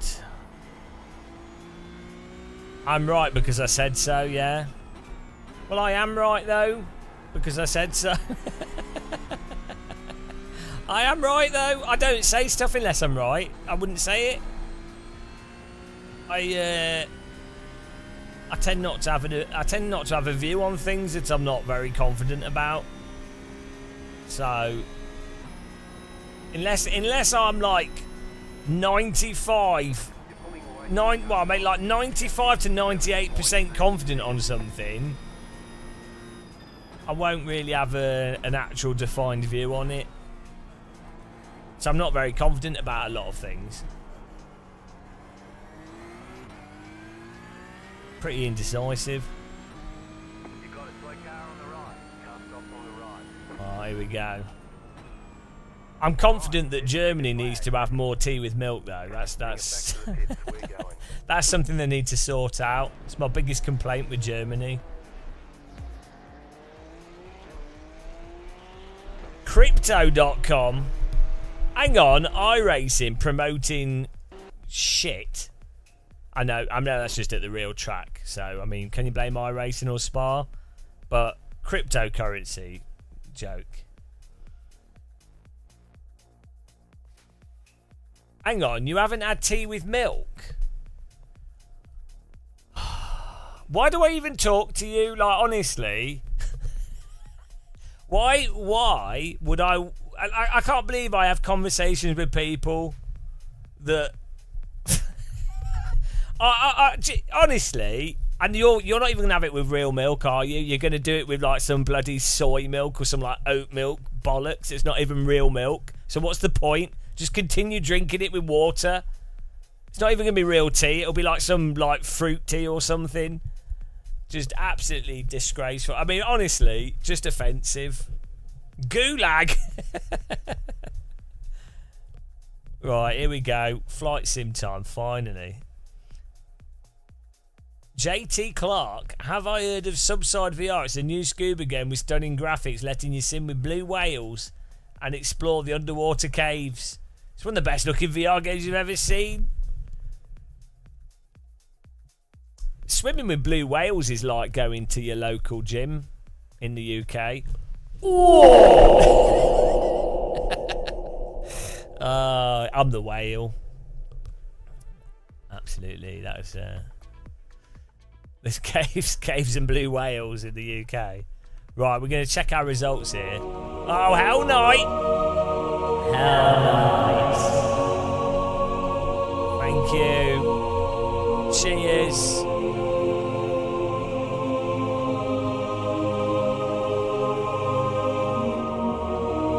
Got my tea here.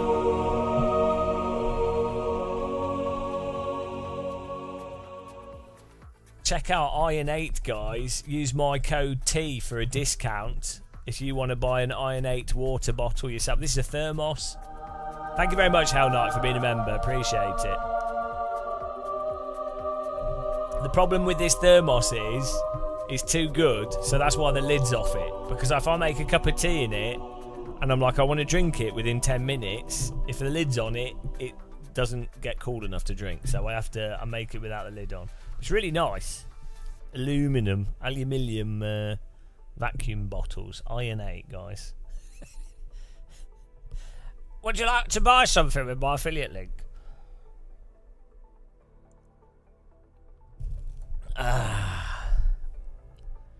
Welcome to the cheese-coloured icon. Oh no, Thomas. Aluminium. What's aluminium in German? Seine Flügel mengen Metalflügen. Zum Metal bitten. Zum magnetischen. Keine magnetischen. Oh, aluminium. It's the same. That's not. I thought it'd be like non-magnetic, rust-proof metal. That's how Germans normally name stuff like that. Nicht magneten, rustproven, the metal bitter. Right, here we go. Here we go.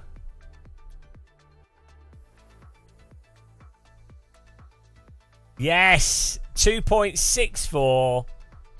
We've recovered it. We're back in the A license zone. Back in the A license zone. That was fun. So we just had to do. We did 3 bloody 0x races there. Right, let's see if we can get Flug Simulator. Flugsim working now. Flugsim.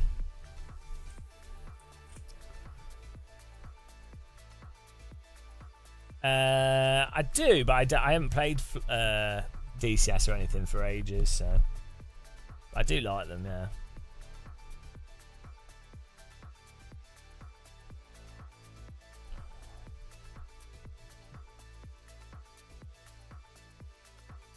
No, I can't be bothered with that sim because it doesn't make any sense. Because there's no actual rules in the simulator and the planes don't fly like actual planes. So it ends up just being really weird, sweaty role playing. I would enjoy it if there was actual like proper rules and proper consequences. And like let's say you actually had like finances and a career mode in the game, and then you add like a VAT sim like online, then I would like it. Right, here we go.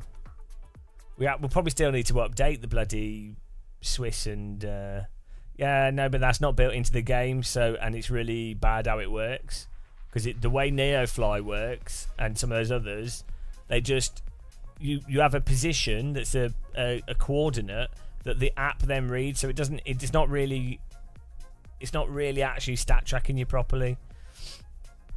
So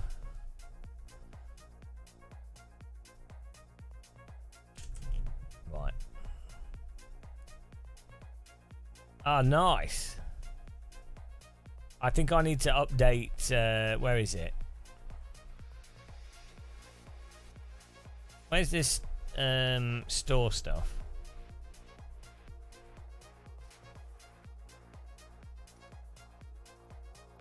Oh no, it's not that. Oh, this game, the user interface in this game is ridiculous. Content manager, here we go.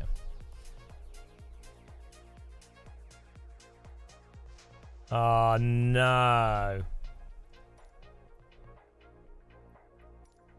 Oh no. It's gonna take like half an hour.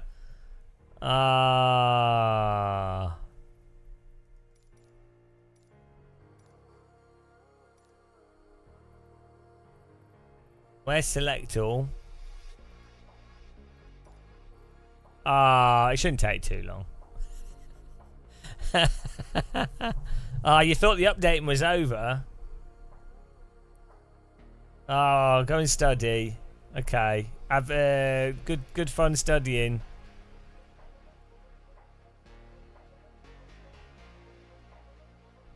Thanks for subscribing.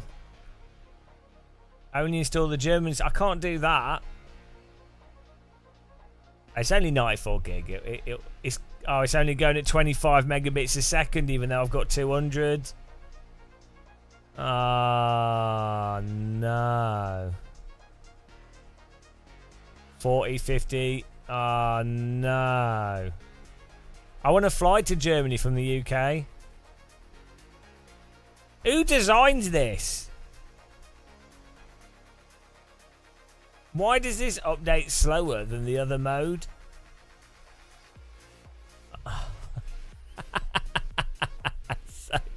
It's so badly made, this, in terms of like content, which is the main thing that a flight sim is. Oh dear. I think you can, but then it'll look terrible, won't it? Hang on. Cancel. Let's. Oh, I'm so dumb for clicking cancel, aren't I? It's not going to work. Where's Germany? France. Is it Western Europe?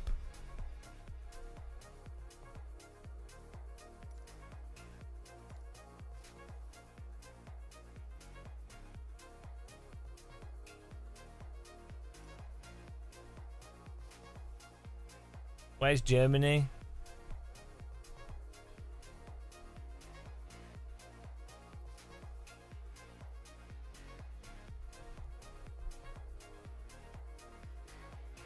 Oh, where is it? Germany. Is that it?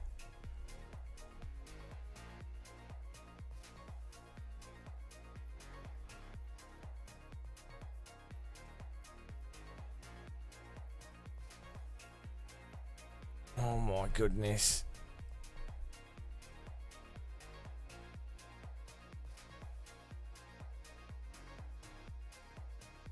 I would play Train Sim, but oh, here we go. This is downloading faster. We can download the rest of the stuff whilst we're flying. Yeah, I would play Train Sim, but oh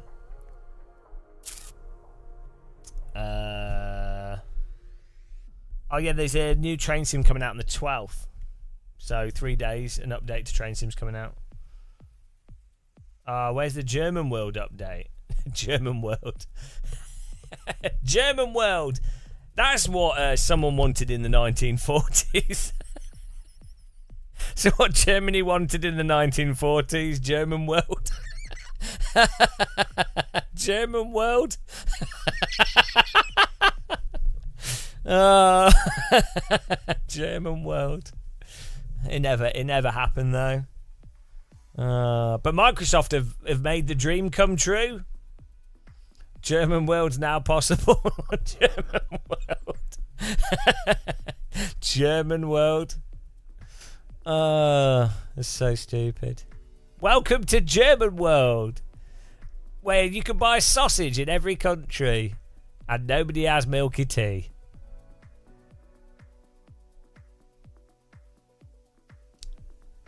German world.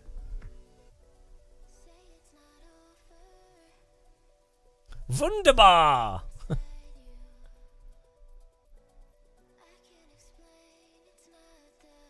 Right, we've got city update.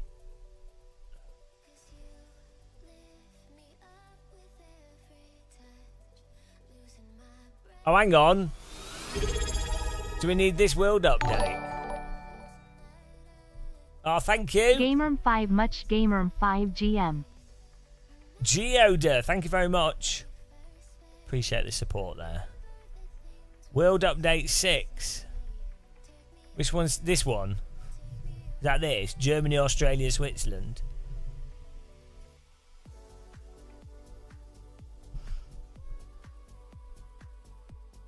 Is that actually... Oh, no, I have to wait for this to finish and then I can select it again. Ah! What? What? Who programs this? Who programs this? Oh my god. Oh, gee, look. Oh, there we go. Oh, bloody hell. What is this? Honestly.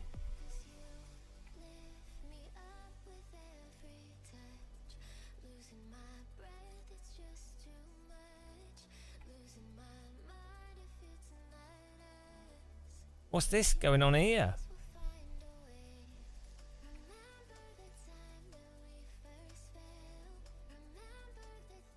Favorite airport?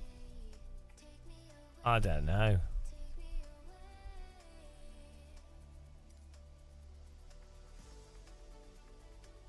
Hang on, let's go back and go back into it. Is it? It's decompressing. Funny, it's decompressing, but I'm depressing.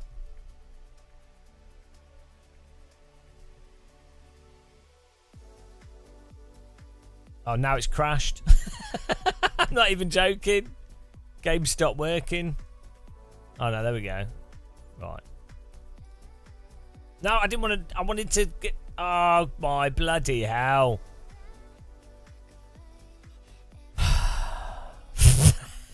It's honestly. Oh, there it is. Where's the?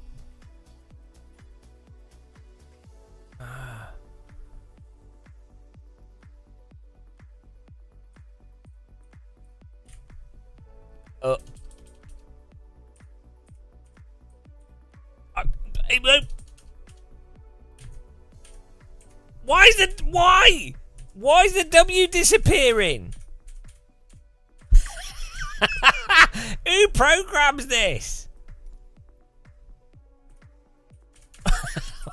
I can type. Oh no, hang on. I can type it. It's because there's no W's.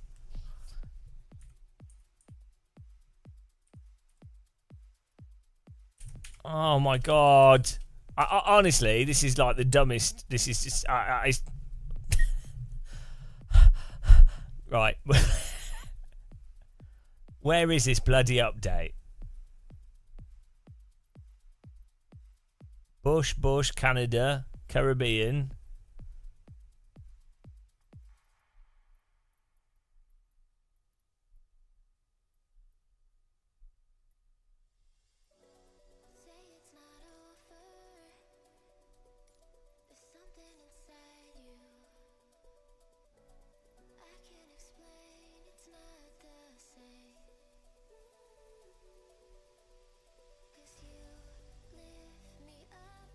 Which old update? Why can't I can't find it? Why? Honestly, this is the worst possible way that you could organise this shit. Like, where is it? Why is this like displaying all the challenges? I don't want the challenges.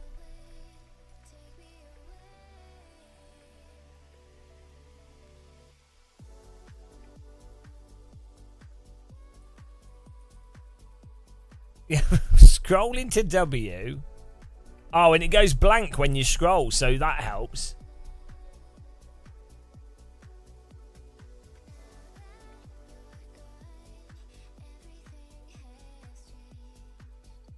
What?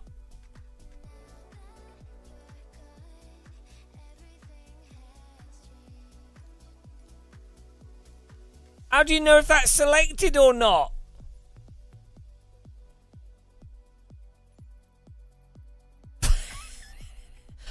Honestly, this is the stupidest shit ever. Here we go.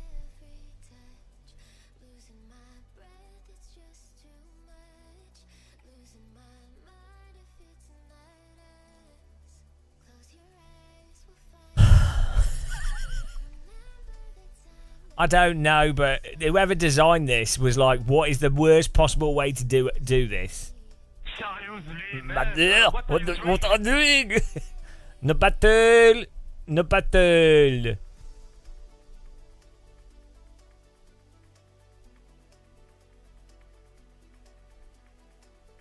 This might actually be one of the worst interfaces in the history of video games. It's quite an achievement.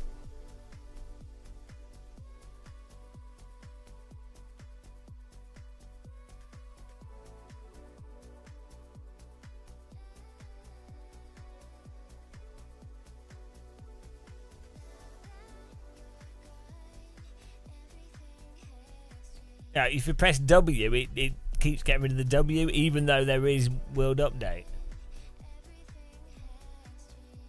W for you. Hello, Novotny. And the only reason I'm installing this is because we had to reinstall the game because OpenXR didn't work and we didn't know that. So we could have avoided all of this. We've just downloaded like a terabit of data that we didn't even need to because all we had to do was uninstall OpenXR. The game didn't say it crashes without telling you why it's crashing. And you can't know. So you have to go into Windows to check the Windows crash log rather than the game saying immediately when it crashes, this is why it's crashed. Microsoft make the operating system.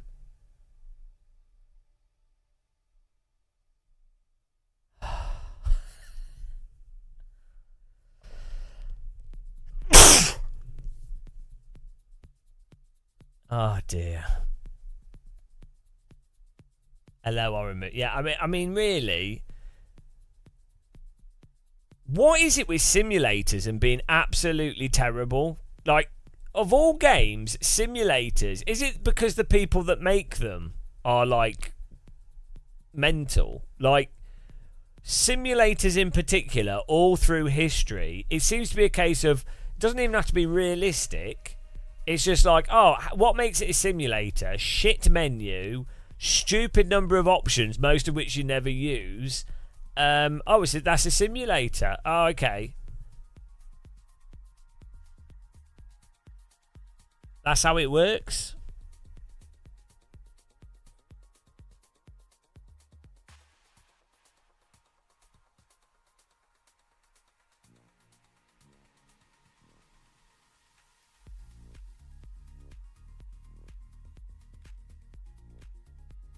Has it? Have they managed to make Euro Truck Sim worse? It used to be alright. How have they made it worse?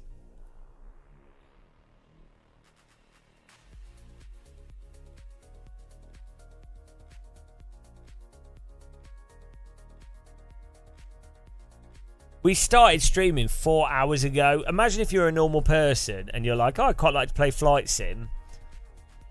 You know, you're like, oh, I want to do some Flug Simulator.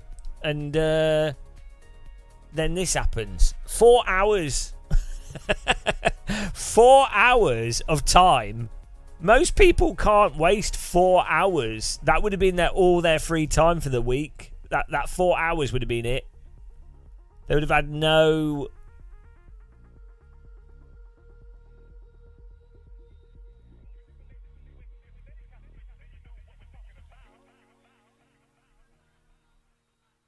Hello, BRT. We're trying to find the updated Nordschleifer.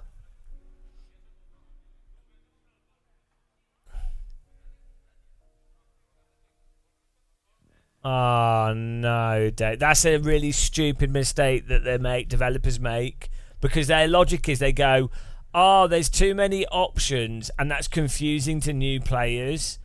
But what they then do is they then just like really overly simplify stuff, but it actually makes it more confusing, because you then have to learn the weird arbitrary simplified thing to find the actual thing.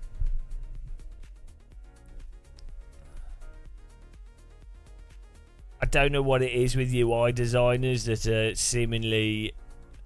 I don't know. What can you do? Most people, Jared, most people die of old age before actually loading into the game. It is Microsoft Update Simulator.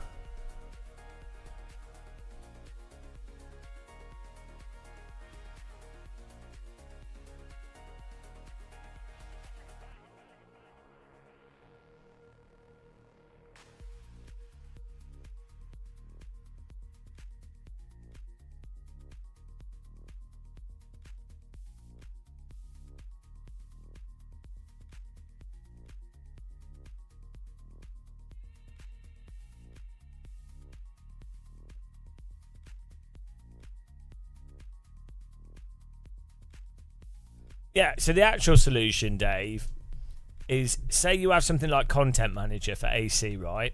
The solution is to make sure that as a developer, you make sure the defaults are really good defaults. And you also make sure, so you have defaults for a low-end system, a medium system, and a high-end system. You then have defaults for all the different controllers on the market, and you detect those defaults. That's the solution, is to have all the options there, but make it so that all the defaults are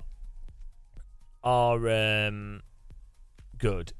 Then, if you want to have a really minimal interface, what you can do is you can have a really minimal interface, but then you can have a single tick box on the main menu somewhere, a single option called Advanced Mode, and as soon as you click that Advanced Mode, all of it is exposed. So basically, a complete noob, generally speaking, could load up the game with a gamepad or a steering wheel and play it perfectly fine on a shit, medium or high-end computer, right?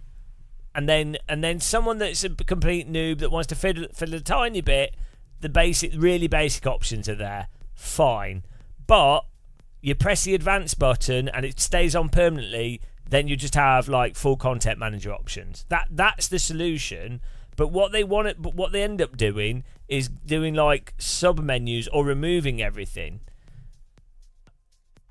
But yeah, anyway, right. Let's select all this, and then I think we can fly whilst this other stuff's installed. But I wanted to fly there, like we did last time.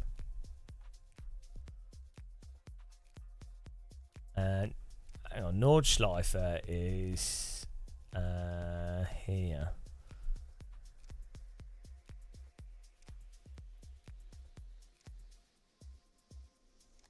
Oh look, there's Sim Racing Expo.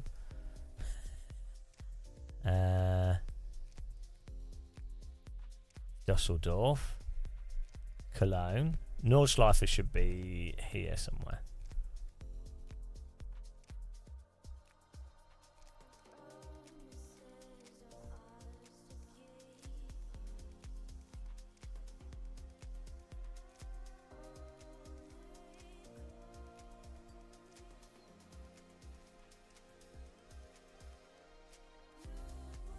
Isn't it down here?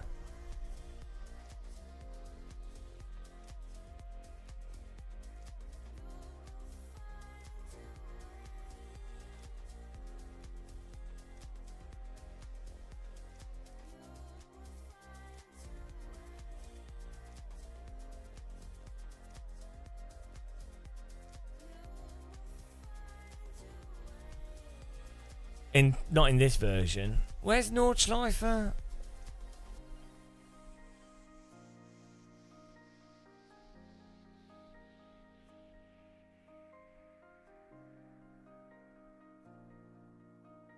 Why does the game keep pausing? I'm pretty sure it's somewhere around here because there's a small airfield really near it.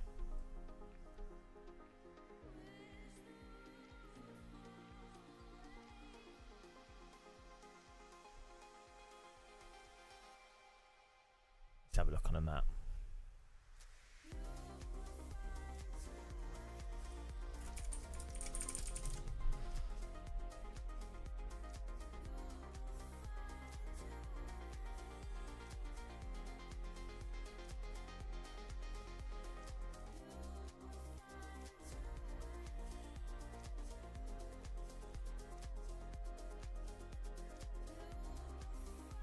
Oh, it's here.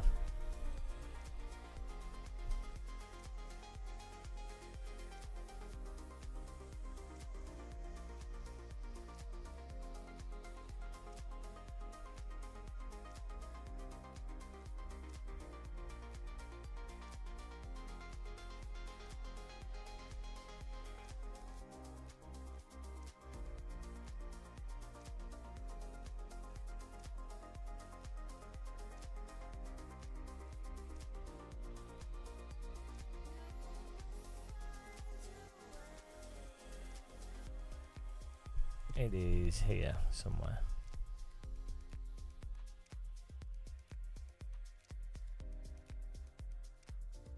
Ah, here we go.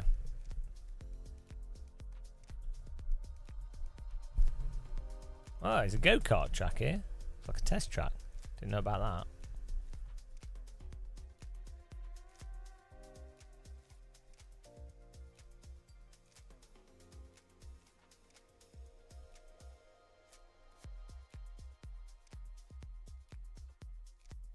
Well, let's just see if the graphics are updated.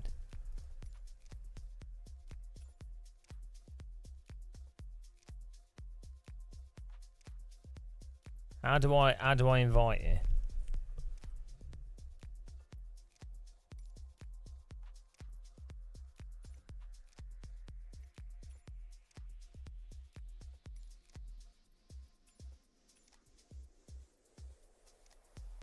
I don't know how I invite you. Why does the game keep pause? Oh, this is so shit.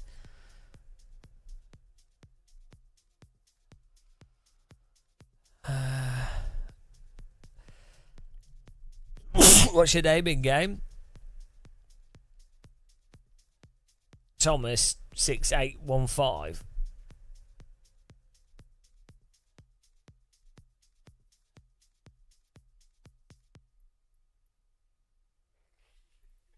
Why is it not? Oh, the game keeps pausing. Why?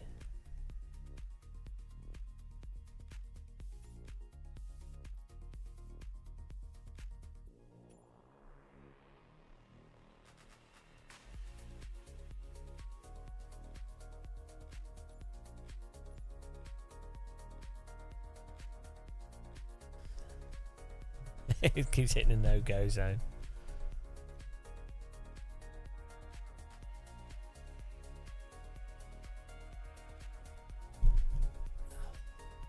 Yeah, look at this. It just keeps pausing.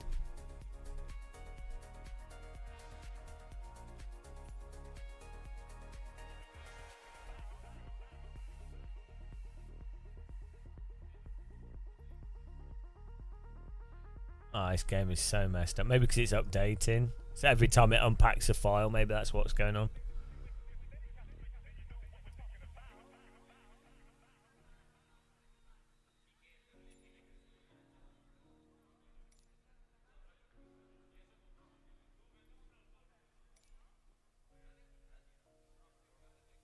Yeah, I think so. Hang on. Is that the Nürburgring Castle? Every time I see a castle. Is that the Nürburgring Castle? Oh, it's not going to work because it's going to reset all my controls and everything. Oh my goodness.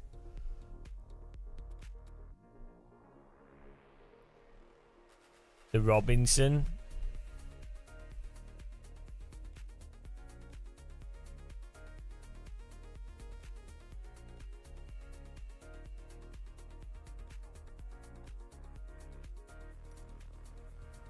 Oh no, controls are working. Oh, it does seem like it might be higher quality than it used to be.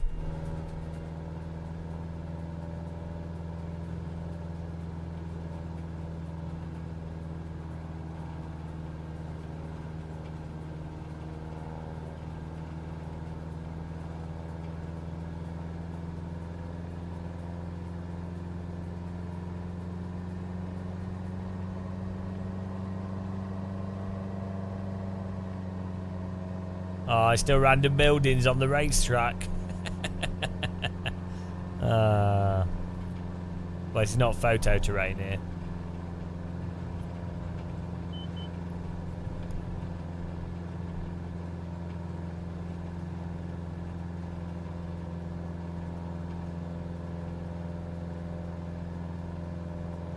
Hang on, we're going the wrong way around here.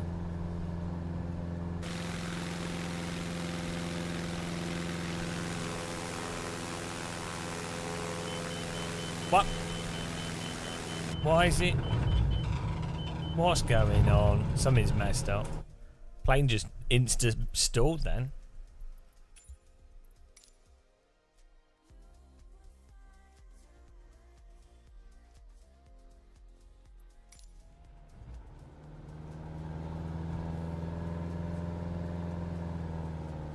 My throttle's working, so I don't know what that was about.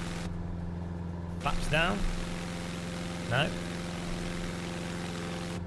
I was giving you a quick view of the ground.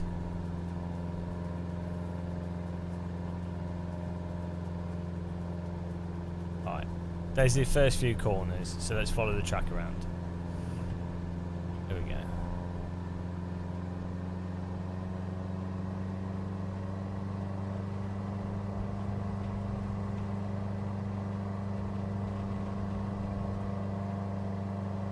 No, we weren't doing a hairpin.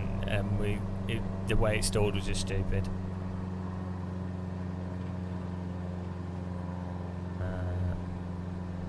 Yeah, I'm not sure if it is higher quality than it used to be.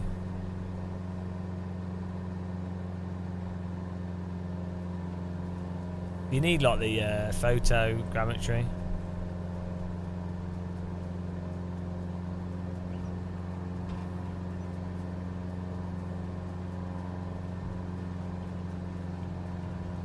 It's not terrible.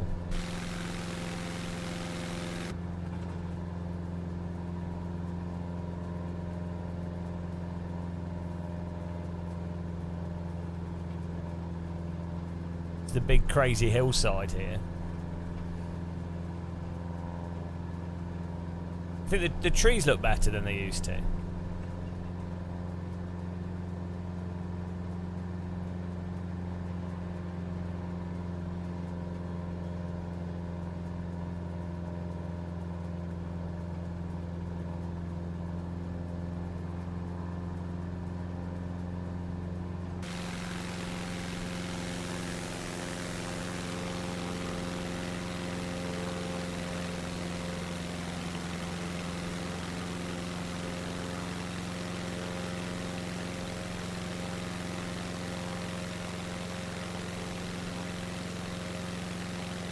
They need animated cars going around the track. Someone could do that. They've done that for Goodwood. You can someone could like model the track a bit better and then put cars flying around it. Stunt plane Thomas.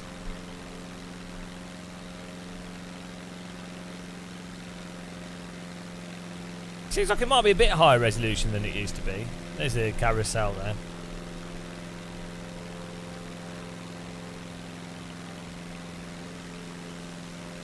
It gives you a really good idea of how crazy the track is.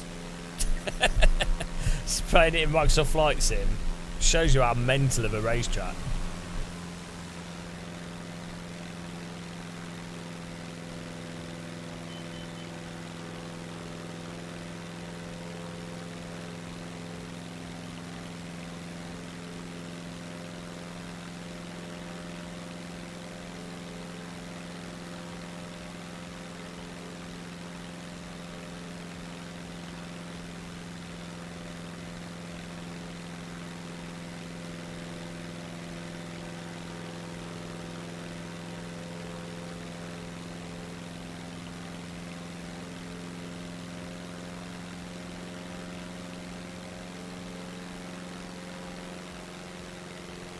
Hello, Mr. Mickeltuck. How's it going? There's YouTube corner here.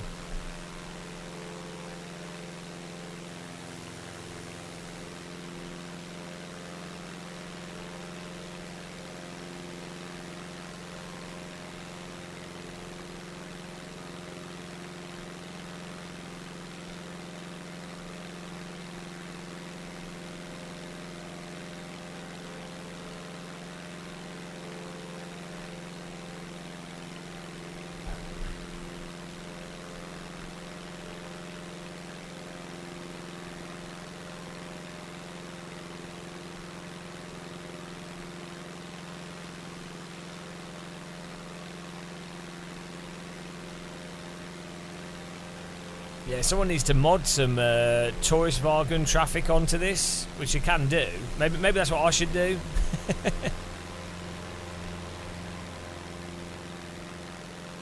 I'm not quite sure how you script cars onto a track.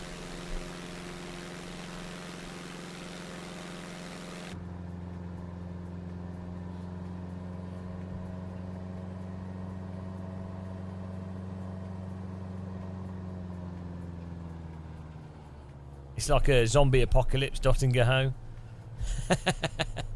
Can't even land on it. There's trees all over the racetrack.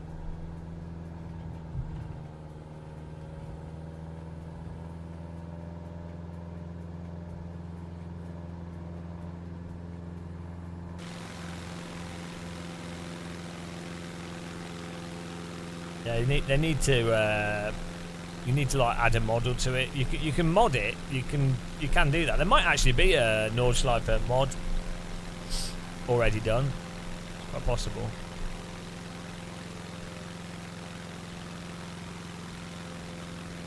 Hang on, why is the castle's over here? I don't think they've modelled that. Is this updated? Am I... Thomas, can you check if I'm running an updated version? Like the terrain height seems better, but I don't know if we've got all the models. Because the castle's missing there. We have like a little bit of a castle.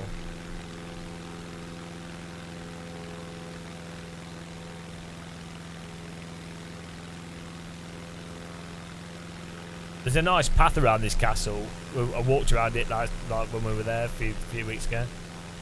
You can just walk all the way around it. Like down here, there's a path. There used to be a ski slope here. So back in like the 1930s, there was a ski slope in the winter, which is random. If you walk around the castle, there's the little walk, and it's got like little displays that show them building the track and building the ski slope and things.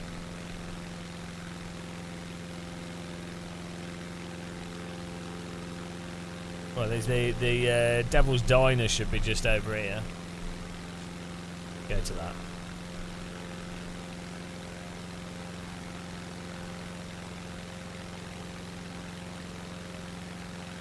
That's the entry to the track.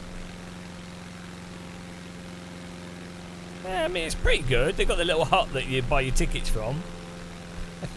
It's a little bit, you know, it's a little bit off. Someone just needs to mod it.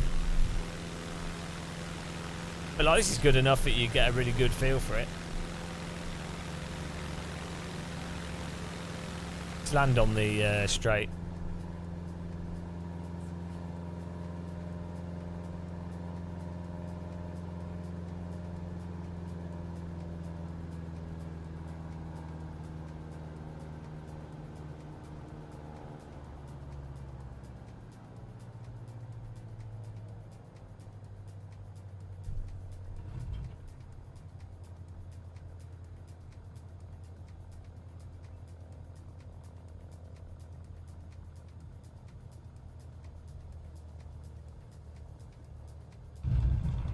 We're going a bit too fast.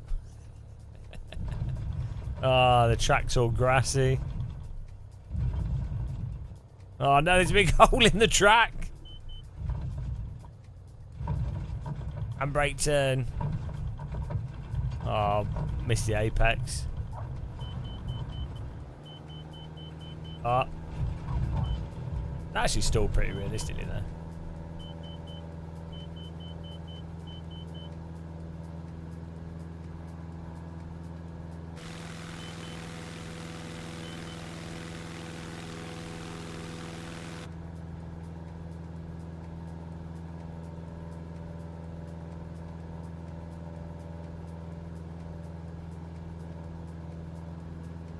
We need to be going a little bit slower.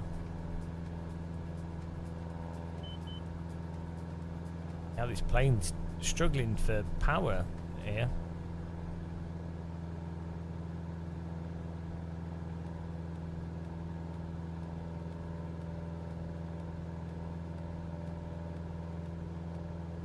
It's like messed up the roller coaster.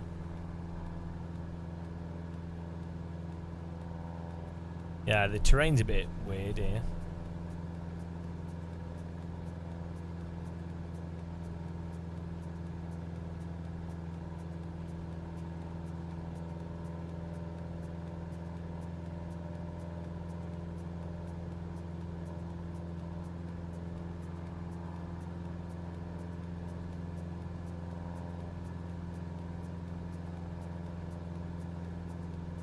Alright, the racing hippie, have a good night.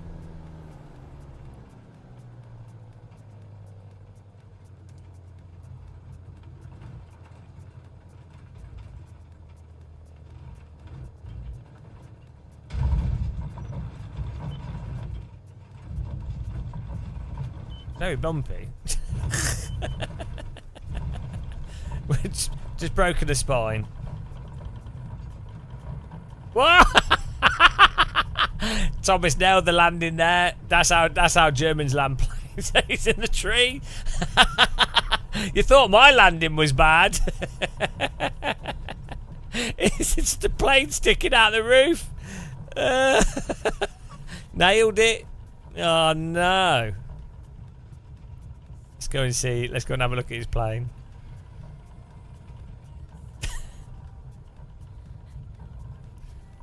This is a plane from the 1970s used for drug smuggling, so it has to be pretty solid. There he is. Look, he's parked it straight in the building. There you go.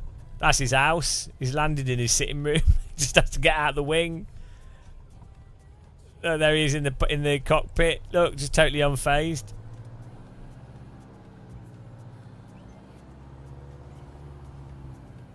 Oh, he's gone away. He's haunted away. Look, typical landing. Typical landing. Right.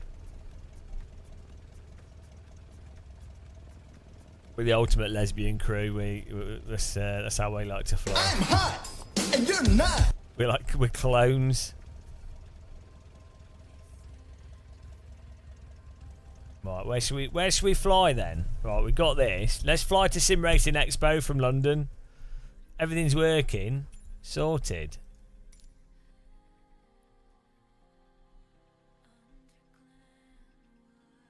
Right.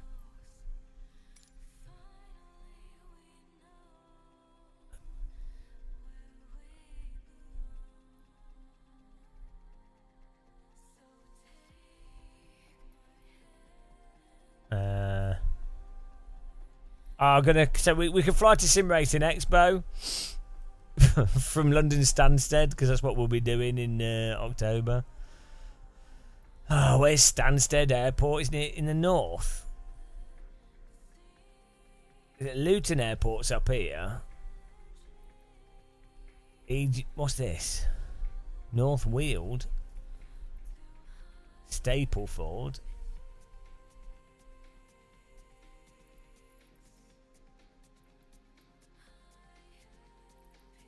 Where's Stansted Airport? I don't even...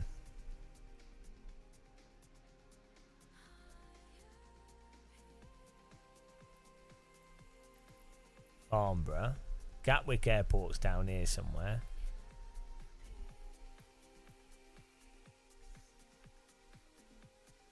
Hello, Matt. Where's Stansted Airport? I always thought it was over here.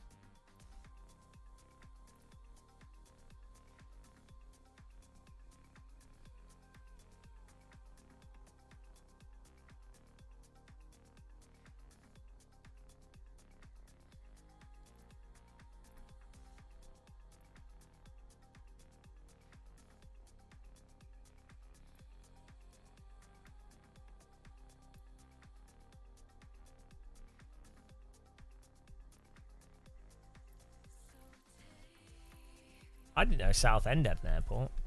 Oh no! Ah, computer's crashed. Ah, I mean everything's against us. Ah, my God. Ah, I thought we'd fix that. What's causing it? Oh no. It's the graphics card. But you got new drivers. My computer crashed, Thomas. Why? It was fine before. Like, why does it crash so randomly as well? Like, it's totally fine, and then it just completely crashes. Well, why would it be overheating?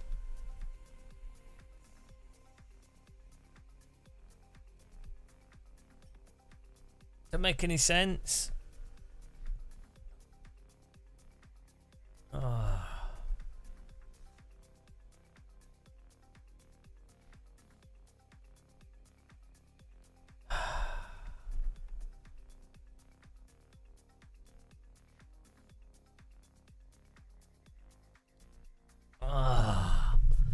Now I need to get out my sim rig to reset it. It's not that hot in here though. I have a 3080 Ti. It's been fine for years.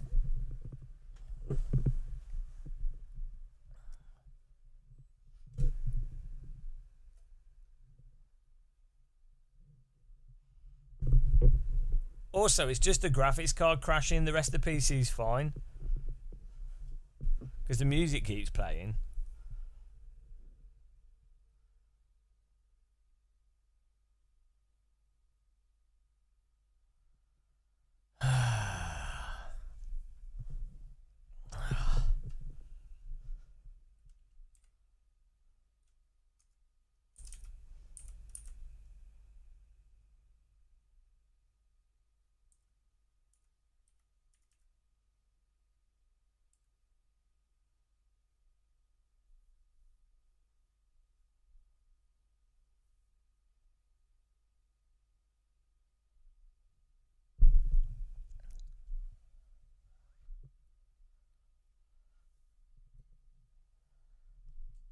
I could undervolt it.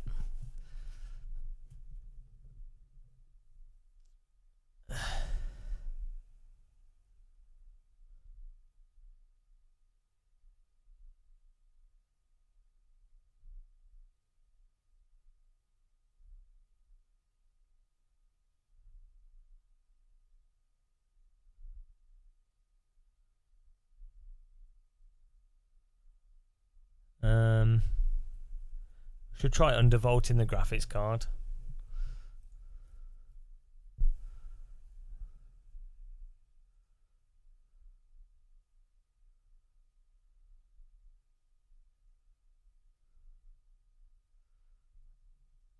dear, I just wanted to play Flight Sim. We just wanted to play Flight Sim, guys. Today's been 5 hours. 5 hours of computer shit. Oh dear, right. How do we undervolt? We've got MSI afterburner. God, I love computers. Right.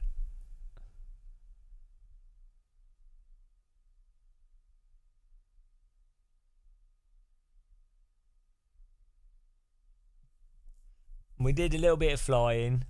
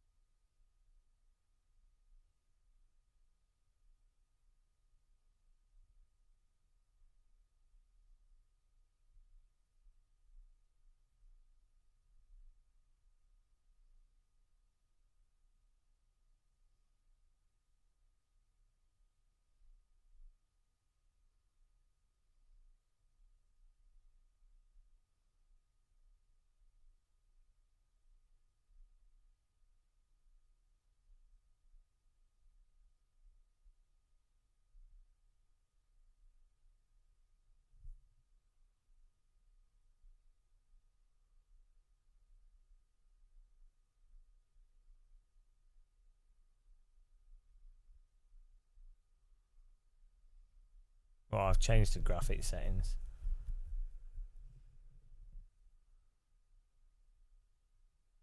I'll put the fan to be permanently on.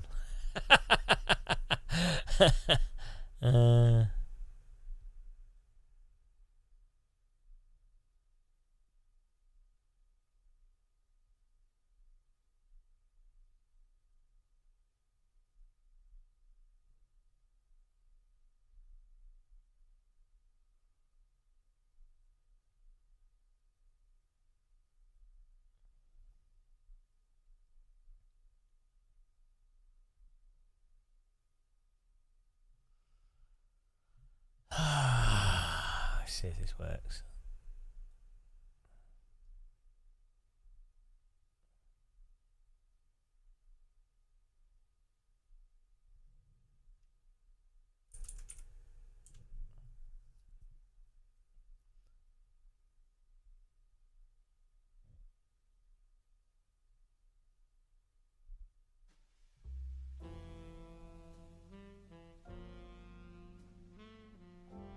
The pace car is out of control.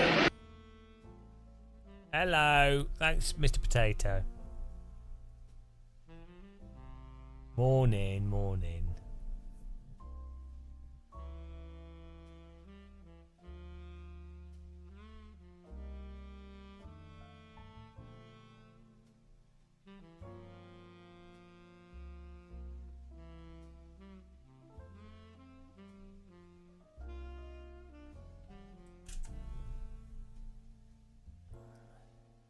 Thank you, BRT.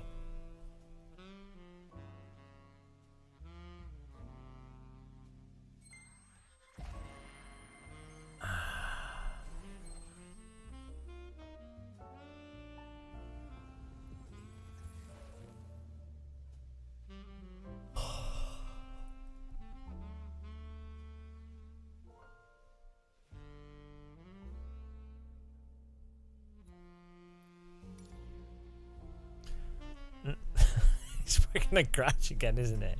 I just wanted to fly.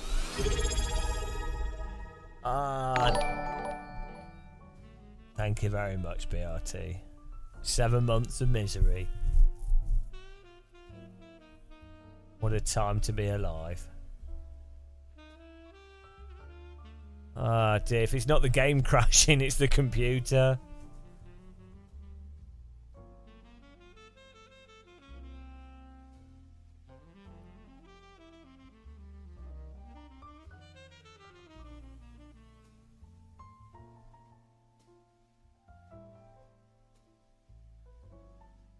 I think I'm just being tortured by computer today. Today's computer torture day. That's fine.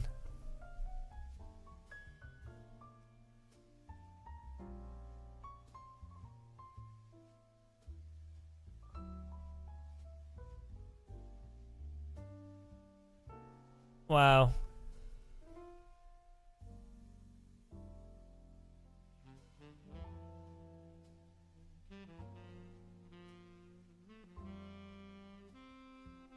No, so it's not that simple because certain graphics drivers cause iRacing to stutter and some don't, and some are better with some games than other games.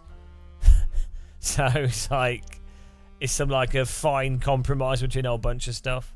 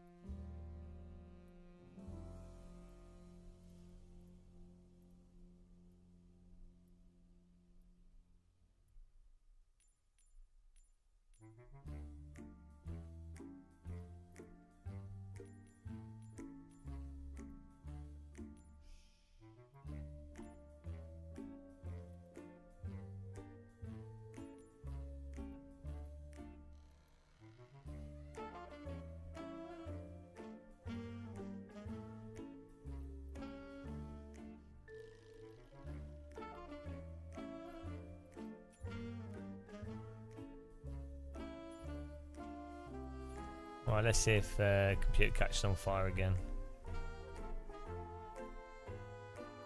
Right, we're gonna find where was Oh.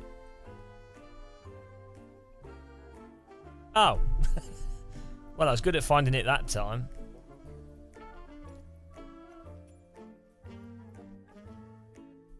What's a nice fast plane?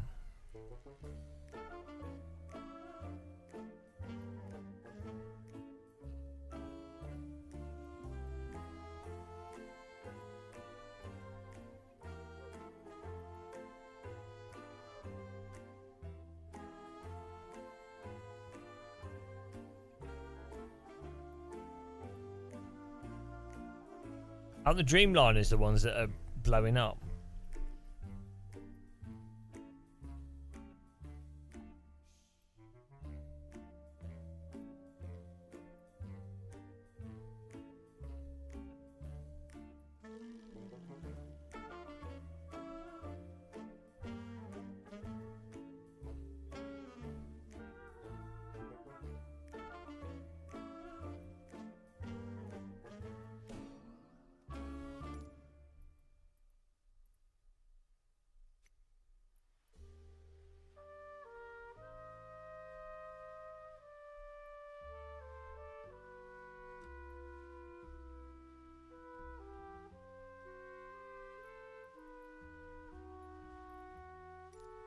Here we go.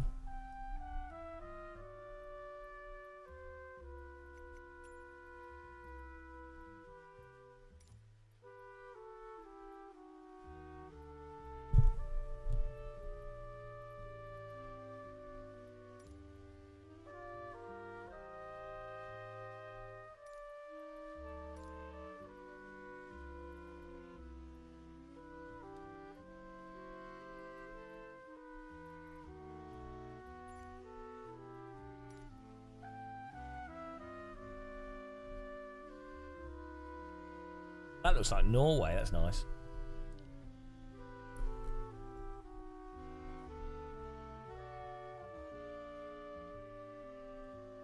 Could be Iceland. I think it's Norway.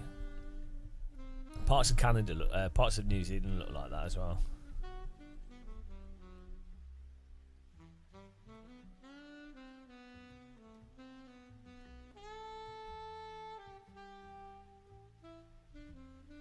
I could do with some shortbread.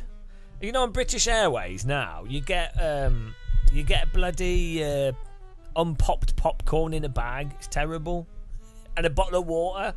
Boah! So bad. They used to give you a cup of tea and a biscuit.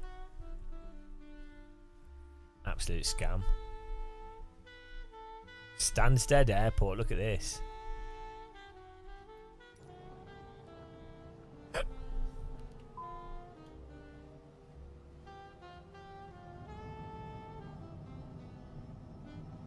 Are you ready, guys? Oops.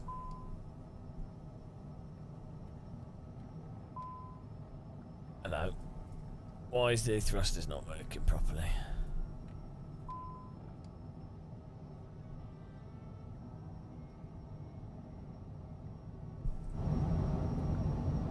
It's very quiet. Well sound insulated. Altitude.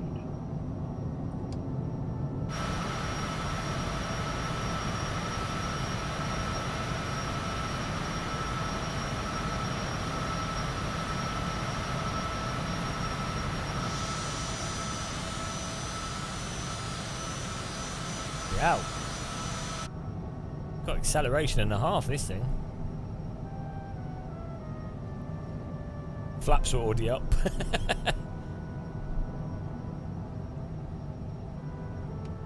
I know. They are now.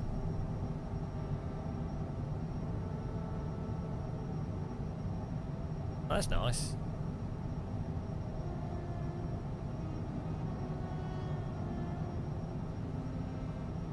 Yeah, this thing has mental acceleration. Almost overspeeding, and we're just from takeoff.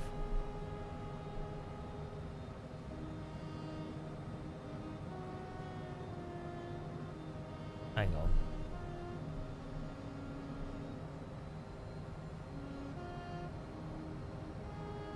I don't think we've got the updated UK stuff installed yet.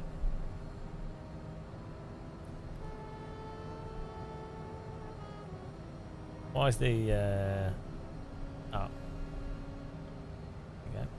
We lost radar for a minute there, and again it's just disappeared. Is that normal with this aircraft? It's losing the flight path.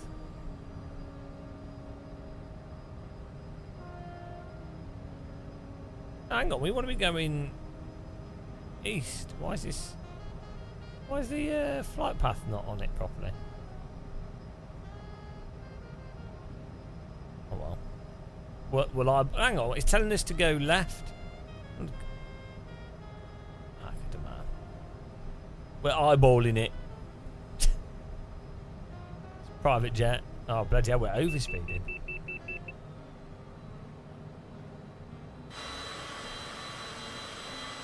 Where on earth are we?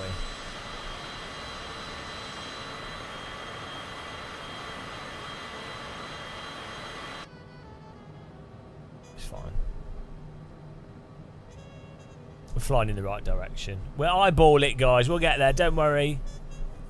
Straight to cruising altitude. Oh, look at that weather system. Bloody hell.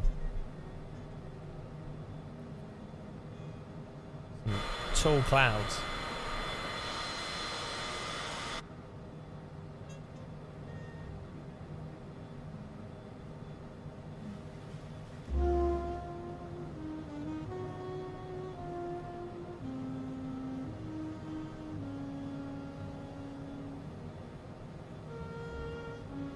Here we go. We're flying the right way. It's basically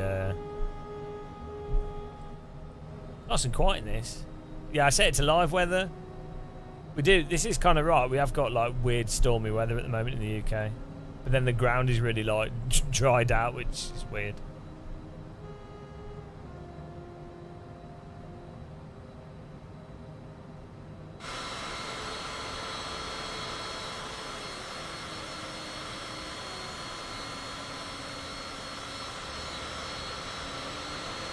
Hang on, there's an oval track. What? Is it a horse track? No, that's a race track. What's this? North of Essex? That's not, what's it called? We don't really have that many oval tracks in the UK. It'll just be grass when we go lower. It'll be messed up. Yeah, maybe a dirt bike. Well, I think it was concrete. Could be a test track. Yeah, it's got a drag strip as well. Is it a horse track? Oh, that makes sense. We have a lot of horse tracks in the UK. Are you following us, Thomas? We're in the citation.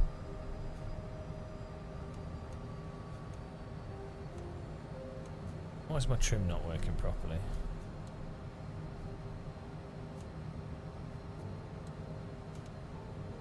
Cool, the trim on these is on the yoke.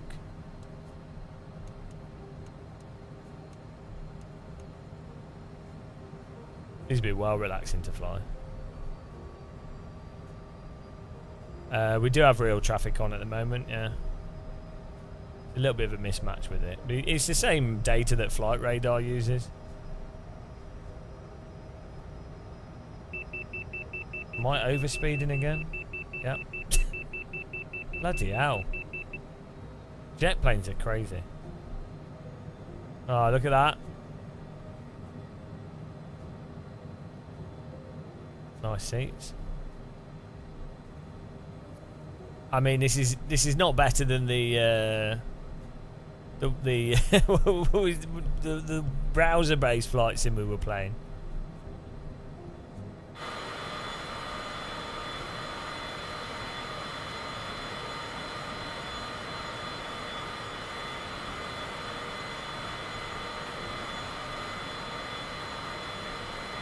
Why is the weather as if it's like summer mixed with winter? It's a bit weird.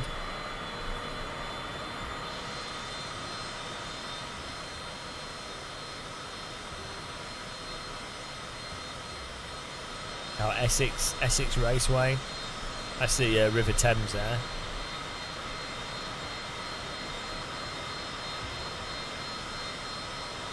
Looks nice. Yeah, it's like autumn, but in autumn the ground's not orange. It's only normally orange like this when it's been really hot. Yeah, but that doesn't look like autumn. This looks like crazy winter ambience mixed with summer ground colour. Mixed with droughts. Like, it looks like South Africa or something. It's not like... I literally flew over the UK a week ago. It did not look like this.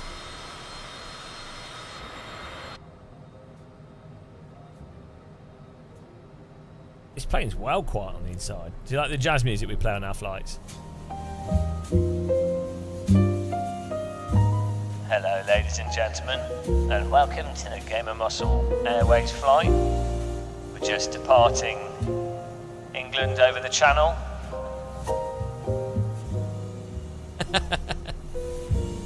The hostess will be bringing some high quality beverages to you with some whiskey, rum and ice cream and a fine Wagyu steak.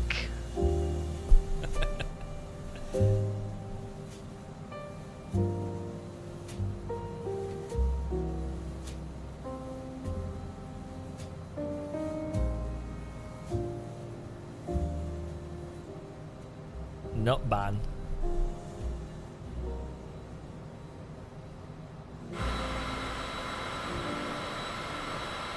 Yeah, it looks like winter, but summer. Winter, summer, making sense. Look how bright it is. Maybe my colour balance is off as well.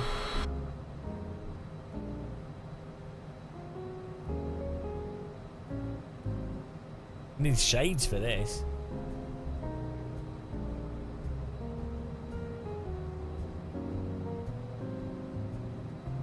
There's not many clouds, BRT.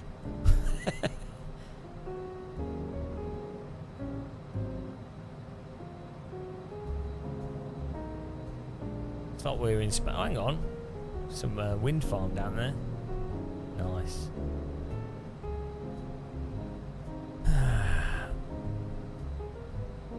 Now, why is our map normally... I don't know what the blue dotted line is. Normally that's telling us where to go. Like normally there's a pink line saying where we need to go, but for some reason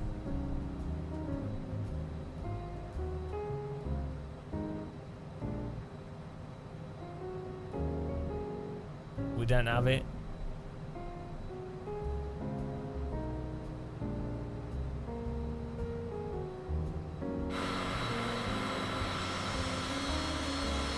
Hang on, did I do the wrong destination?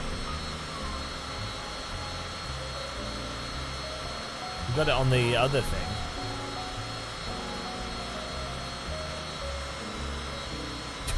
Did I put it in back to front? Oh well. Right, that's making us want us to fly back to bloody England.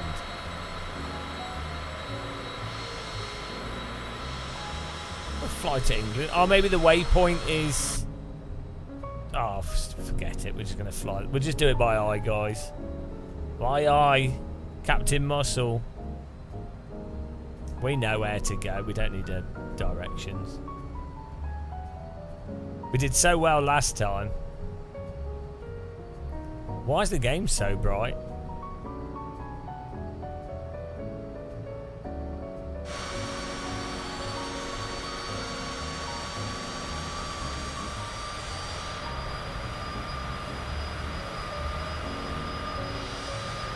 Channel's really wide this far north.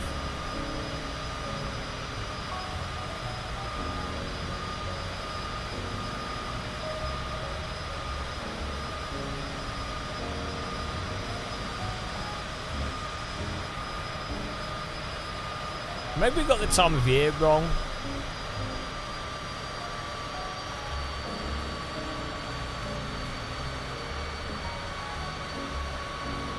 I don't know. This is live weather.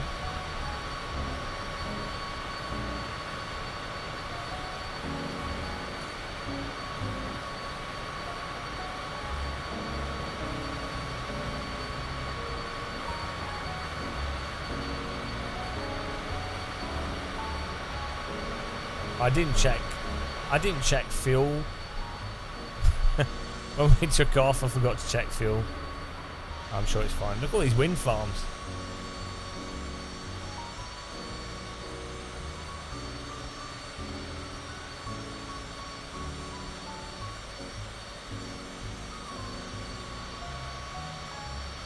Is this a UK wind farm?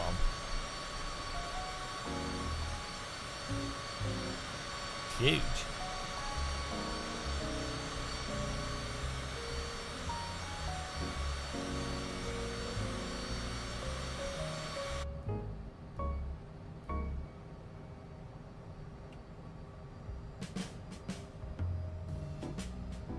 We do like 240 knots, but it feels like we're going slow.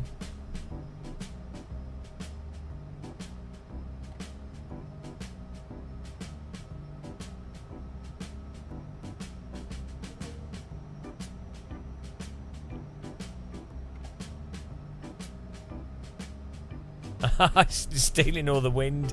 I was wondering why it wasn't windy. Typical Germans stealing your wind. But fortunately we counteract it by eating baked beans. We always have the wind.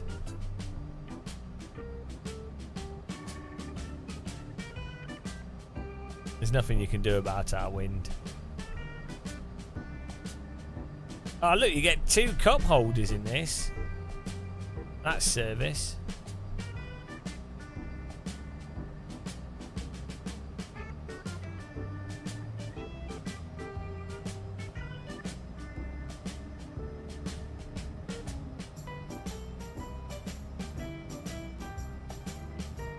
Oops, turning a bit.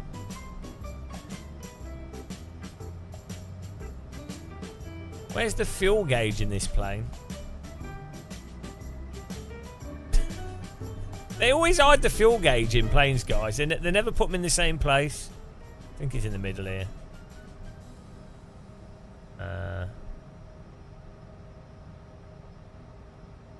No.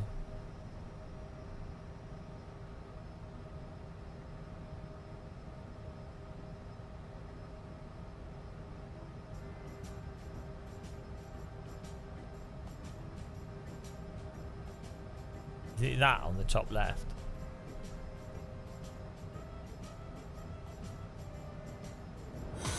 The pace car is out of control. Oh, fuel. We've got 1,230 pounds of fuel. There you go. That should be enough.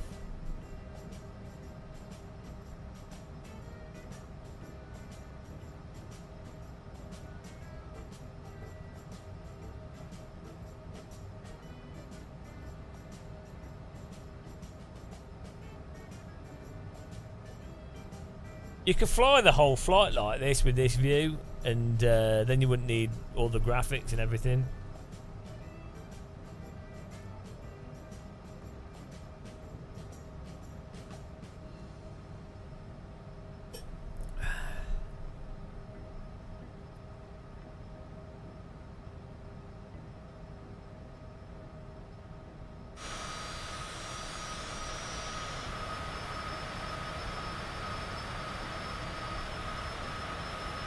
Clouds look nice.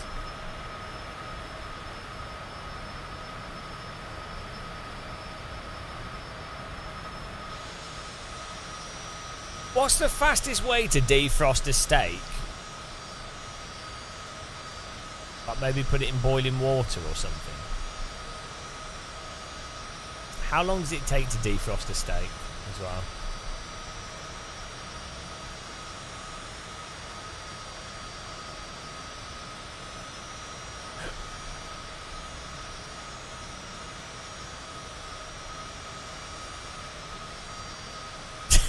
Put it in boiling water. Well, why is that plane flying like a fighter jet? But it's a. This game is so weird.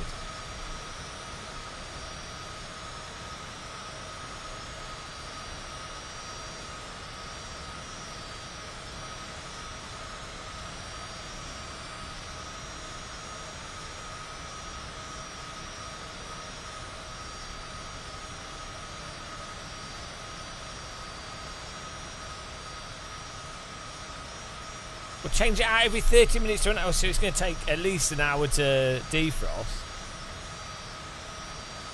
Oh, that's going to take ages. I haven't got 30 minutes to wait.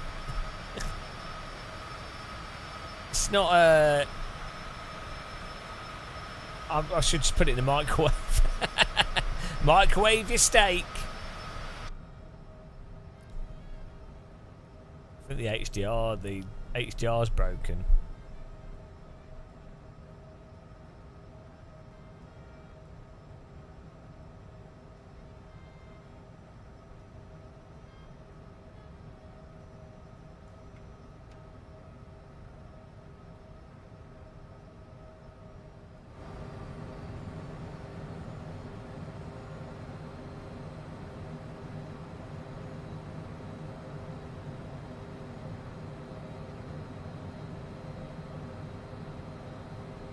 This is going to take ages. We need a faster plane.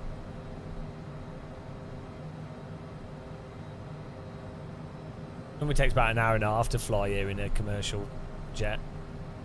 Commercial jet does like, what, 350 knots? This is only going up to 300.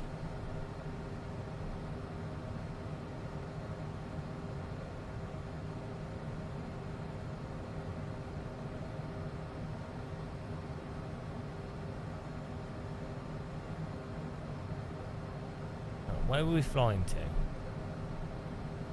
Oh, look at this mess.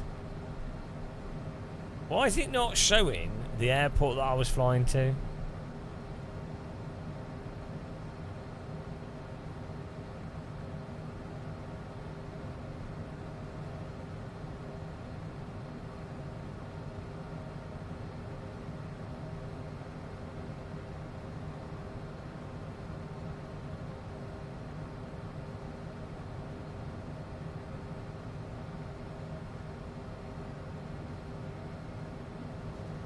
Yeah, well, I thought I did, but apparently I don't.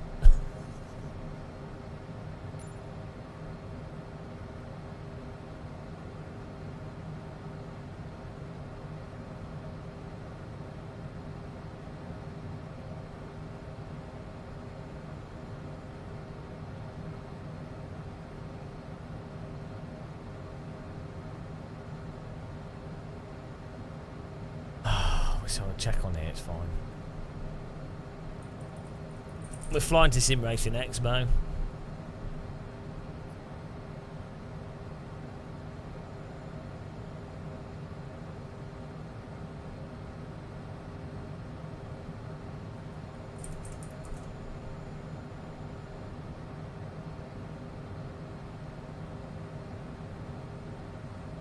Okay.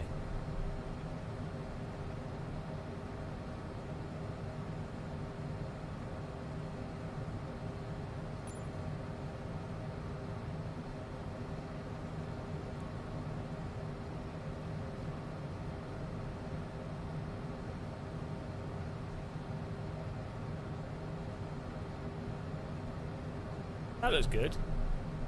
The pace car is out of control. See, that looks better. That's what it looks like. UK, for some reason, is baked. Hang on, Zandvoort's down there, I think. A bit further north. I don't know how to accept it, Thomas.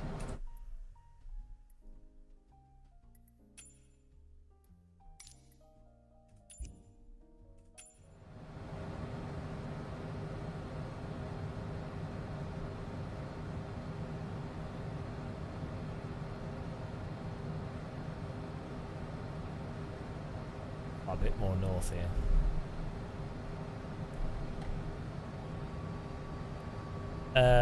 OpenXR was causing it to crash, and then we had to update, which took like 1 billion years.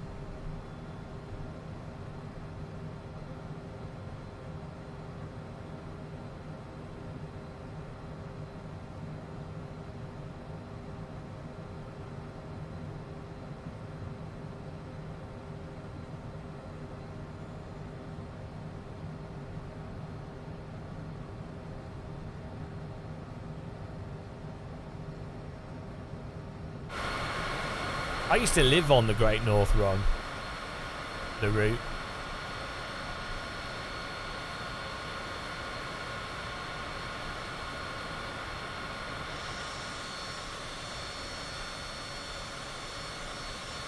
I'm pretty sure Zandvoort racetrack is down there. It's down here somewhere.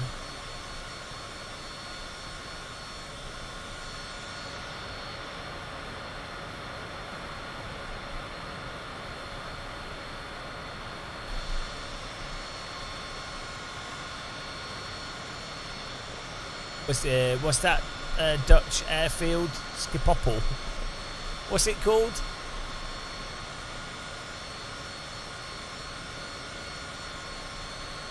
That's somewhere around here.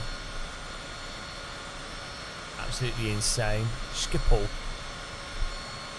It's absolutely mental. It's got like 12 runways, but they're all split out all over the place.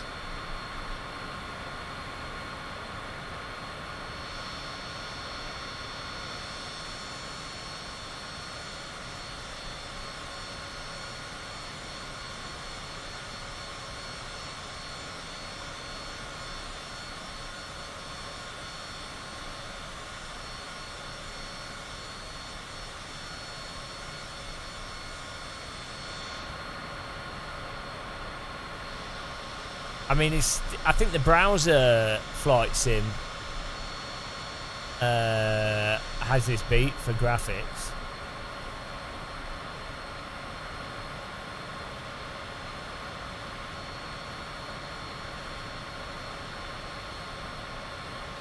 We're eyeballing this. We're going to fly to the to where the water goes, and then it's basically a straight line easterly from that estuary.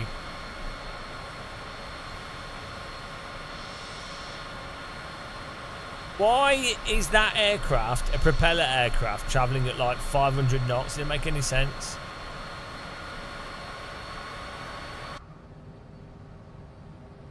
Why wouldn't they make it the default planes? Yeah, why would they not make the default planes be more bloody...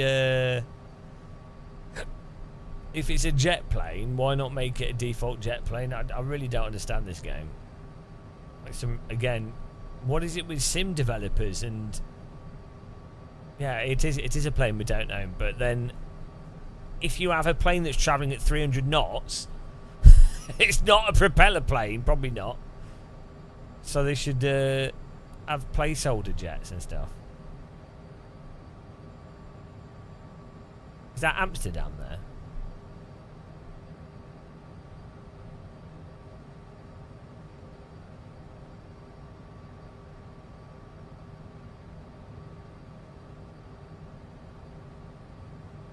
I think it might be. We've got the port. No, it's Brussels.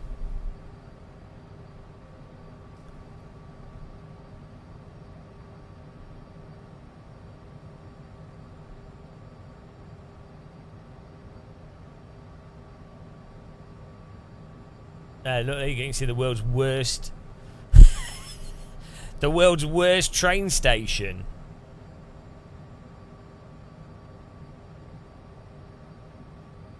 There it is. Absolutely the worst train station that I've ever been to. Brussels Midi. I don't recommend going there. Such a bad station.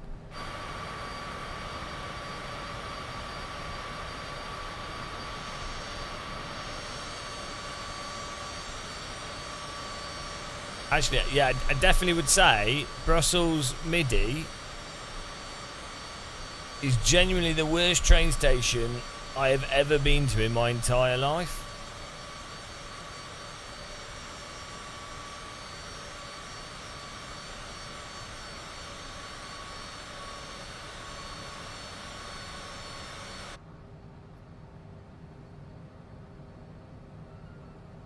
That's realistic. A Robinson flying at 300 knots.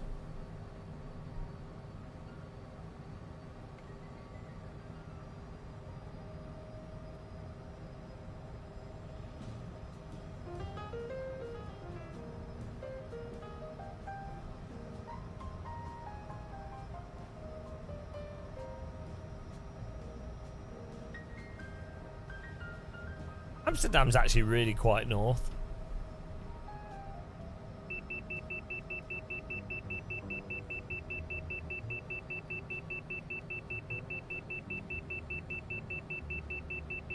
Keep overspeeding by accident here.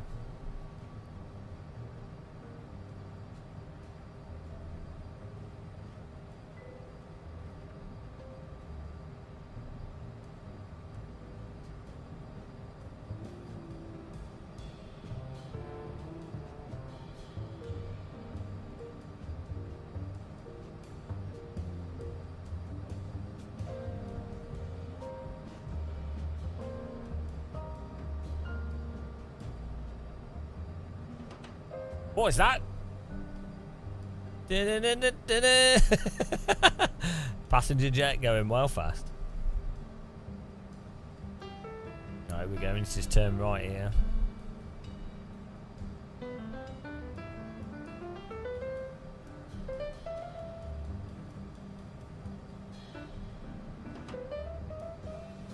Very nice.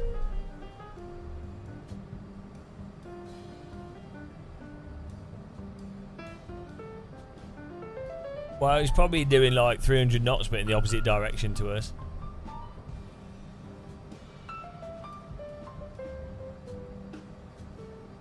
So, the better speed of sound or something.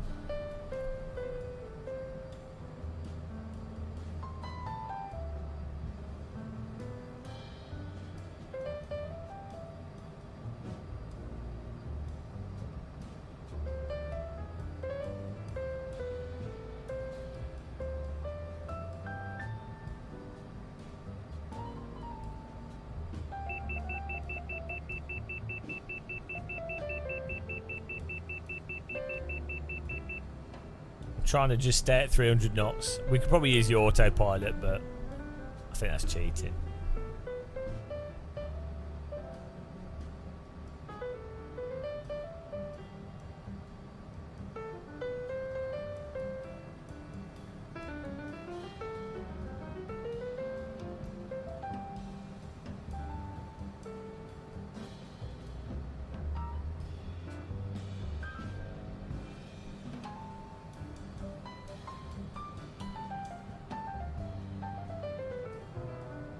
I don't know what this is. You always like shipbuilding docks.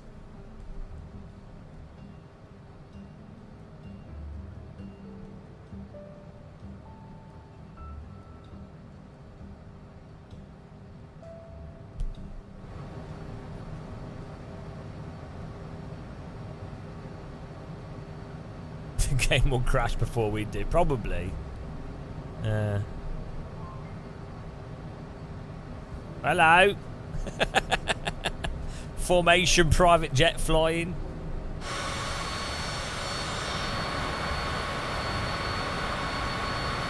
This is how it's done.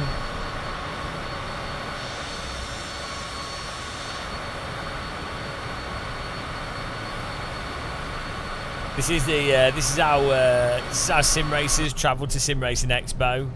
Formation private jet. Greta Thunberg's ultimate nightmare. the least environmentally friendly way to travel. Formation jet flying.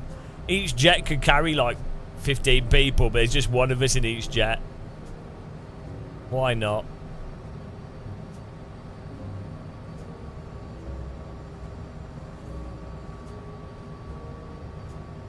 It's like an LMP2 car, this.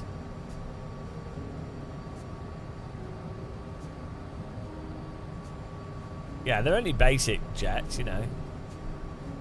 Do a barrel roll. He's gone.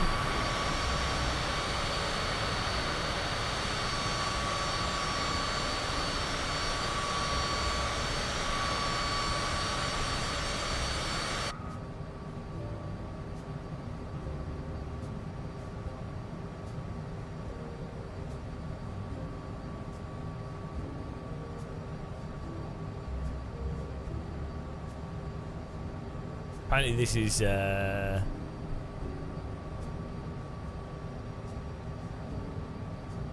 Antwerp.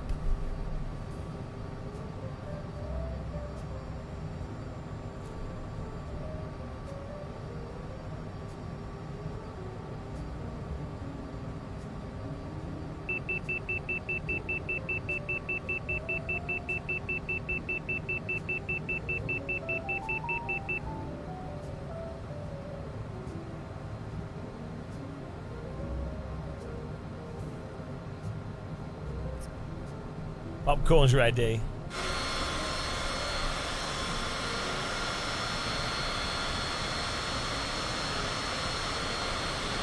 Yeah, the motor joystick mechanically I think is a bit better than the Brunner. It's stronger, it's like 10 Newton meters or something.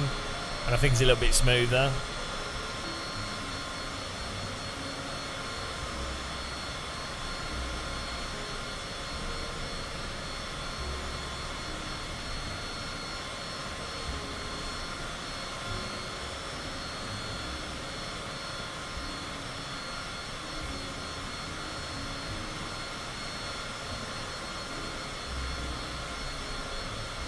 Crazy how many huge rivers you have. Is this the Rhine that comes out through here? Goes through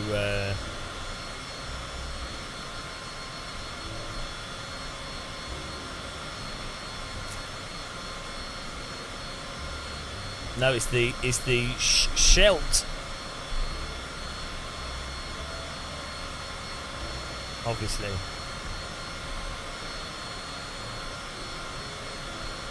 Yeah, that is Antwerp.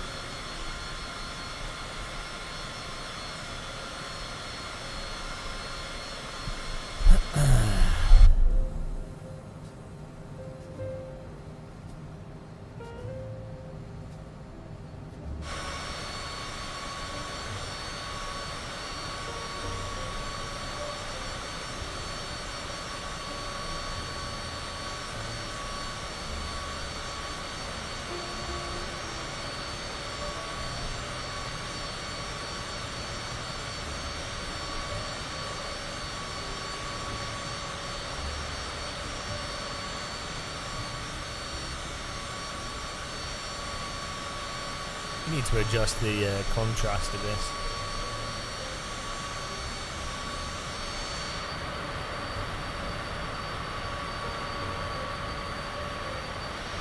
See, the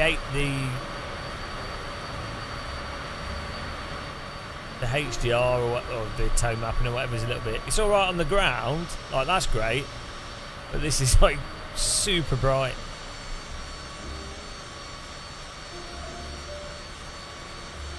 Maybe it's my monitor. Maybe I just need to tweak the settings of my monitor. Still looks nice.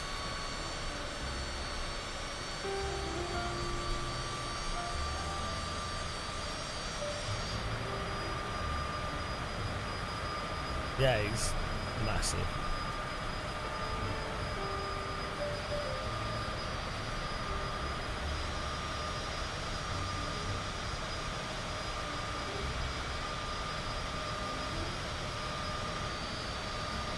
A bit more north.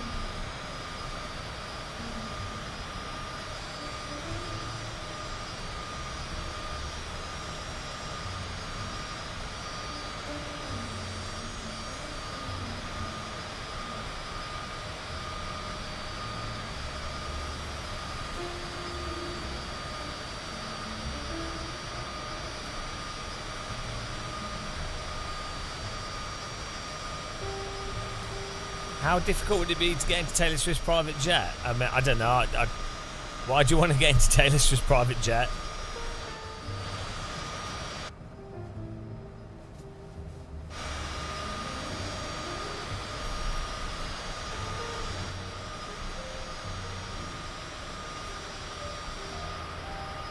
I mean, Taylor Swift doesn't seem that interesting to me. So...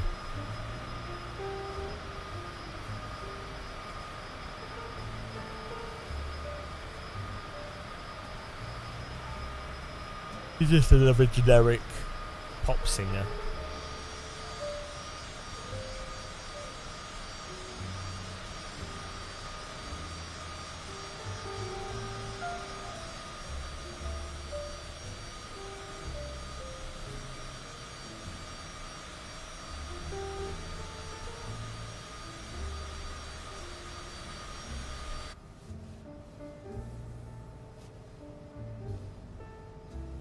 I always seem to like accidentally gravitate south.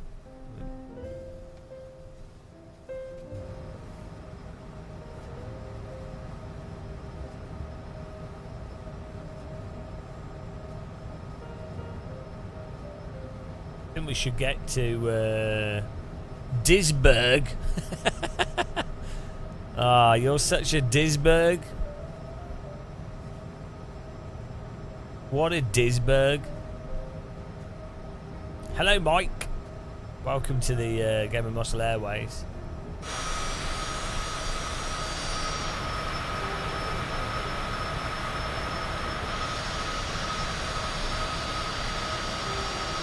I know there's a clump of low-resolution terrain. You don't want to go walking there. Look at that.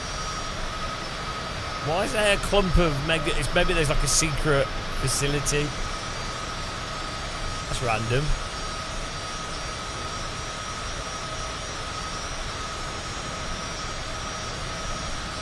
It's really weird. No-go zone. It's where they hide all the secrets, the Disberg secrets. Actually, I think we're near Elderhoven.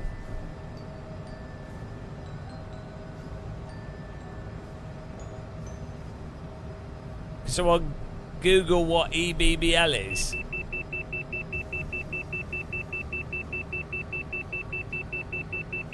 Don't worry about that beeping, it just means that we're quick.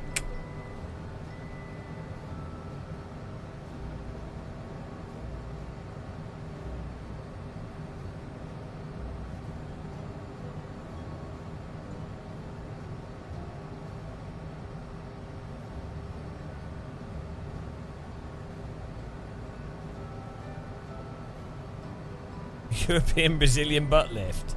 That's likely. I think that's probably what it is. Yeah.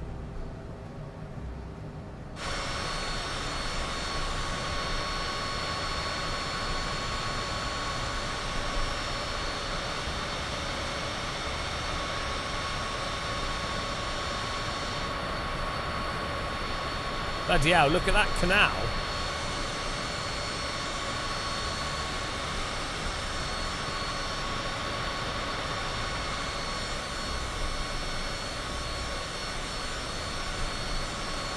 Canal is like 300 miles of straight canal.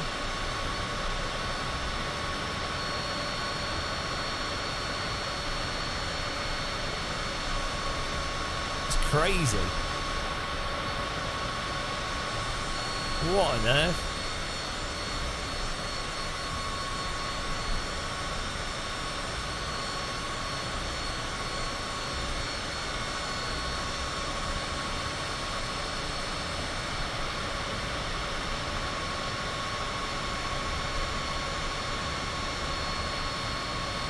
Kleinbrogen Air Base.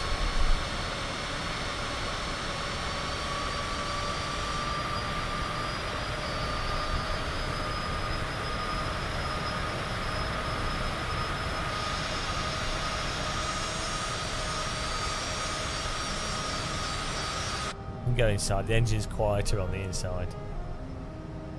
It's a jet plane. It's going to be noisy. Come on. That's quite a quiet plane on the inside there.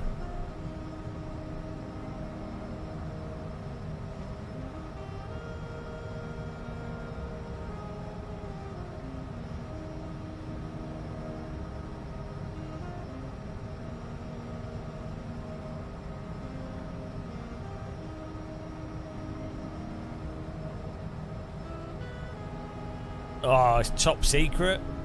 Mega secret airbase. That's where they hide all the street waffles.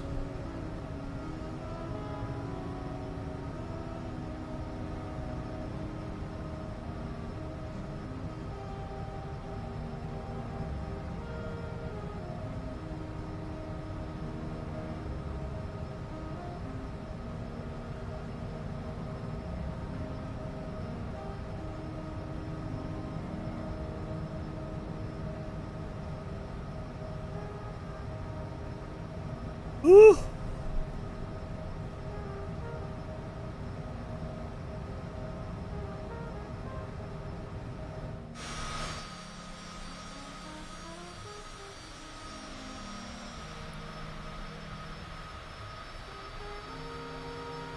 What's UTUR?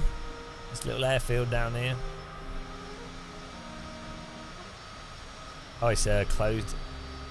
When they put crosses down the middle of the runway, it means it's a disused airfield.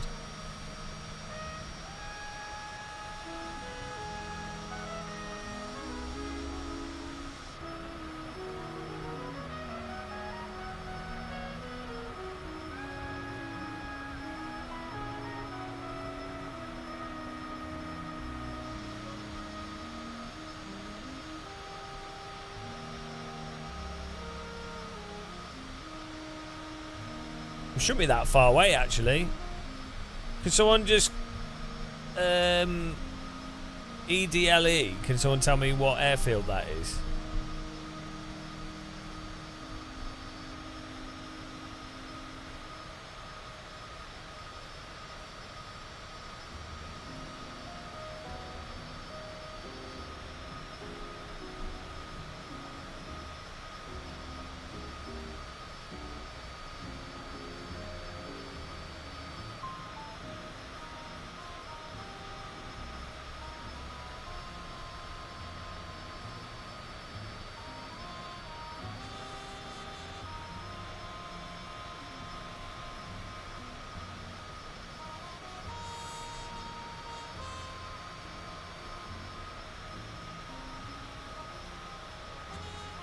EDLE.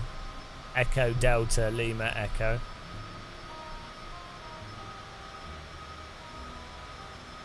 Okay, so the airport we want is... Hang on.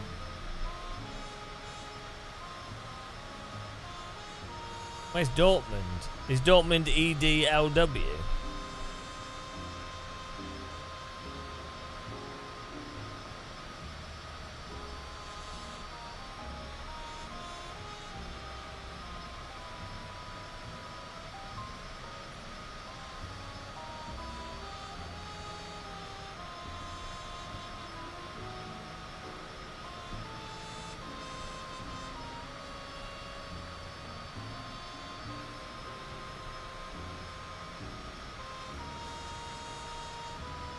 Hang on.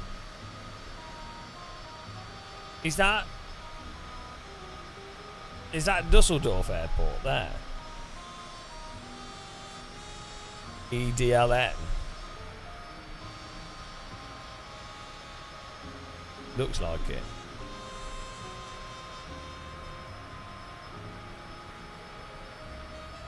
Oh yeah, that's Dusseldorf.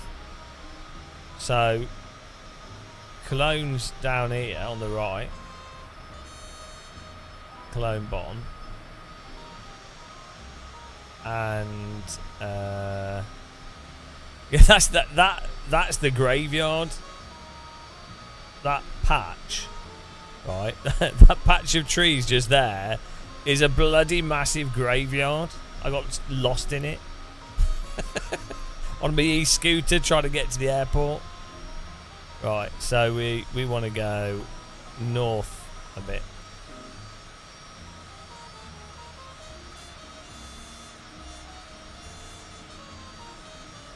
EDDL is Dusseldorf then.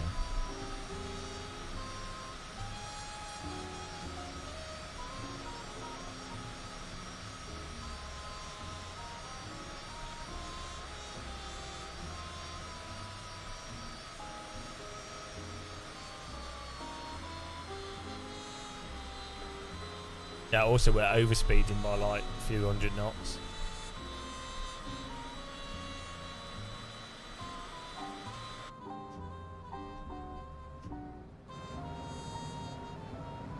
Hang on, so what's Dortmund EDLE? Was that Essen? Hang on, EDLW seems a bit far away.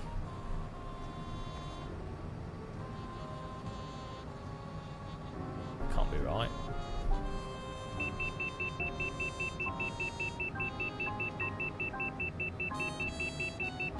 Oh well. Quite far away actually. Surprisingly. Popcorn's ready again. I guess it makes sense. That's Cologne Bonn Airport. Dusseldorf. Essen. I didn't know Essen. I don't think you can get planes there easily.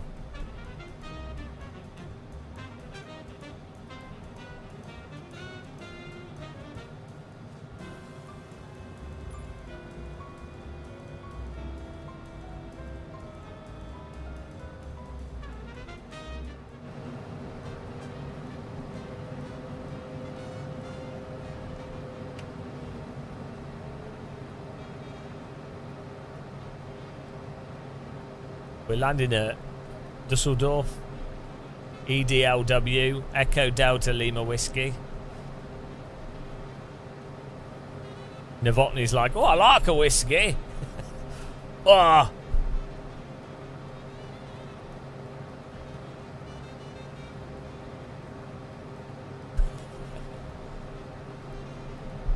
Oh, no. Well, at least it was in the cemetery. Good place to die.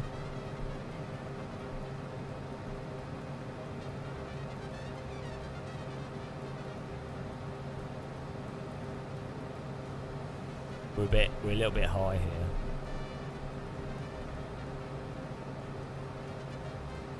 We're just gonna drop a few thousand. We're about 10,000 foot too high. Don't worry about that though. Yeah, he landed in a no-go zone. Don't want to do that.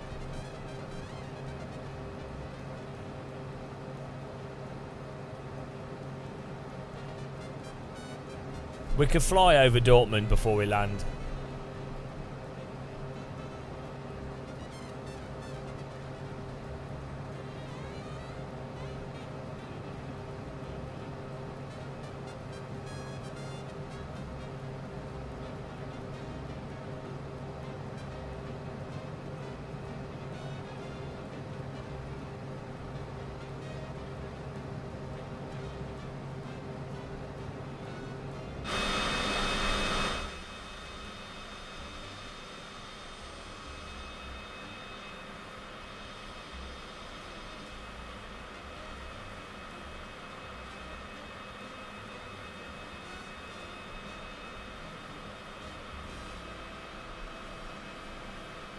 On a positive, my computer hasn't exploded.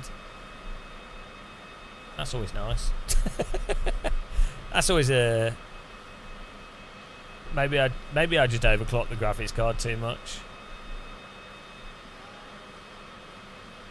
Oh, this looks nice. These they've really improved the trees in Germany. This is all photogrammetry as well. Look at that, it looks well good.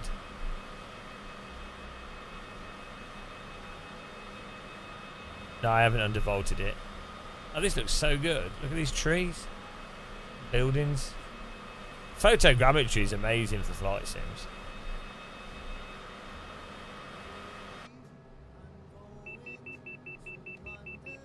Yeah.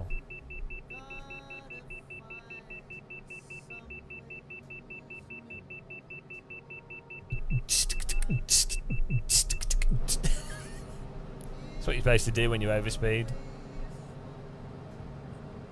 Right, we've got to find Sim Racing Expo here. Popcorn's ready again.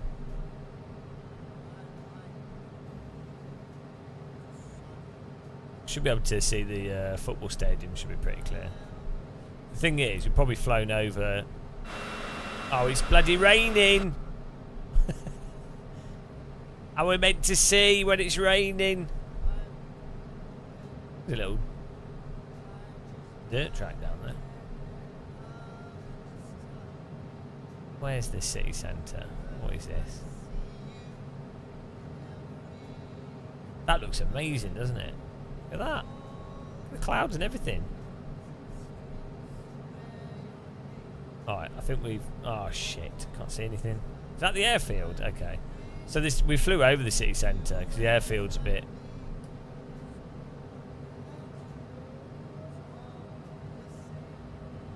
We're going to fly back over the city and then we'll come back and land. This will be helpful for when I come here. Like, the bus route's really confusing here because this airport is tiny. And then you've got this one road here.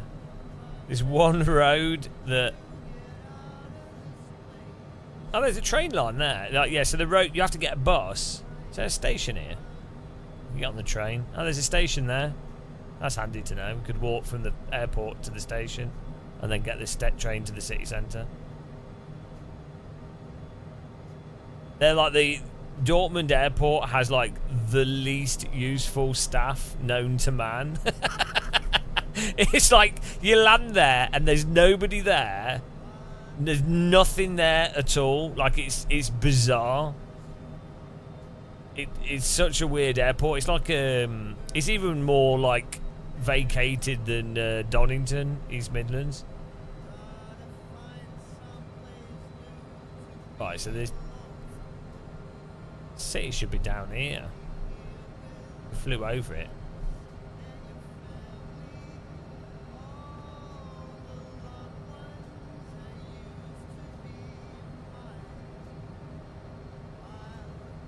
Why is it like... What is going on?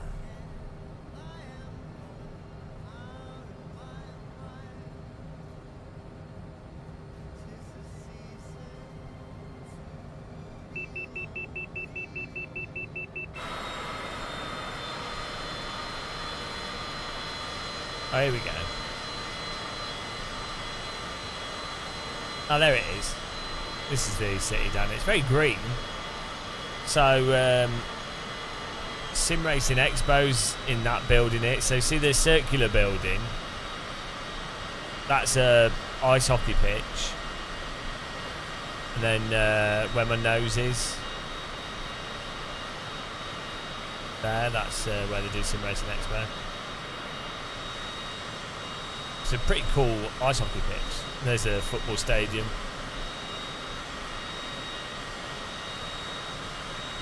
I don't think it's this green in real life. I don't remember it being that green.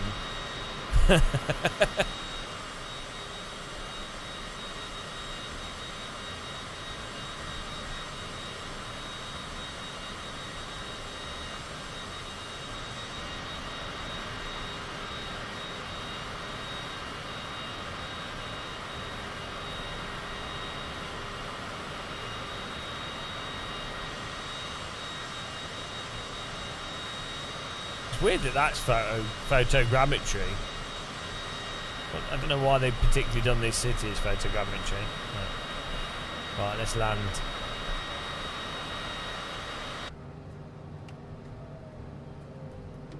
Landing here. Landing here. Landing here. Landing here. Landing here. Landing here. Landing here. Landing here. Landing here. Got my landing gear. What?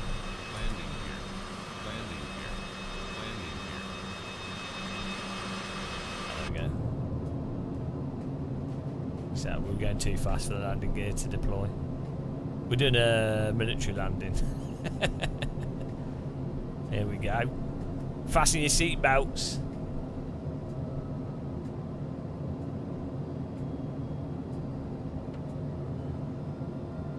Time for the Dortmund party airfield.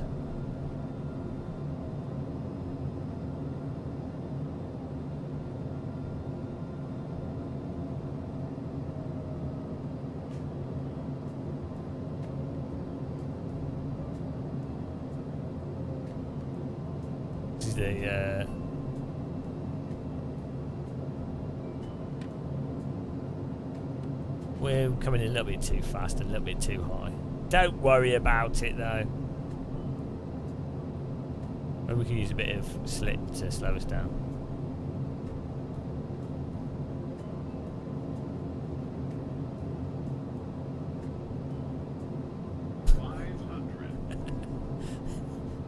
Nanny!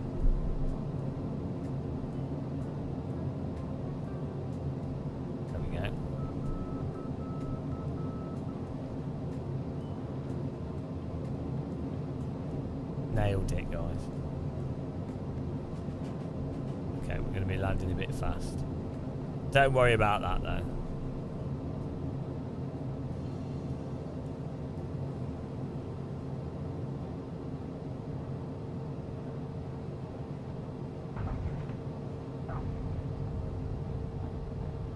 Easy.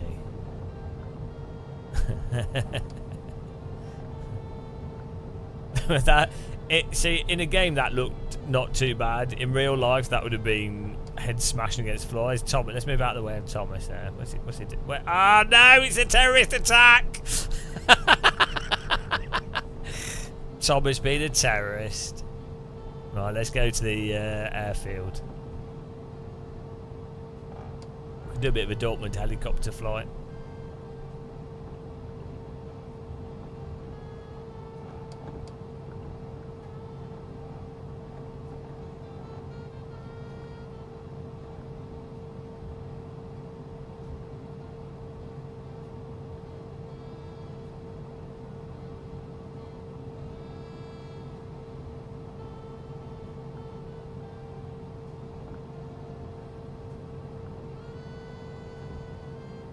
Oh dear. Traffic jam. What is he doing?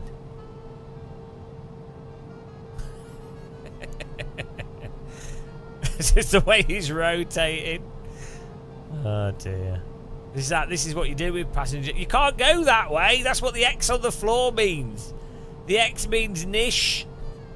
Niche, illegal. I see he's been fined by the airfield for his illegal flying. Could have been a hole there. Totally, that's a 4X. He's just totally ignoring the rules of the aircraft, of the runway.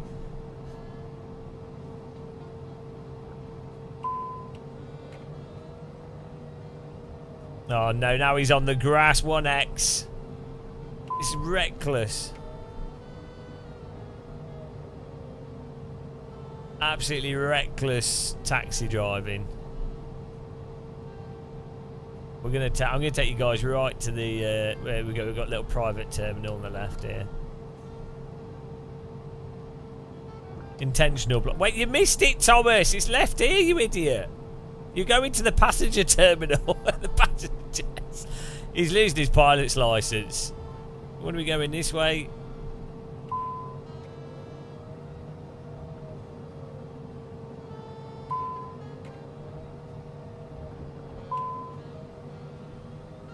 You've got to follow the yellow lines. That's how it works. Follow the yellow brick road. That's why they painted it. No! No! That's my parking spot! Oh, I'm going to have to park on the right now. Ah, oh, Jesus Christ. We'll park on this one. He's stolen our parking space. He's got a hedge. Oh, we're going to park in this one here. Oh no, this car's going to drive into us. Go quickly here. There we go.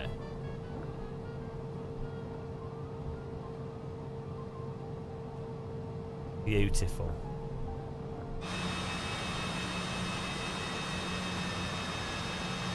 Oops.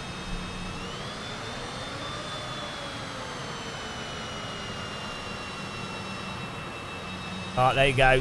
The car's come to pick you up, guys. Why is he driving into us? He's come. Look at that service. What is he doing?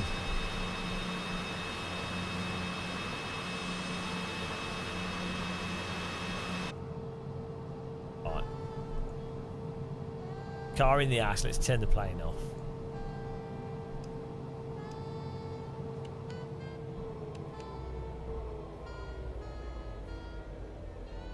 Ah, there we go.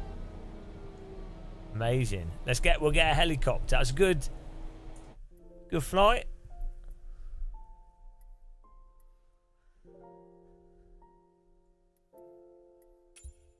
We got there pretty quick. Thought it was all right. We'll get a helicopter to have a little Dortmund tour.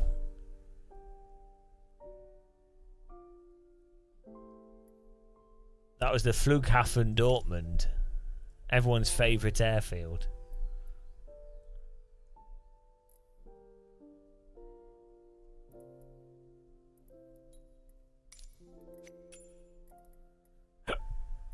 Let's take the little helicopter out.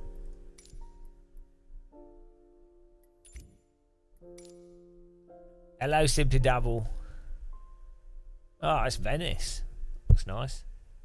I think it's Venice. It's missing the train line that connects it to the mainland. That's weird because the models in the north there, you've got a train line that goes to the mainland, but for some reason it's not connected properly.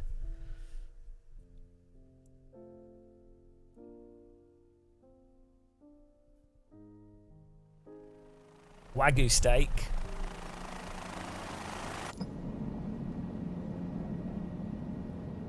Right, here we go. It's time for some helicopter flying, guys.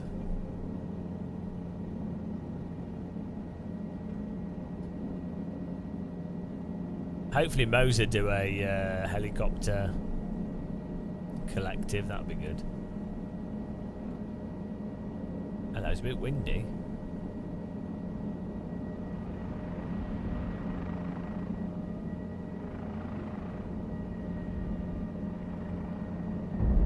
The helicopter's a bit weird in Microsoft flights. Okay, he's struggling to fly. You're meant to taxi. Yeah, the ground effect in this helicopter's a bit weird in Microsoft Flight Sim. Like it tends to bounce up and down in the ground effect a bit too much. The why is it bouncing up and down so much? It just doesn't make any sense.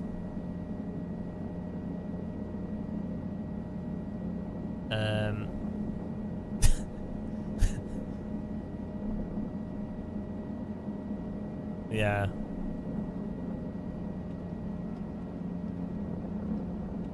Definitely a bit weird. Where's the runway? Oh, over there.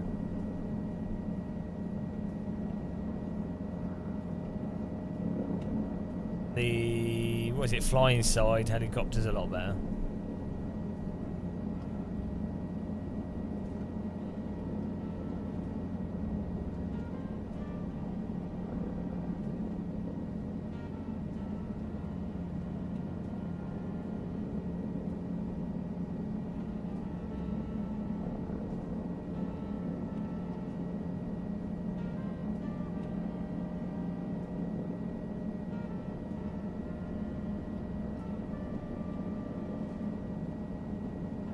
Out. Why are we? It's rotating so much. I'm having to put in like a ton of rudder.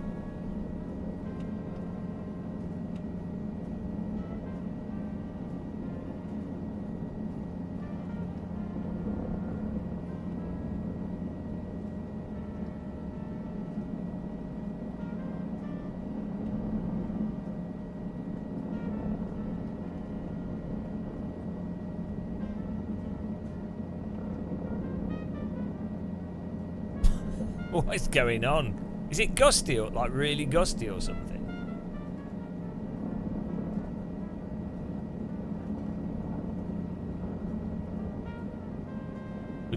We're taxiing down here.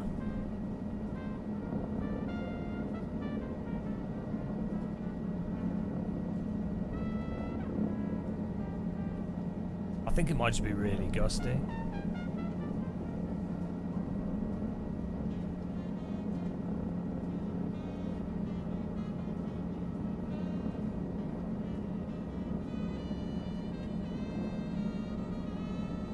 Then we'll fly down the runway.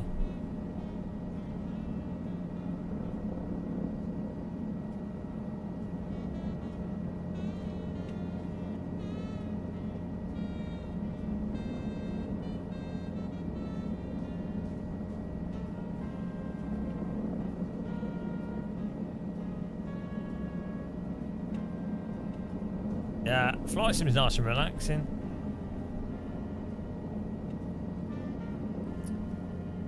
Can't beat a bit of flug sim.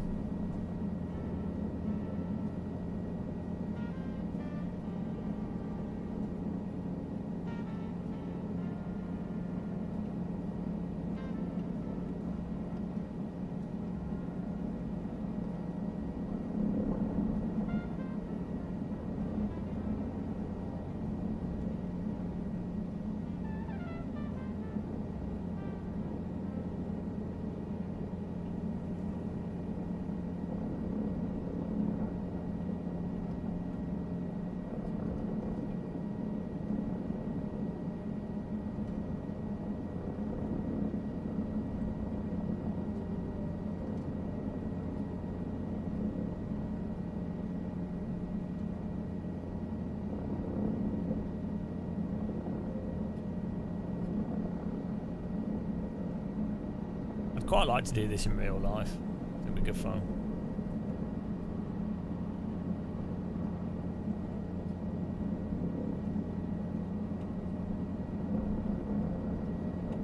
Oh yeah, the wind socks. Like 15 knots. Okay.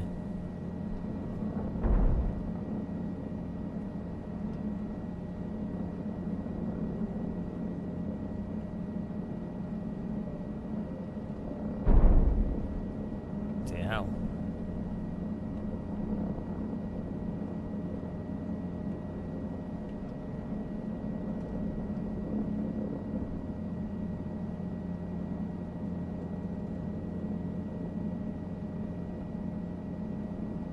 Off we go to Dortmund.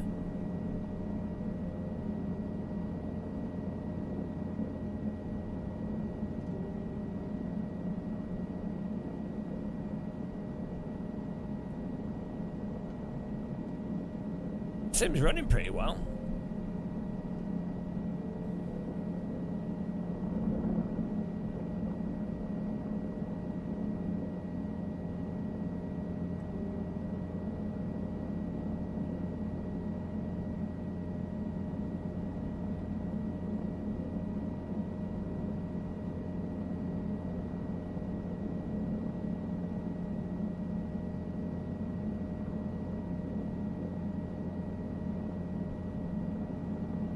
Let's follow the train line actually, because I might get the train when we go there. Might there's like a bus terminal at the front, and then yeah, there's like a road there. We could go down here under this walkway here. Then there's a train station here. Good to know. Then we could jump on this train and then get a train to the centre. Why didn't the people, last time I was here, why didn't the people in the airport tell me this? Oh, just walk down there. There's the train station. That's a lot easier to understand than rando German buses.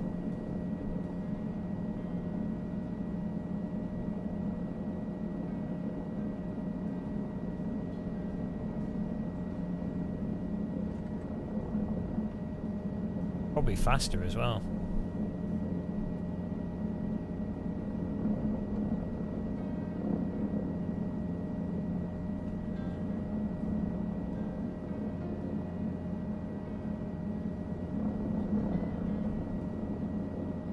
Do you live in Dortmund? It's a random place to live.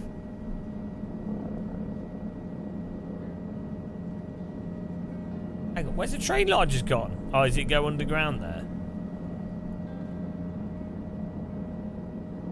What? It's disappeared. Hello, pixel therapy. Was it in the trees? Oh, it's in the trees. I see.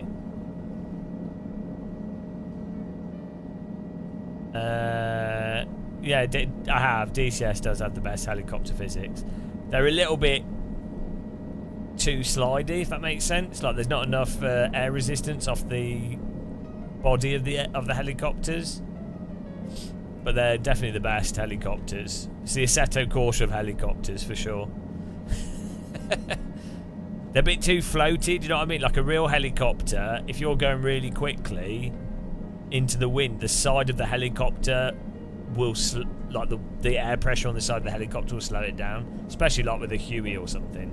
But still, they're really good. They're really fun to fly.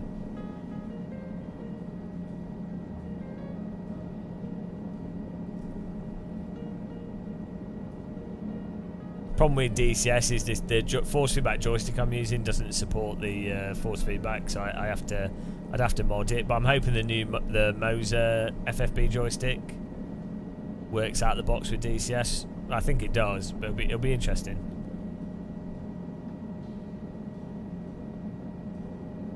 I had to go on it at Gamescom, and it felt pretty good.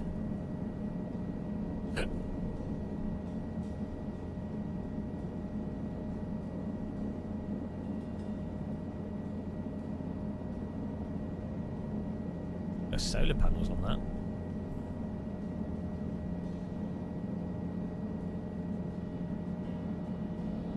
Nice. Yeah, I'm using this is the HOTAS Warthog at the moment. The Moser throttle unit feels really good as well.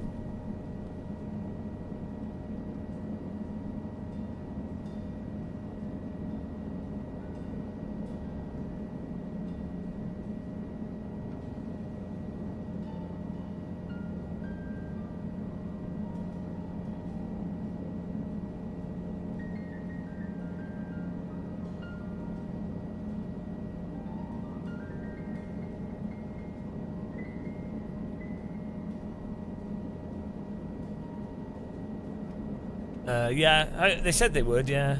But I'm not in a rush to get stuff. I've got a backlog of reviews, so if they do, they do. I'm not like a review channel sort of thing.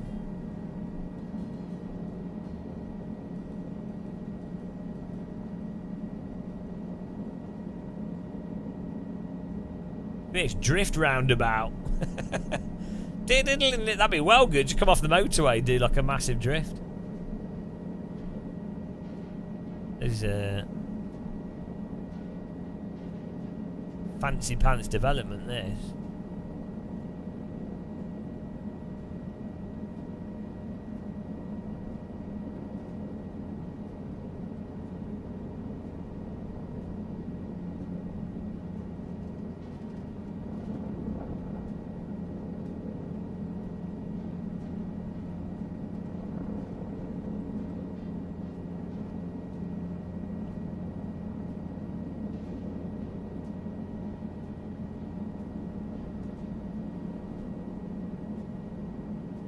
Turn off the terrain caching thing, Thomas.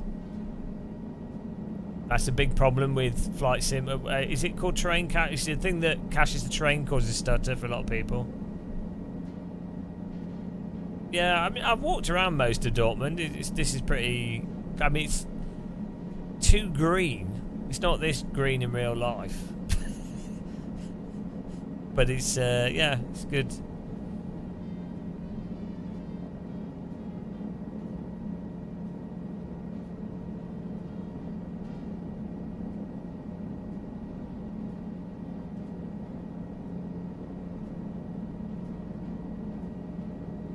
Like a steel factory right in the centre of town. Oh, isn't this the closed down one that's a museum? That like it was a big factory and then I think they made it into a museum.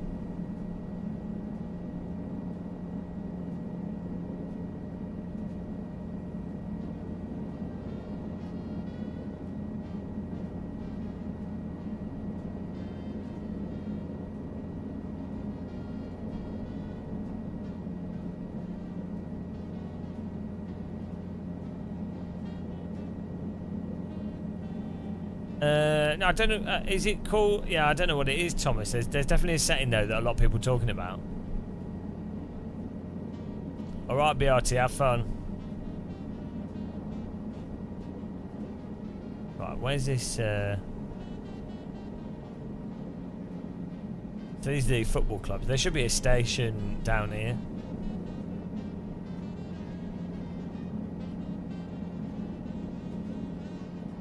Yeah, there's way too many trees. I mean, I've literally walked all along here, and there's not this many trees. Microsoft Flight Sim's been overly generous to the tree coverage in this area.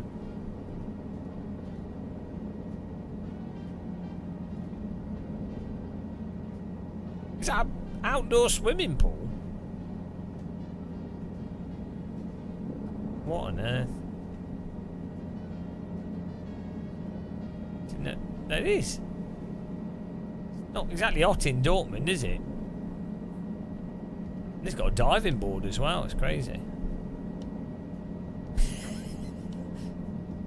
Where's this station? There's a central station.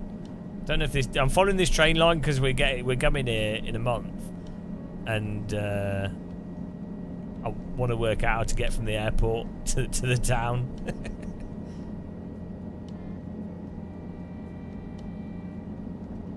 Maybe it's just in the town and that's it.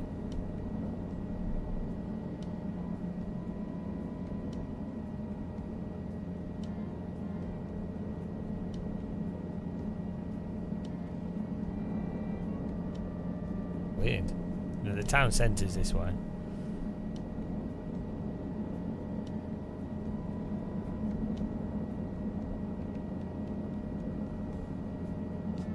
There's the ice hockey stadium.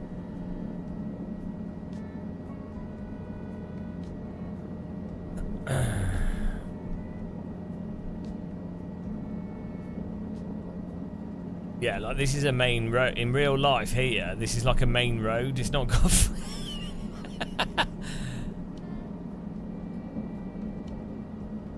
this is the hotel I stayed in last time in this building here.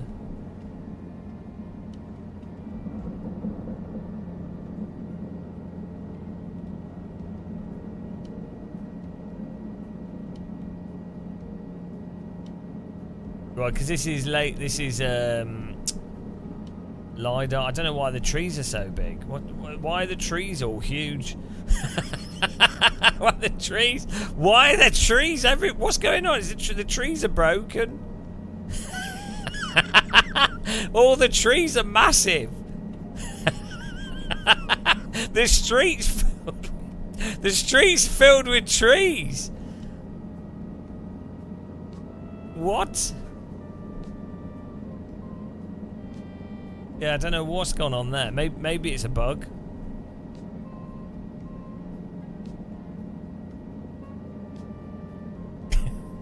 I need to set fire to it. Oh, here's the building with the U on top. This is weird. I don't even know what this is, but it stands out.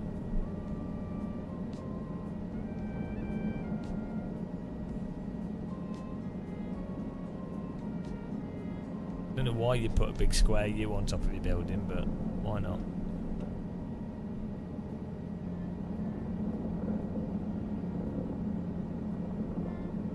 It's kind of like a mixture between kind of Middlesbrough, but then not shit, and then it's really hard, like plain Middlesbrough, Milton Keynesy kind of. Canterbury, like it's like a weird mix of stuff because it's got like churches and stuff in it and old buildings, but then it has like new buildings, and then it's quite a sort of, yeah, it's a really sort of eclectic mix of places.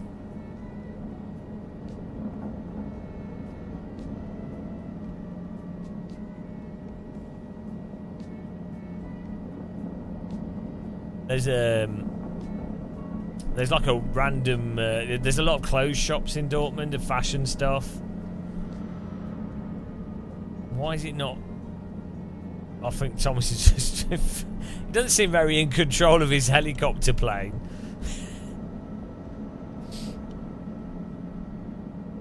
Oh dear.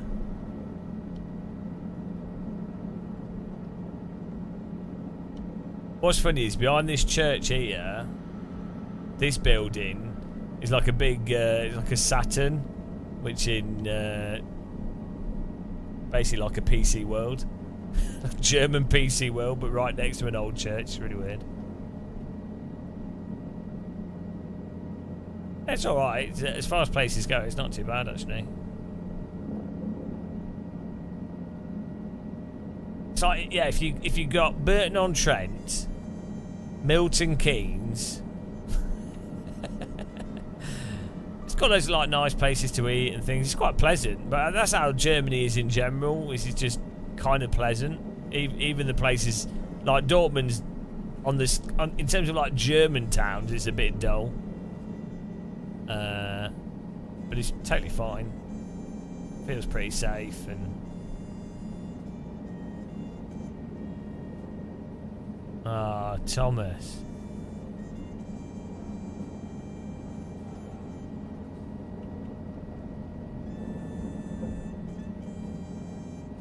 Oh, this building has weird naked statues outside of it.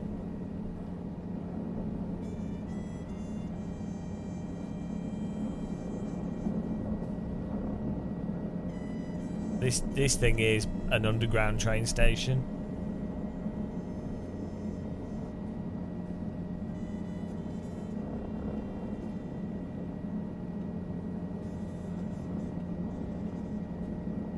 Wonder if there's a pillar of peace here in real life. Oh, it's not appeared. It's not appeared.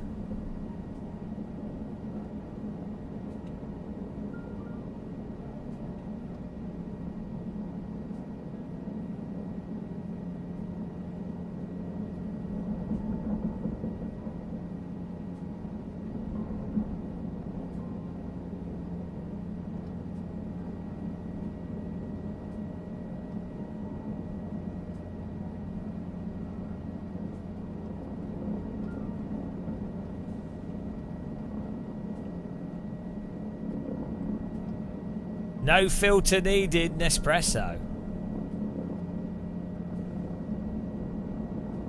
Who doesn't like an espresso?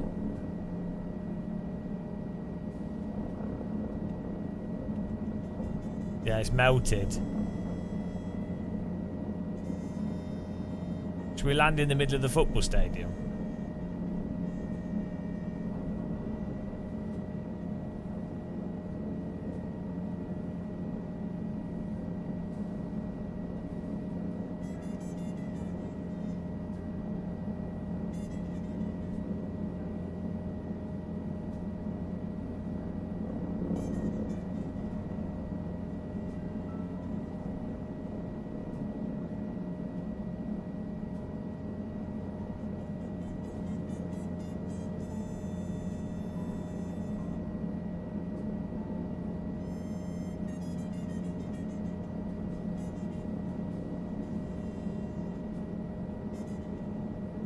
Yeah, I don't know why the trees are so big.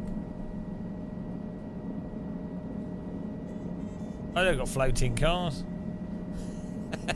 That's normal in Germany. Hover cars, they're well ahead of us in the UK.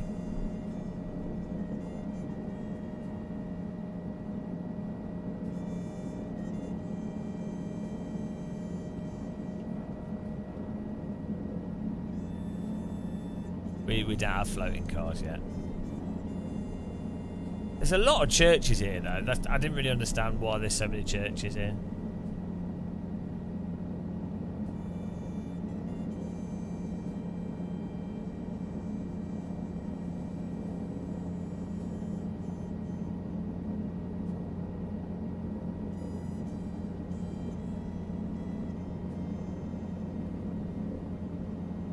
Yeah, I think it's like got steelworks and things.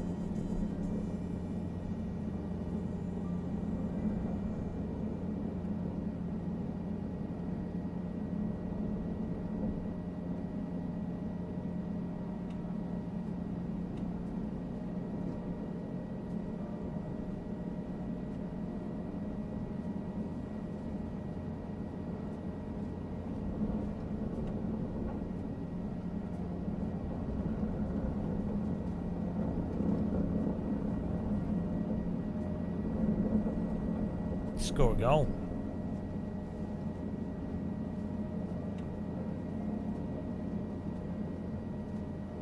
Goal!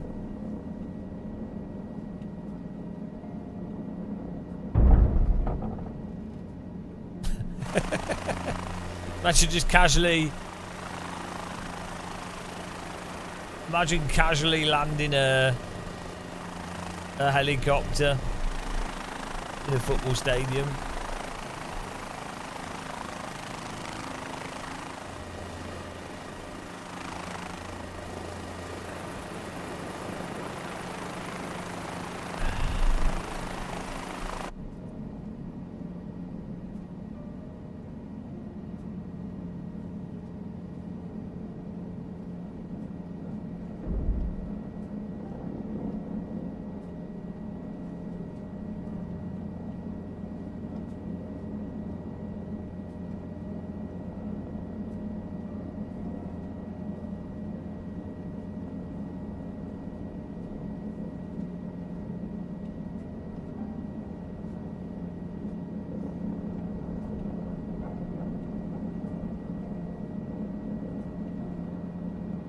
I'm surprised that there's a swimming pool here. Ah, that Thomas is left. Thomas could not take the helicopter flying. I wanna experience this swimming pool. I did not even know it existed. Is F124 any good? Not in terms of physics, but for a game to play, it's not too bad. It's a little bit weird, but it's all right.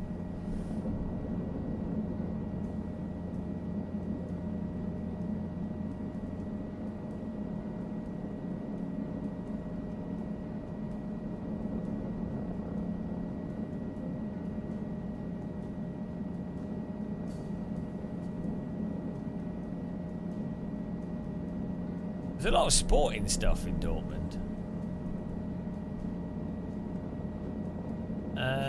I'm not sure if it's loot boxes.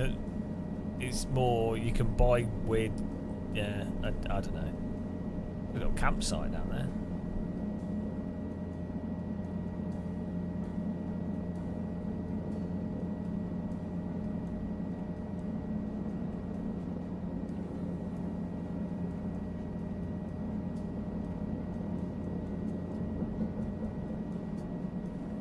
Oh, maybe you can go into this one. So it's a smaller TV tower. Maybe you can still do a tour into it though.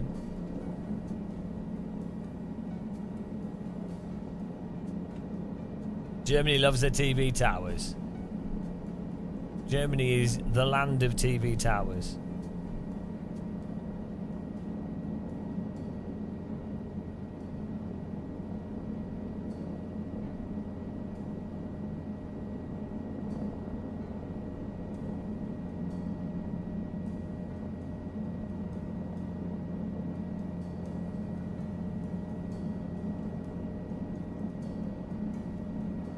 Sweep down here and then go follow the road.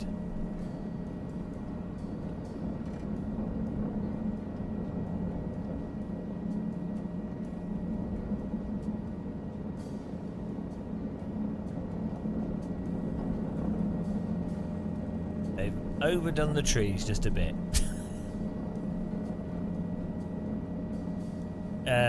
The string is a high-tech way of being able to tell which way the wind's blowing across the front of the helicopter.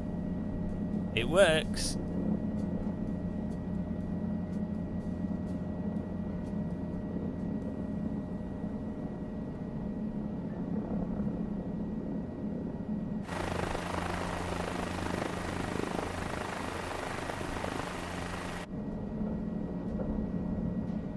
It's like allotments. All those houses. There's allotments. That's cool.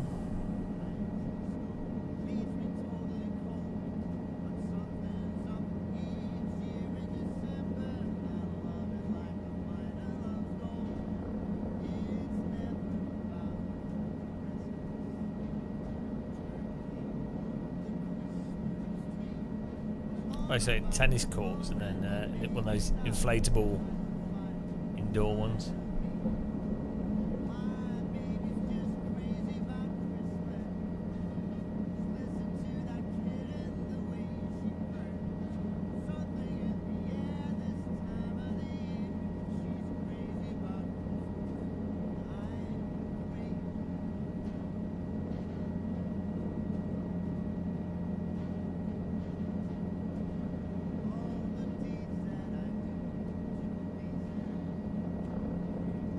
Quite a lot of like general housing areas. You got a lot of flats in Germany.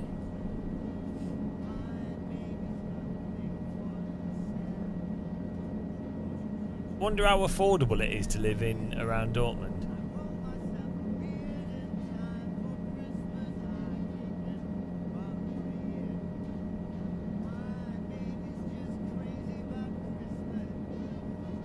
These are probably quite cheap because they're right on the flight path for the runway.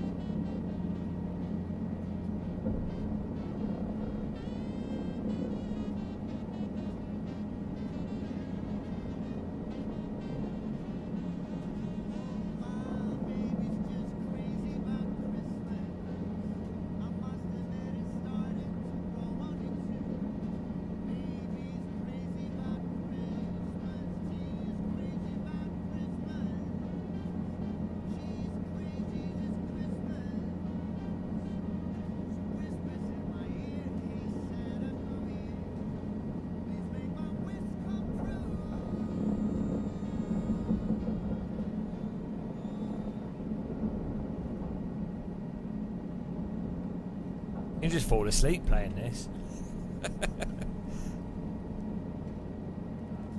Microsoft Sleep Simulator.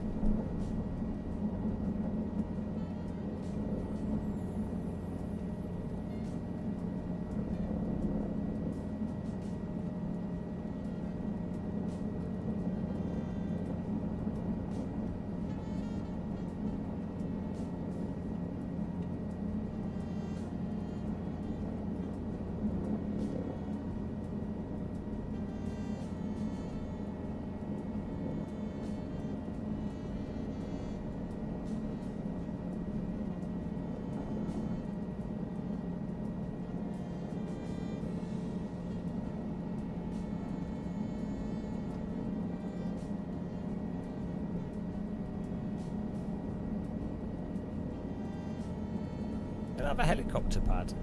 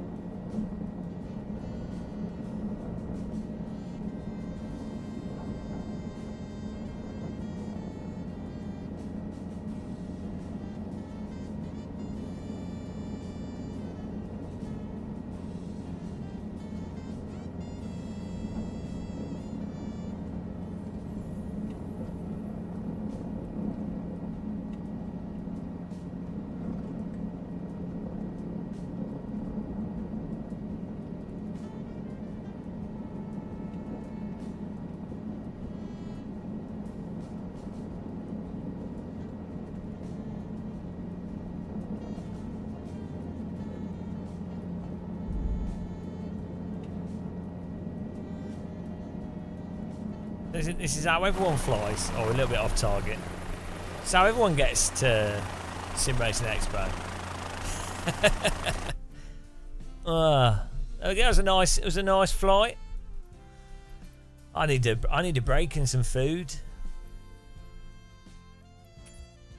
At least Flight Sim's working. Flug Sim's working, and my computer hasn't burst into flames, which is always a positive as well. That's nice.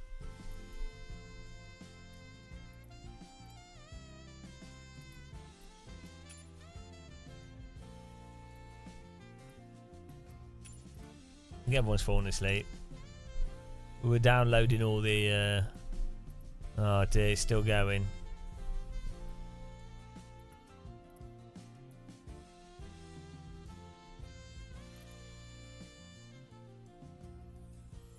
Yeah.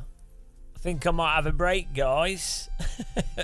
After that intense flying and safety rating save.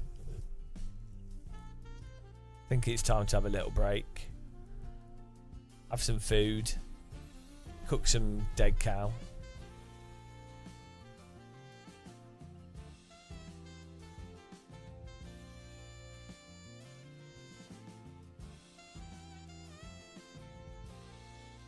I've exceeded my hours, yeah. I'm only allowed to like live stream for 5 minutes a day.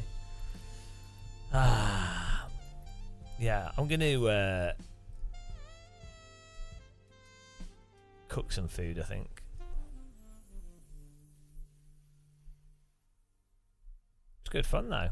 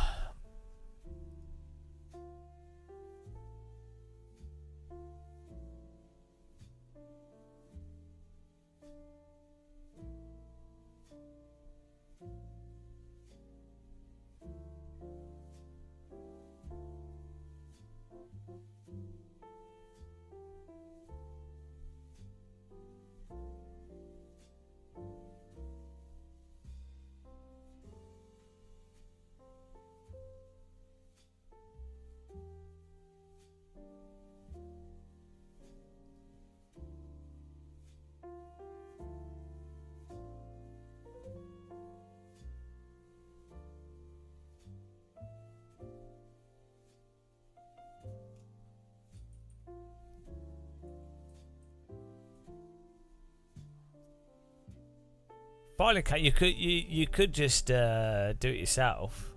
You could get someone else to make it for you.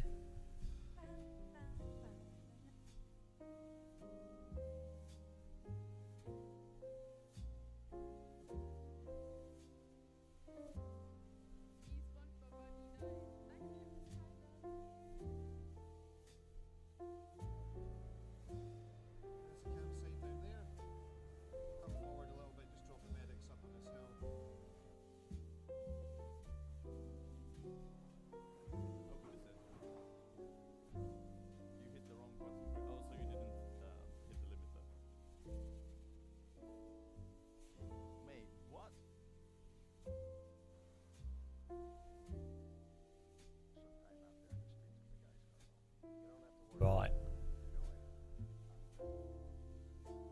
Oh no, find an account. The butler. Right, guys. I'll see you all soon. We'll gradually have more energy as we get used to getting up early. Thanks for watching and hanging out. Thanks for being members and all that lark. I'll see you all soon. Yeah. Bye.